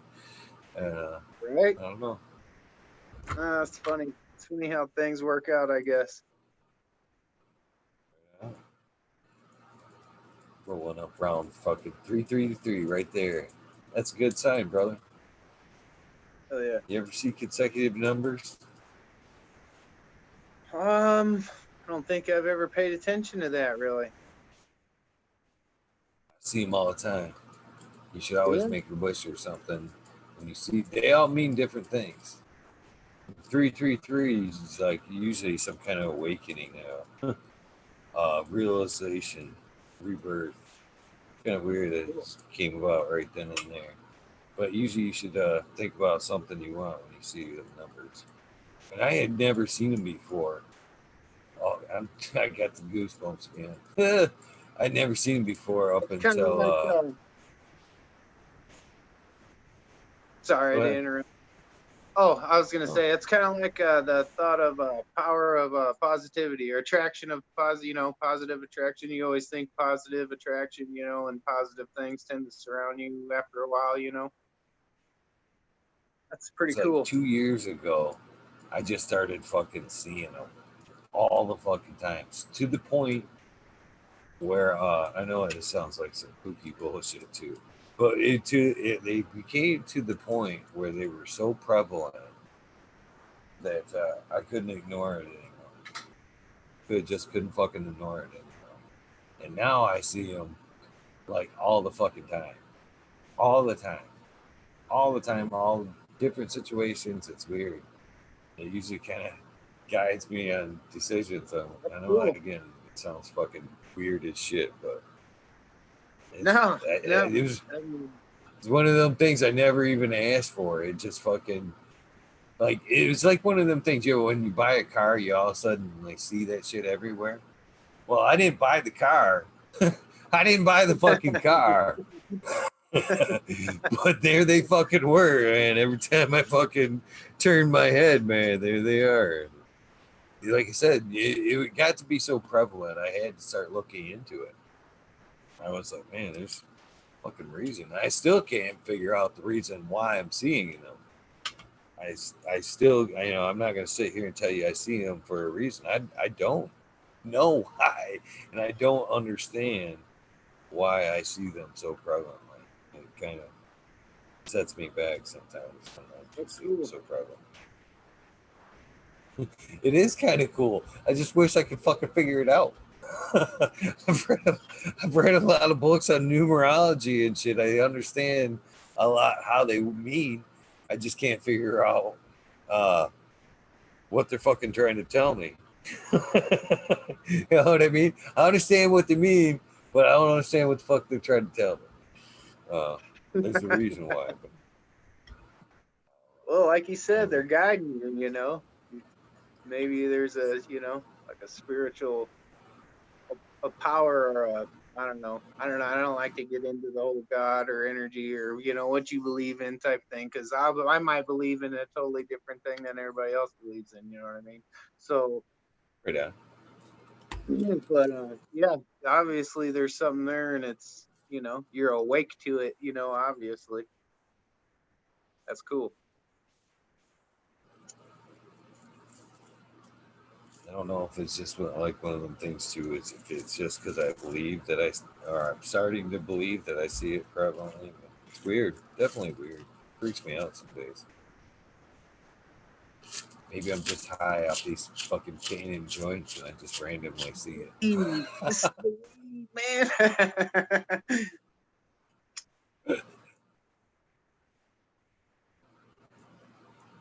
Fuck, this is cannon number 3 for this episode right here. Yeah, I've Third been through primal punch tonight. been through 2 doobies and I don't know, a couple bowls, 3 bowls. You're very close to making the gauntlet, my friend. Very fucking close. Not so many people fucking make that whole the whole way through there. The whole I think way. that's pretty impressive. Uh-huh. I'm a smoker from way back.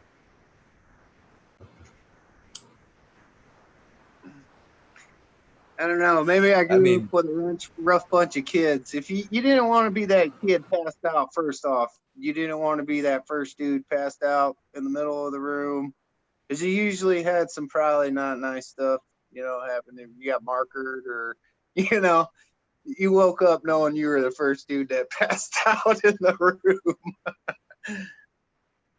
oh yeah, we definitely have drawn some dicks on each other's faces at some point. My Yeah. buddy Craig, that poor fucker, had the what's weird is Craig had the he drank the most out of everybody, but he was always the fucking first to fucking pass out, wake up, and then party again, for a while. But Yeah. that cat, man, the title of fucking, there was more pictures of him that went around school than anybody. I remember there was one that he fucking, we actually, he passed out just sitting up at the table, just like this. Passed out. They fucking built up beer cans around him. They had him all the way up to his neck, just up into fucking beer cans, with a bush box fucking on his head like a hat. And fucking took pictures of him. And then the fucking pictures went around school forever, man. He was just known for that after that. Oh, that's funny. That's awesome. Oh, Yeah. you know what's even funnier, Soil Roots? Is if you've watched the show before, if you've been watched the show before, there's an episode where I talk about, I think it's with, it could be either with Boom Farms or Miss Nudie Grower, one of those two, because I talk about going to Canada. They're both from Canada, so I assume it's them two episodes. I don't know. It could be with Tribal Gardens. There's been a few of them, but I talk about going to Canada, and there's this girl that it was, a group of buddies there, and an older sister. And the older sister would fucking run us to fucking Canada right when we were hitting 18 and get us all fucked up and shit. Well, she was Nice. here in the States. She would fucking buy us alcohol every weekend anyway. And Hell as yeah. Craig, she would single Craig out every fucking weekend. And it only got worse as the trips to Canada fucking went on. She would get that boy just fucking, and she was big gal. I'm not talking about big. She was like from good stock. I mean, she was like 6'5". She made fucking Amazon woman. horses, put in fences, big old country gal. You know what I mean? Craig would get all fucked up. She would buy him alcohol, whatever she needed. And when he would pass out, she would throw him over her shoulder, just like a fucking lumberjack, and take him fucking molest him every fucking time. And we would just let it be because she was supplying the alcohol. But it was like every time she'd just be like, carry him off and shit. Oh god, we'd about piss ourselves fucking laughing so hard watching it go down, but we'd let it happen. We'd drink that fucking last of that case of beer or fucking whatever that bottle was, and we just fucking let Hell it yeah. happen and fucking. Oh That's god. funny. Yeah.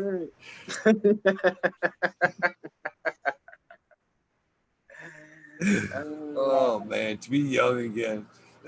To be young again. What's up, Dr. Wiggles? Yeah, Yeah. the good old days. Oh man, I don't think I'd trade any of them days, man. I often tell my kids, you guys are missing out. They have, I love them to death. And then part of that's, dad's fault from, Yeah, sheltering in them a little bit. Dad was a crazy motherfucker. 3 I girls. do the same, man. I do the same with I'm on point with the boyfriends. I'm like fucking yeah. I'm like a security pit bull when fucking boys come around and shit. I try to be very intimidating, from the time they come to the door, from a dirty, the fucking stare to the walk around to the whole fucking shot. Them are my babies, you know what I mean? That is awesome, dude. Props to you. That is awesome. Brittany, my oldest, I remember she was the first one to try to tempt me with a boy or have one. She had this cat hanging around, and he was trying to stay into the wee hours of the night. And it got to be about 3 o'clock in the morning. I could see where it was going. They were all, as it was, hiding out in the room, kind of testing my patience as it was. Now, granted, B at this point is 20. Okay. Not a young girl, whatever, of age. Still not my fucking house. Yeah. Not my motherfucking house. Yeah, exactly. So they're hanging out in the bedroom and fucking it's starting to get late and shit. And this is the first one to fucking to push me like this. And I'm thinking, man, I am definitely making an example of this motherfucker. So automatically I pull out the fucking pistol, set it on the table, hammer's pulled back. I fucking take a picture of that motherfucker. I send it to Brittany. I said, it's time for him to go. The fucking next thing I know, I just hear click, click. Fuck that car. Fucking, you ain't got to be like that. Fuck if I don't. This is my fucking house. Right? He's 20 You years don't old. wanna He ain't see got a it house for yet, real. motherfucker. You want to camp out my motherfucking place? That shit ain't happening. You're gonna leave by seeing the picture or really seeing it, dude. Yeah. Yeah. I got Oh, two man. girls. I got two girls too. Yeah. I gotta say, there's been some fun times. Some fun times. It's why is it always the older kids that think they're gonna like test, you know? Is it like a macho thing? Like they think they're gonna flex in front of dad or what? Like I'm just gonna do whatever. I had some kid sit on my couch one time and he like tried to straight up make out with my daughter and I said, "Yo, bud, you're gonna stop that right now." And he looked at me and started smiling and I was like, "You ain't gonna be smiling if I go downstairs and get my freaking 12 gauge, dude. Come back up here." And the kid just looked at me all crazy. My daughter's like, "Dad," and I was like, "Hey, man, it is what it is. You ain't gonna be doing that in my house, you know." And the wife, you know, of course, people freak out when you get like that, but hey, you got to protect what's yours, Oh, dude. that's damn straight, man. That is fucking damn straight. You know, and that's you talk about the first ones. Well, this at this time, this was before the move that we kind of talked about selling the house and whatnot. This is back. I didn't see moving at this point. All I seen was all three of my girls are going to this school. You know what I mean? At this point, moving was not even in the horizon. I told myself as B got older, I'm like, three girls. I love Brittany. Brittany was two. She was like dad's girl when she was growing up. They're all my dad's girls, but Hell B yeah. was first. Whatever. No favorites. But so I thought I said fucking. I was like, this was seriously my mindset. I'm fucking being real with you. I was like, man, I I love her, but man, she is gonna set precedent. She is gonna set a precedent for the other two girls. Crazy Dad is gonna fucking appear with Brittany, and then it's that legend is just gonna Yeah. carry down Perpetuate for the through the other two. generations. Yeah, that's how you do it.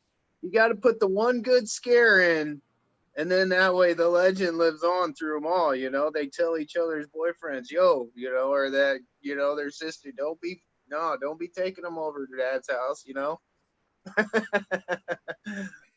It's funny too because I've even kind of taken that stance a little bit too. About like I said, I've still got one that's fairly young, 17. And again, I've kind of taken this tag because again, we've moved. Well, we've since then we've only moved once. We've only moved. This would be the third time in the whole time they've 25 years or whatever.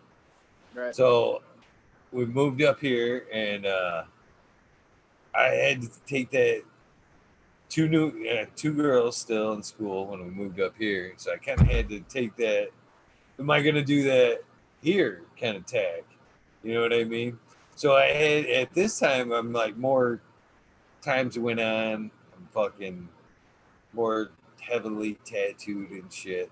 So it was like, am I gonna fucking cover up here and go to like say this teacher or whatever this school event and try to be respectful? You know what I mean? Am I gonna cover up?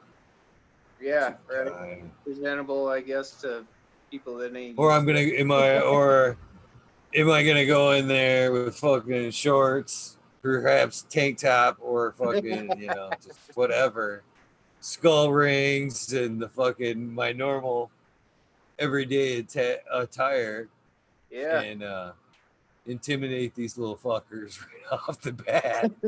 And of course, as much as I wanted to probably respectfully take the first option, I took the second. I took the second, and I'm not here. I'm here to tell you. I'm gonna call a few vehicles, but my personal truck has skulls all the way, all over it. It's got one on the Nice. front. I think there's like 100 in all. They're on the wheels. Everywhere I could stick a little skull, Cool. they're on the everywhere. And of Hell course, that's the motherfucker I took that day. Fucking big old Dodge, fucking Death skulls truck. all over it. And shit. Rolling in. Step out the wraparounds. Of course, the wraparounds. Dirty look to every little fucker in Mm.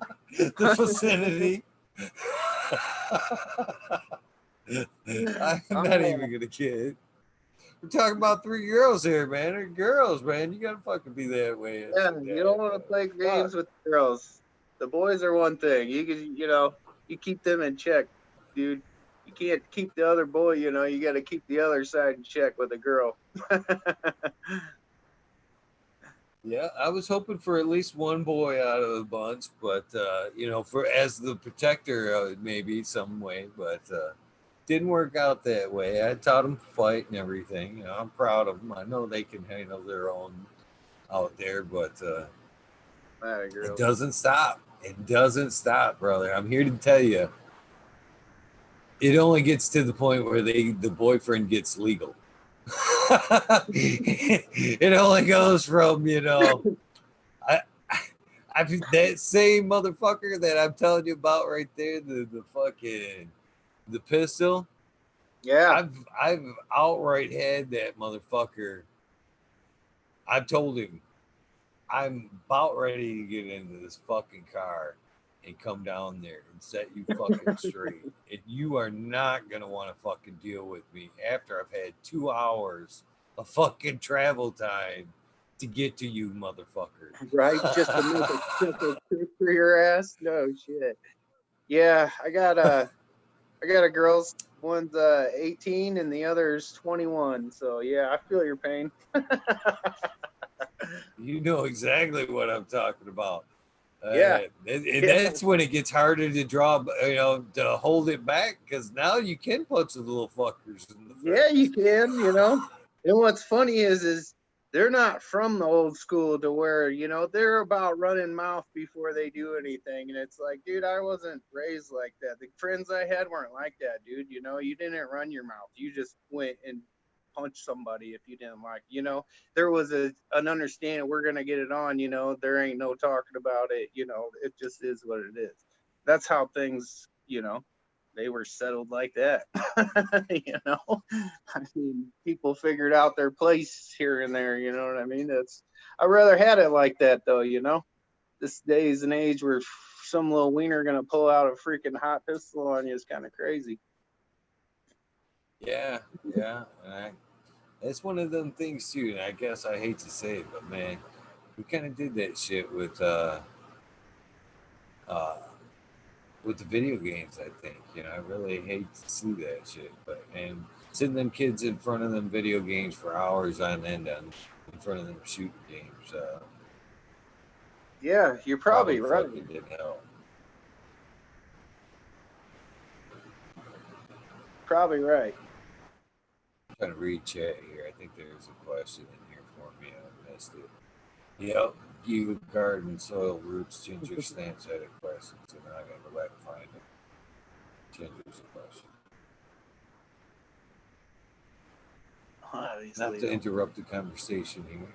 No, I don't no. think they're reading chat. No, Yeah, I don't always sorry, read. Jack. Kind of just been ignoring them the whole time. It's been like just a me and Eagle hangout. That sucks. Well, sometimes chat takes on its own entity. I mean, come on, if I was paying it, I reverted to chat a little while ago and seen politics in chat. I sure the fuck wasn't touching that. You're right. You're right. I've been there. I've been in the chat side of the freaking world. Yeah, you get into your own little conversations out there. I was actually kind of reading on it. And I was like, man, I just hope I hope they settle that right quick. If you caught cannabis from to America by going away, hold on, that wasn't everybody. I don't see. What was your question, Ginger? I'm not seeing it. I want to answer it. Yeah, what was the question? Drug trafficking is it medicine? I had sent out 5 grams or so, but not enough. I think they're. I don't think that. Yeah, I'm still going back, and that's the second time I've seen. I don't think they're reading my question. You have to tag me in your question. Please tag me at Eagle Gardens 1. Just cover it. Water. Yeah, that's the question. This would be so much easier if you just repeat the question, Ginger. I'm sorry, but she said no way, get out. Where am I at now? Damn. He's too high up. You Pretty high. ask your question. Please, Ginger, post it again. I can only go so far back, and I didn't make it. I did tag you 3 times. It didn't light up red. I can tell you that. Did you tag it at Eagle Gardens 1? Yeah, now I'm going back as far as I can. I don't see no red box. I'm sorry, Ginger. If you have a question, I definitely don't mean to block your question. That's where we need like the co-host for the questions. Well, usually, like I said, well, like they're saying there, if I get tagged, if it says like I'm actually, this is kind of my fault. Kind of my fault because I was uploading content to the backup channel, which I don't speak of very often. So I'm on my backup account on what they're watching.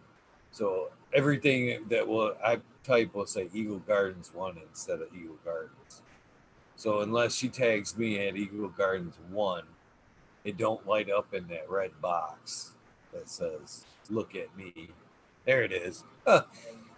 See, we did miss it. DLP 2372 just caught my attention with the red box.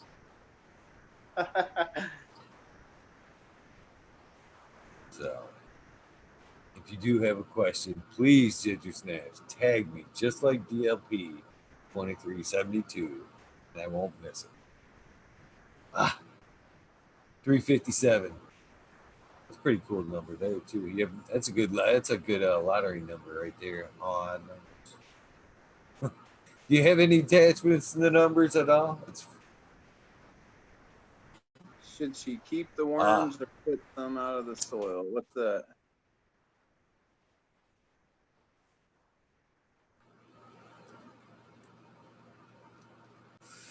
Well, it depends on. I'm not a worm guy, to be honest with you, but it depends on if you were wanting to add worm castings and have go that route, have a worm bed off to the side, and then feed with castings. This is a much better question for Dr. Wiggles that are in the chat. He did cover this in his episode. All right.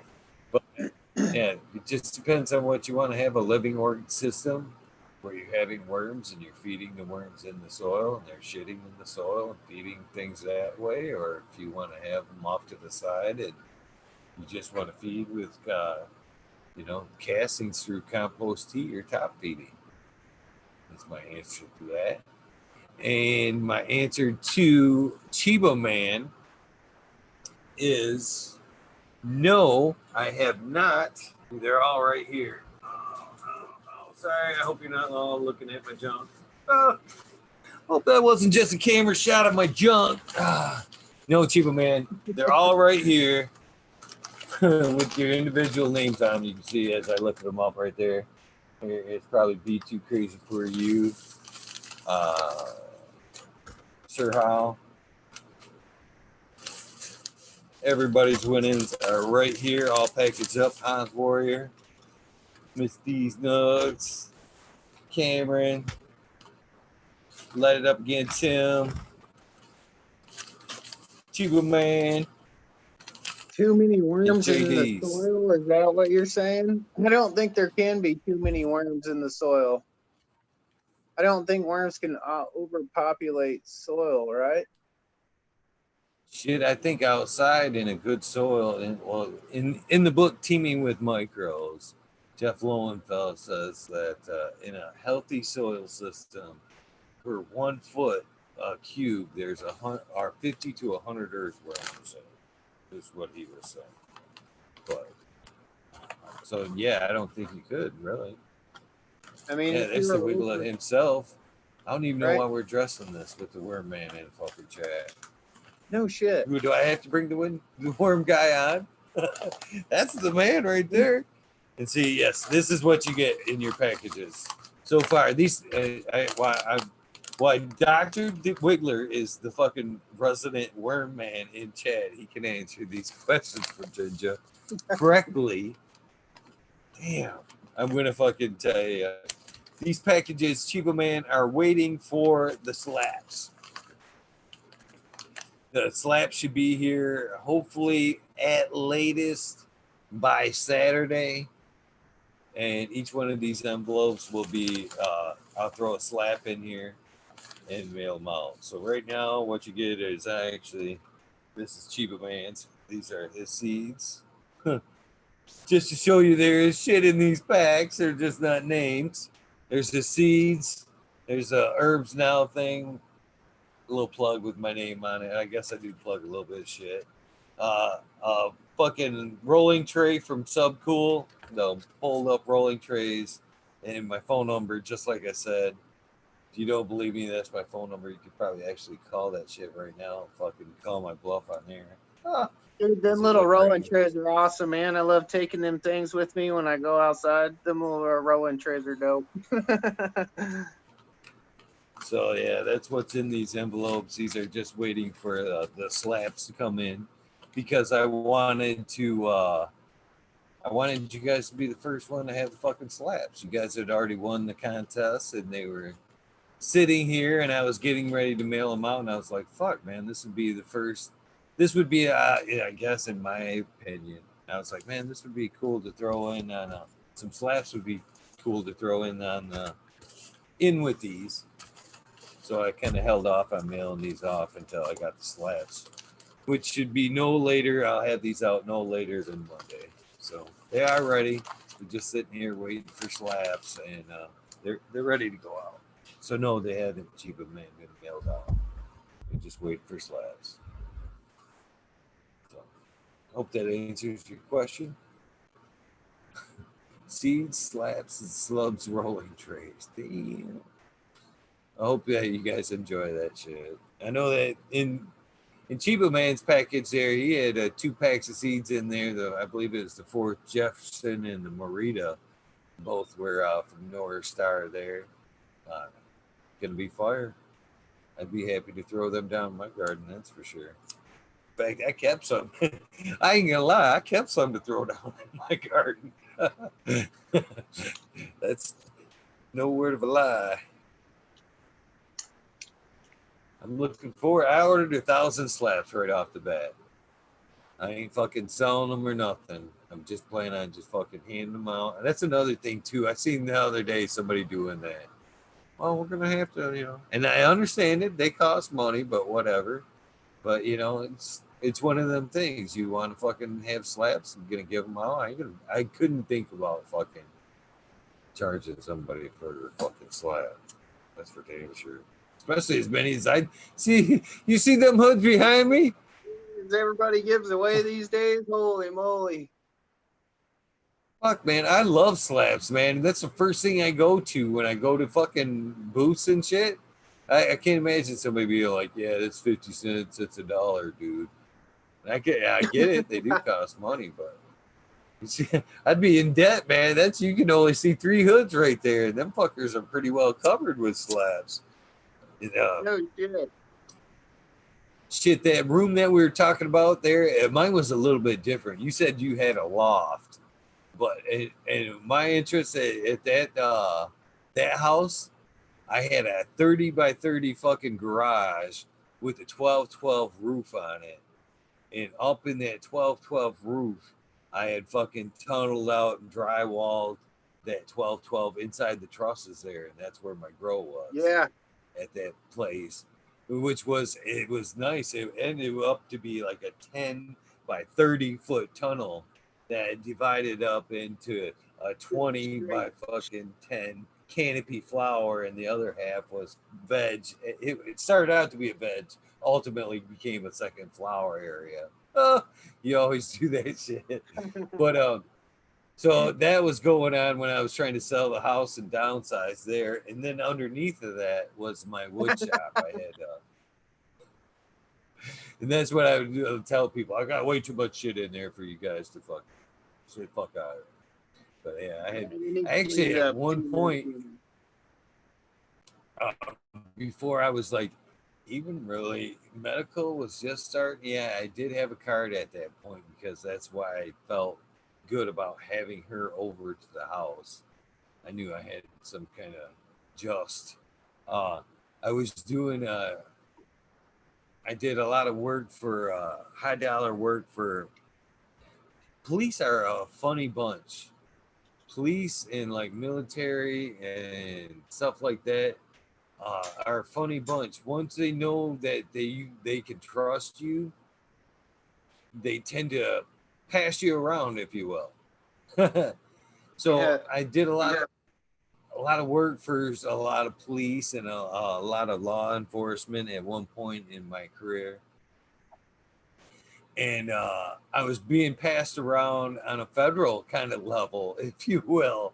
They were passing my cards, and I was just, doing projects for, and so I do this one project. It was a bookcase and a mantle. It was a whole one-piece unit, all fucking arched bookcases on each side with a mantle Like a that would built-in? hold. Yeah. But I Yeah. built this whole thing in my fucking garage with a half-inch to spare when it was fully put into place. That scribe mold went up the side. Yeah. Yeah, That is. fucking tight. So I had it all built up, ready to be assembled, and she says, "I want it painted," and I hated that shit, man. A woodworker, I stained. Yeah, you You don't next, tell somebody you want their wood, something they just put together with wood. What kind would you make it out of? oh, it was fucking paint. Oh, it was beautiful maple. It was beautiful, nice, ready to You be wanted stained. it. Yeah, it was ultimately going to be stained a cherry color. And then somewhere along the lines, he said, she said, whatever, she may have won, it's getting painted. And I said, this is, I'm in Genesee County area at this point, and she's in Lansing, where everything's happening there. And so I'm like, well, if you want it fucking painted, you're bringing me the fucking paint. There's no way I'm driving for Lansing to come get paint to do this. And so then she agrees to it. And again, I'm thinking that will deter. That, you know, if you're gonna paint it, you guys can wait till it gets there in place. You can paint it, whatever. Didn't deter. She Right. says, "All right, I'll bring you the paint." I'm like, "Oh fuck!" This kind of leading into another kind of goofy fucking story that'll probably walk us right out. So she agrees to come to my house. This lady is fraud investigation for medical fraud medical fraud investigation on a federal level. So Holy. anything, any medical that's being any, you know, claims, cases, doctors, whatever, is coming to, you know, she's coming to my house. She's got pulled. You know what I mean? She's got pulled. So I'm getting a little nervous, man. I didn't even think about it until she agreed to come to the house. I'm like, fuck, this thing's set up in my fucking Damn garage. it. I've got a full scale garden going upstairs. So I am fucking panicking, man. I'm fucking, she's on the way. I'm fucking pulling. There's a ladder going upstairs. I pull the ladder down. I close the hatch. I'm spraying around. And I fucking think about this buddy of mine fucking had dropped off a bag of fucking material in a brown paper bag. Asked me if I'd process it for him. Turned into some hash. Didn't think nothing of it. Didn't think nothing of it. He told me it was buds. He didn't say it was bugs. Side tour. So I'm thinking, man, I gotta get this shit out of here. So I take that shit upstairs and fucking set it right inside the flower room because filters and shit are going in there, you know, masking the smell somewhat, I think. So again, I'm still real paranoid. I spray all of a bunch in there and shit. And I think, you know, shit's safe. So I leave that shit up there, and then she comes, I'm panicking. She never says anything about smelling any weed or anything. Never was ever brought up. Big side note after that, fucking about a week and a half later, that section right inside the door where I set that fucking bag, because the plants, in order to water that room, I had to pull them out one by one, get deep into the room, water, and put them back in there as I'm watering my way out. That's how tight the room was. So I opened the door and set that fucking bag right there in the fucking door. And about a week and a half later, that fucking section of fucking plants right there, spider mites. Motherfucker brought me fucking shit Oh, that he tore down, never fucking told me he tore it down early because of the spider mites. And that's the reason why he brought it to me and wanted me to wash it into hash. Left all that shit out. I took that shit up and put it in my fucking room and then spent the next few months trying to fucking eradicate the fucking spider mites that he fucking brought at me. oh man, I can't even believe you were just housing fucking a house of them there and didn't even know it. Oh my god. And it was, oh man, I was so fucking pissed. So fucking pissed to see them spider webs on that. It was Agent Orange at the time too. They fucking just loved that Agent Orange. And Mm. man, I was so fucking pissed. So fucking pissed. I couldn't believe that A, he would do that, and then B, not say anything, and then C, why would smoke some buggy hash and shit. I just, ugh, man, Right? I was A so dickhead mad. move. The only thing Dickhead that move. came good out of that was that lady never, if she did smell anything or whatever, she didn't fucking say anything. But yeah, man, shitty ending to a funny story. But yeah, ended up getting spider bites out of that visit. Damn. Same same cat though that I fucking again before any of this shit was mainstream. This is the same cat that fucking first came to me and was like, "Hey man, you ever heard of fucking earwax?" And I was like, "No, man." Brings me a fucking 4-inch fucking Relax. PCB tube, and we fucking couple cases of BT butane, and we fucking blasted in that same garage the first time. Fucking doors open, fans going, which now knowing could have fucking fucking this cat, man, as we fucking blasted that shit in that garage and fucking that shit's in the fucking Prylex in that pan, just sitting there bubbling it. Again, fumes unknowingly coming off that shit is fucking dabbing that shit. Oh, Oh already yeah. as it fucking still bubbling with fucking shit in it. It was fucking, you want some? Nope. Fuck no. I'm watching that shit forms and shit. That was honestly the first time I'd seen it or processed it like that.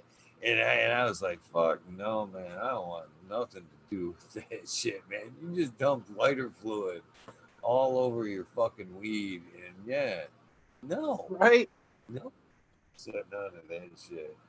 And yeah. Remember when I first seen them videos of them dudes blasting that shit out in the Pyrex dishes, you know, before it got techie, or the tech videos actually started coming around when they showed it. I thought, why in the world would you fucking smoke that shit? You know what I mean? Why would you take that? Now I know where that term fucking tang soup or poop soup comes from, because that's rough.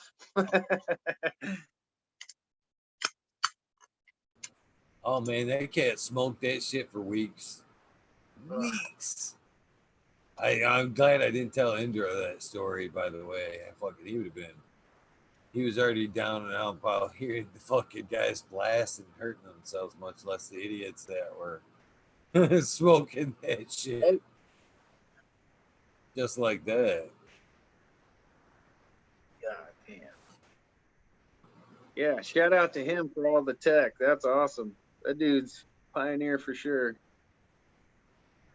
Yeah, and fucking that, much less of the fucking awesome stories he had fucking laid out, man. What an interesting cat. That dude been through some shit, man. That's pretty cool. Yeah, I can't imagine spending that much time in India like that and helping people out. What a fucking honoring, well, soul fulfilling, you know, years. Said he did that for what, 37 fucking years? Being a doctor, helping people out like that, being around Swami. Imagine being around the Yeah, like Swami. right.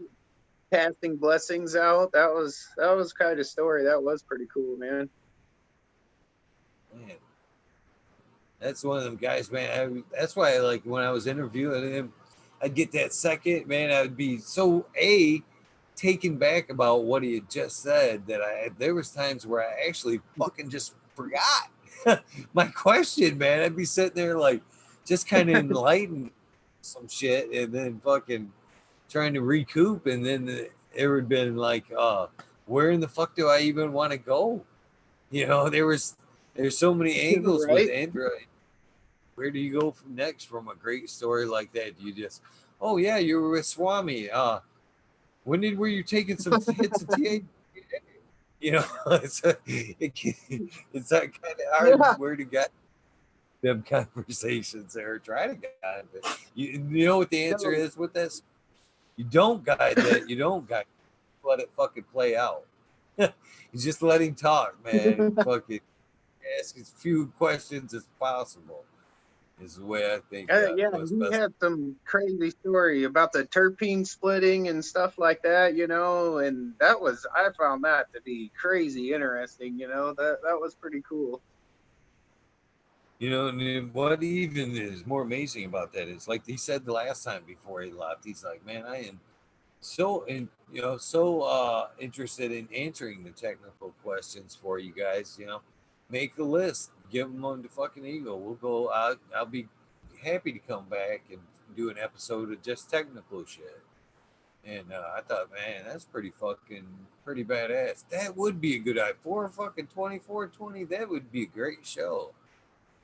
Thank you. I might make that happen. Yeah, Did no you see doubt. that? Yeah. Broly and Indra. Really? I had the honor of fucking trying some of his extracts when I was up there at the old cannabis cup. Dude, he has got the most tastiest stuff probably that I've had for sure. Man, I had to itch my head there. It kind of made it a little bit numb just thinking about that. That would be a fucking amazing episode because, I like to, but for Growly would have some very good and valid fucking questions for Indra, to where you know what I mean. I could ask some good questions, but for Growly, getting like somebody like for Growly on here to help, with an episode like that, some Yeah, really good fucking people could be extracted. You for know what I sure. mean? He could ask really good fucking questions where I wouldn't. Only another extractor would, think to ask them questions. You know what I'm saying? Yeah, yeah. He's got the knowledge. He's got the knowledge. I don't know how Andrew would handle that. You notice? Did you see the way he referred to a lot of them? Uh, I Hash don't queens. hash queens. Yeah. Yeah, I could see, the man kind of touts a little fucking a position, I guess. Hash queens. Yeah. Fucking 419, brother. You got one ready? Take a quick puff. Oh yeah, for sure. Man, fucking it came fast tonight, man. This show blew by. We've had a good time. Happy Thank you, Eagle. Thanks for having me, man. again, man. When we talked about this, did you think you'd go the fucking full 5 hours and shit? I usually try to hang out in the background. I might not be in chat, but I'll be laying back there watching for sure. Like I said, I'm a back of the bus kind of guy. Sit back, watch. Watching and hanging out, smoking joints, and happy Yeah. 420, by the way, is a lot different than being on camera fucking talking to me for 5 hours. Now, that's a whole different story. Did you think you were going to be able to maintain the whole episode when we talked about this? You know what? Honestly, first off, I didn't even realize it's been that long. But and then again, no, I didn't. I didn't think I would have stayed on the whole show. I figured that I would have kind of plateaued out with kind of stuff to say. But I don't know. The conversation's been good. It's been. I feel comfortable. Hanging out with you. It's cool. I'm glad you were able to do it, man.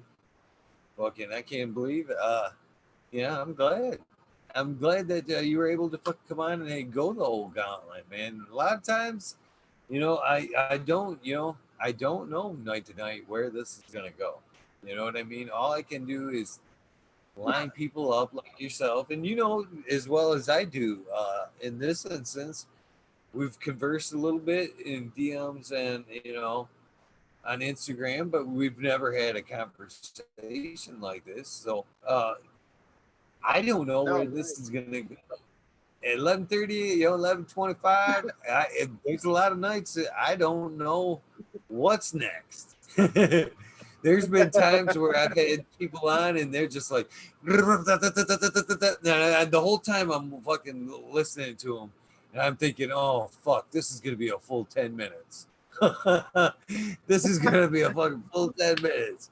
And then what am I gonna do after this and shit? You know what I'm saying? But wasn't tonight. Yeah, yeah. You It's got to be hard. Got to be it's hard to carry general. on that 5 hour long freaking rep, day after day for sure. And then, always be spontaneous enough to think of something else or keep conversation rolling along. Absolutely. You made it easy, brother. You made it easy. There was no dry spots. I mean, there was no dead air tonight. There was no fucking, awkward moments where I had to really try to put something together. I had fun tonight. It was a great conversation tonight. Thank you from the bottom of my heart for you coming and hanging out. It does mean a lot. And I hope that the chat has got some cool insight on what a great person that that's the thing that I've liked about this. That's honest to God. You know, we all see each other in these chats and shit, and it's cool. Even my daughter Alexis is now hooked to this shit. You know, I'm not afraid to, and I'm encouraging it because I see that it's something that she likes and she needs in her life as well. We see these, you know, we see these each other night after night in these chats, and it's nice to jump in on a show and fucking see the hellos. I mean, we all love it. We all love it when we jump into a chat. Not just this show, it can be fucking any show. Tonight it was Hydro Hustlers. We jumped in there and fucking there's a lot of great people there. But so we love Hell fucking yeah. we all love that hello when everybody's like, hey, hi, hi, hi. But it means so much more after we've got to spend 5 hours with an individual like yourself. I greedily get the first hand of it, but they're here in the room. They're getting to know you just like I am. And it means so much more after the interviews when I see the names in chat, man. It's a whole fucking different ball game. You know, and I think sometimes I seen this tonight, and I didn't mean it. I didn't. I kind of seen it transpiring a little bit, and I know everybody that was doing it never intended it that way, or doesn't intend that way, because I know in the end, I watched it kind of filtered out, and people said hello, but we've gotten closer because of this. You know what I mean? Now, when we see each other in these other chats, we're quick to ping each other out really fast. Pow, pow, pow, pow, pow, pow, pow, pow. And it's because we're hitting the ones that we've gotten to know through this, through the interviews and the back and forth and the lives. So we hit each other first, and then with the ones that are maybe in the other chats, they may be frequent to that show or whatever, Right, they are get like, hey, invested. Yeah, yeah. They kind of have follow, and then they bounce off of you. You know, it's cool. It's hey cool. And guys, shout I've out to been here the everybody. whole time. What about me? Then tonight. I seen that we kind of a lot of us went back and was like, hey, hi, you know, and said hi. But man, we fucking hammer each other out in these chats, and I think it's fucking too cool the way that we've gotten to see a different side of the Instagram and whatnot. You know, put a voice to the name and a fucking, you know, moreover what they're about, because you can't. That's another thing here. So Roots is you can't hide this shit. You can't hide this shit. You know what I mean? This is fucking live, and god damn it, if you're a shithead on one way or the other, if I'm being a shithead, or if there's a shithead on the other side, it's gonna come off. It's gonna come Yeah, off. You I can't mean, fake five that hours shit. ago, you're gonna, yeah, You know, either you're going to be welcomed and, you know, liked for whoever you put out that night, or whatever, but it hasn't been that way. It's, you know, everybody that's come on has been super fucking cool, and I think it a great addition to that what's going on here. So I'm glad that you were able to, you know, come out, and yeah, you didn't get to step out in front of the camera and everybody, you know, I understand that, but at least you've added a voice to the, you know, the icon and everything else, which still makes a huge hell of a difference. You know what I mean? Now when I get to see the name on Instagram and the DM and rolling through chat, I get a much more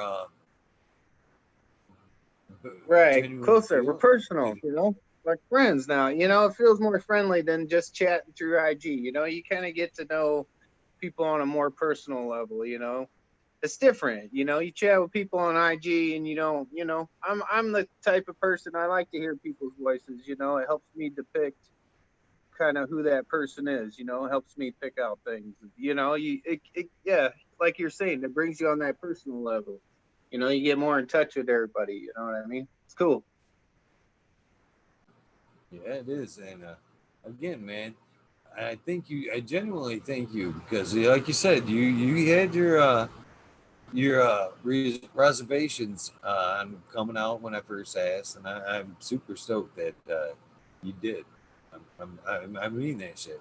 It fucking it's great, and because time means a lot, man, especially in these hard times. To do 10 minutes, cool. I always we didn't get a chance to do that either before the air. Is because I usually say this before we go on. There's two things I say is I appreciate you right off the bat. If you're gonna give me 10 minutes, I'm cool with that. If you want to fucking go on and you know fucking blow my doors off for the fucking all night long, I'm here to fucking listen to it. And the other thing I always try to say too, if I cut you off, steamroll the fuck over me because I want you to be heard. They're here to hear you more than me. So there's a No, couple things you didn't get to hear before the show there, and I genuinely mean that, man. Fucking, I appreciate 10 minutes to the. I got fucking almost 5 hours out of you tonight, man. That's 5 hours of lifetime that I can never fucking repay you or anybody else for. That's what again, when I think about fucking donations, Patreon and shit, I can't even fucking be, I should be paying you. You know what I mean? You just gave me 5 hours of your personal time out of your fucking life. If anything, I should be trying to show you guys with fucking, payment or donations or whatever. I'm To think for a sitting second, here shaking you my know, head, thinking this dude's thanking me for being on his show, and he's had some of the top breeders in the game. You know, some of the coolest industry people game, and I'm just this normal dude. Eagle, thank you. You know, like really, that's cool. You know, I appreciate the lookout. Appreciate you bringing me on. It's really cool to be in touch with such good-hearted people. You know, that don't. You know, people are people. You know, there's no status to anything. You know what I mean? With people like you, that's cool. That's real. You know. Israel. That's there is you. Thank you for saying that. Is there is no status with me. I cool. We're all cool fucking people. There's always something in somebody that there's that gem, and sometimes that people just, in some cases, sadly enough, people don't even realize the gem in themselves. That's the sad part in reality and in the world is a lot of times people don't see the gems in themselves, and that sucks. But there's everybody has a gem, and you're right, right. There's no fucking. It's all same playing field, same shit, same shit. Cheers. Oh, any, anybody you want to give shout outs to before we head out, my man? Anybody Um, you'd like to thank? Shout out to all the weed nerds out there, man. Too many people in chat really to name, but everybody, you know, thank you. Everybody that follows me, thank you. If you want to check me out, I'm only on Instagram, so it's at soiled roots on Instagram. Um, so I mean, I got a YouTube thing, but I don't post no content on there. Like I said before, I just have videos I like and odd and end BS that I have on there, but whatever. But yeah, I appreciate it. Appreciate everybody in chat. You guys are freaking awesome. Eagle, man, you rock, dude. You rock, my friend, and thank you for coming on. And you know the deal. Now that you've been on the show, the gauntlet, man, after sessions or the fucking nights, and I struggle. Like maybe tonight, tomorrow night, I don't even know what the fuck I'm doing. Open night, maybe a panel guest, more welcome. Anybody else that goes out to, if you're listening right now, I honestly don't know what the fuck's going on tonight. I'm supposed to be on fucking embracing organics. I had a great guest lined up. Shit happens. He forgot to give me again, something came up. He had something scheduled. He kind of forgot about the show. Shit happens. He meant to call me earlier on. One's more important than the other. I get that shit. But again, that doesn't help me out for knowing what the fuck tomorrow is. So you guys have an idea, want to be on the show, help me fill the gap tomorrow, hit me in a DM, Chad's in the show, whatever. I'm open to ideas. That being said, man, I appreciate you being on. If you're interested in hanging out later, it's open to you, Soiled Roots. Now that that's the thing, you have to make the gauntlet before you can hang out in the after sessions or the bailouts. That's the fucking kind of shitty way too. You can only help me out if you've only given me 5 hours of your time. That's kind of a fucking shitty Gotta get fucking some toss blood. out, isn't Gotta it? get some blood. Man, I just thought about how That's shitty awesome, that man. sounded. Oh man.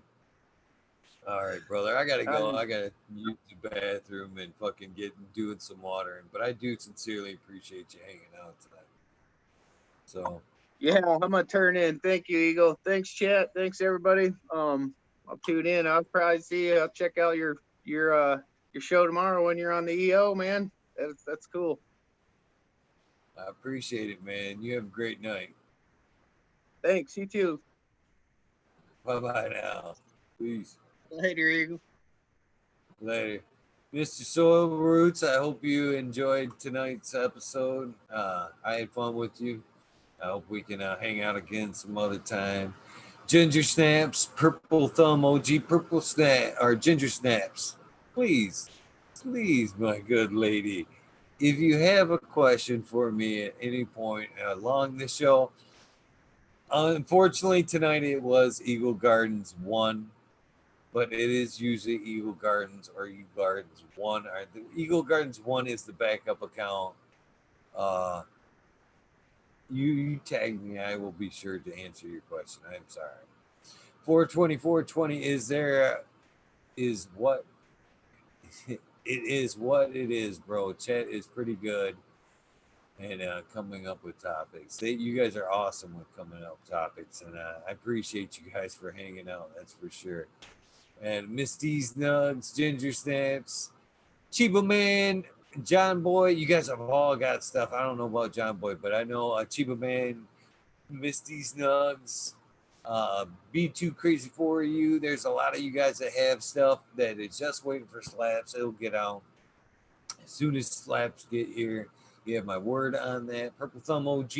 I know you're just getting up and around, fucking having an amazing day, brother. 420. I probably said that a couple times, but Ned Denver, Buddha Boy, I appreciate you hanging out. Who else we got here? Still here in chat anyway. Aldridge 25. Who else we got? John Mountain Skies, thank you so much. Big Jar Grows. Who else we still got in chat here? You guys been killing it tonight, chat. Just you guys. And Turo Sensimilia, man, you've been here, ma'am. You've been here ever since fucking day one, Ellie. Appreciate you hanging out. Pretty cool shit. Pretty cool shit. All of you guys. It's Modern Genetics that's been hanging out. Shatare or Strate. Hopefully I said one of those was right. Hats off to you from hanging out in Germany. Spiky Pilots, I haven't seen you in a few days. Hope that you are well. Hope everybody's doing well. Man, who am I missing here? I don't want to miss anybody, at least as far back as I can go. Dr. Wigglers, you're a you're a funny dude, man. I'm glad you were able to hang out and drop some worm chat. Excuse me, drop some worm knowledge in chat. There we go. For ganja ginger snaps. God damn. Weeds got me fucked up. Well, it's JD's. Thank you so much for hanging out. Chiba Man. Who else? That's as far back as I can go. Let me zip back down here to the bottom of the chat and see if there's anybody else in here that I did not give a shout out to. If I didn't give you a shout out and you're still here in the channel, man, give me a quick goodbye, man. I fucking love saying goodbye to people, you guys, man. You guys are pretty awesome. Other than that, I think Smoking Grove Fraser. I don't know if I got you, but hopefully, I think I just did. And anybody else that I missed? I really need to start keeping a daytime list of people that leave comments during the day because they're just as cool. That's the Major General 420 Army. I know the Doug T. Roy, the 420 Glass Squirrel, Jack's Greenstock, Bollis Farms was in here. I did do some early on shout outs. Damn. I did. I actually checked out your videos the other day, Ginger Snaps. If you look in your followers, I'm following you. I'm following you, girl. Followed you. You're a beautiful redhead. Wears glasses. I watched the video, two of them the other night. If I didn't leave a thumbs up, I am so sorry. But I did check out your channel, Mama. I did. Uh, I think they don't mind. Still, they deserve it. So, yeah, hope you guys enjoyed this episode. I don't know what's in store for tomorrow. I will be trying to put something ahead. If you guys do have an idea, hit me up, man. I'm open. I'm open to ideas, chats. If you want to be on, let me know. Let me know. With that being said, I do gotta get some work done. Got a long day ahead of me. Thank you so much for getting shit done or hanging out with me. You guys know the act. I don't want anything. I ain't gonna ask you guys shit. The only thing I ask you guys is to be fucking good people and help somebody else out. And as long as everybody's doing that, I'll I'll keep showing up. I'll keep showing up. It won't be if this show comes to an end, it will be because negativity killed this motherfucker. That's the only way this show is gonna come to an end that I can see. So that's all I'm asking for. I don't want no dollar signs. I don't want no gratitude. I don't want no thank yous. All I want is for you guys to be good people and help other people out. So, with that being said, you guys have an amazing night. Get some rest if this is the end of your day. This is the beginning of your day. Please fucking go out and have an amazing day. Have a prosperous day. Fucking, and again, do something nice, man. Random acts of kindness do change lives. It's one of them double-edged swords. You don't do it to fucking get something out of it, but I'll be damned, it'll change your life just as much as it does theirs. I love you guys. I love that phrase. Each one teach one. That's fucking amazing phrase right there. You guys fucking have an amazing day, amazing night. Get some rest. One way or another, I don't know what's up at 11:30, but you can bet your ass I will be here. Midwest Outlaw, thank you for tuning in, man. Hopefully you're not just catching this. If you are just catching this, go back and watch again. It was a good one. Thank you guys. Love you guys. Have a fucking great day. I'm out of here. Peace.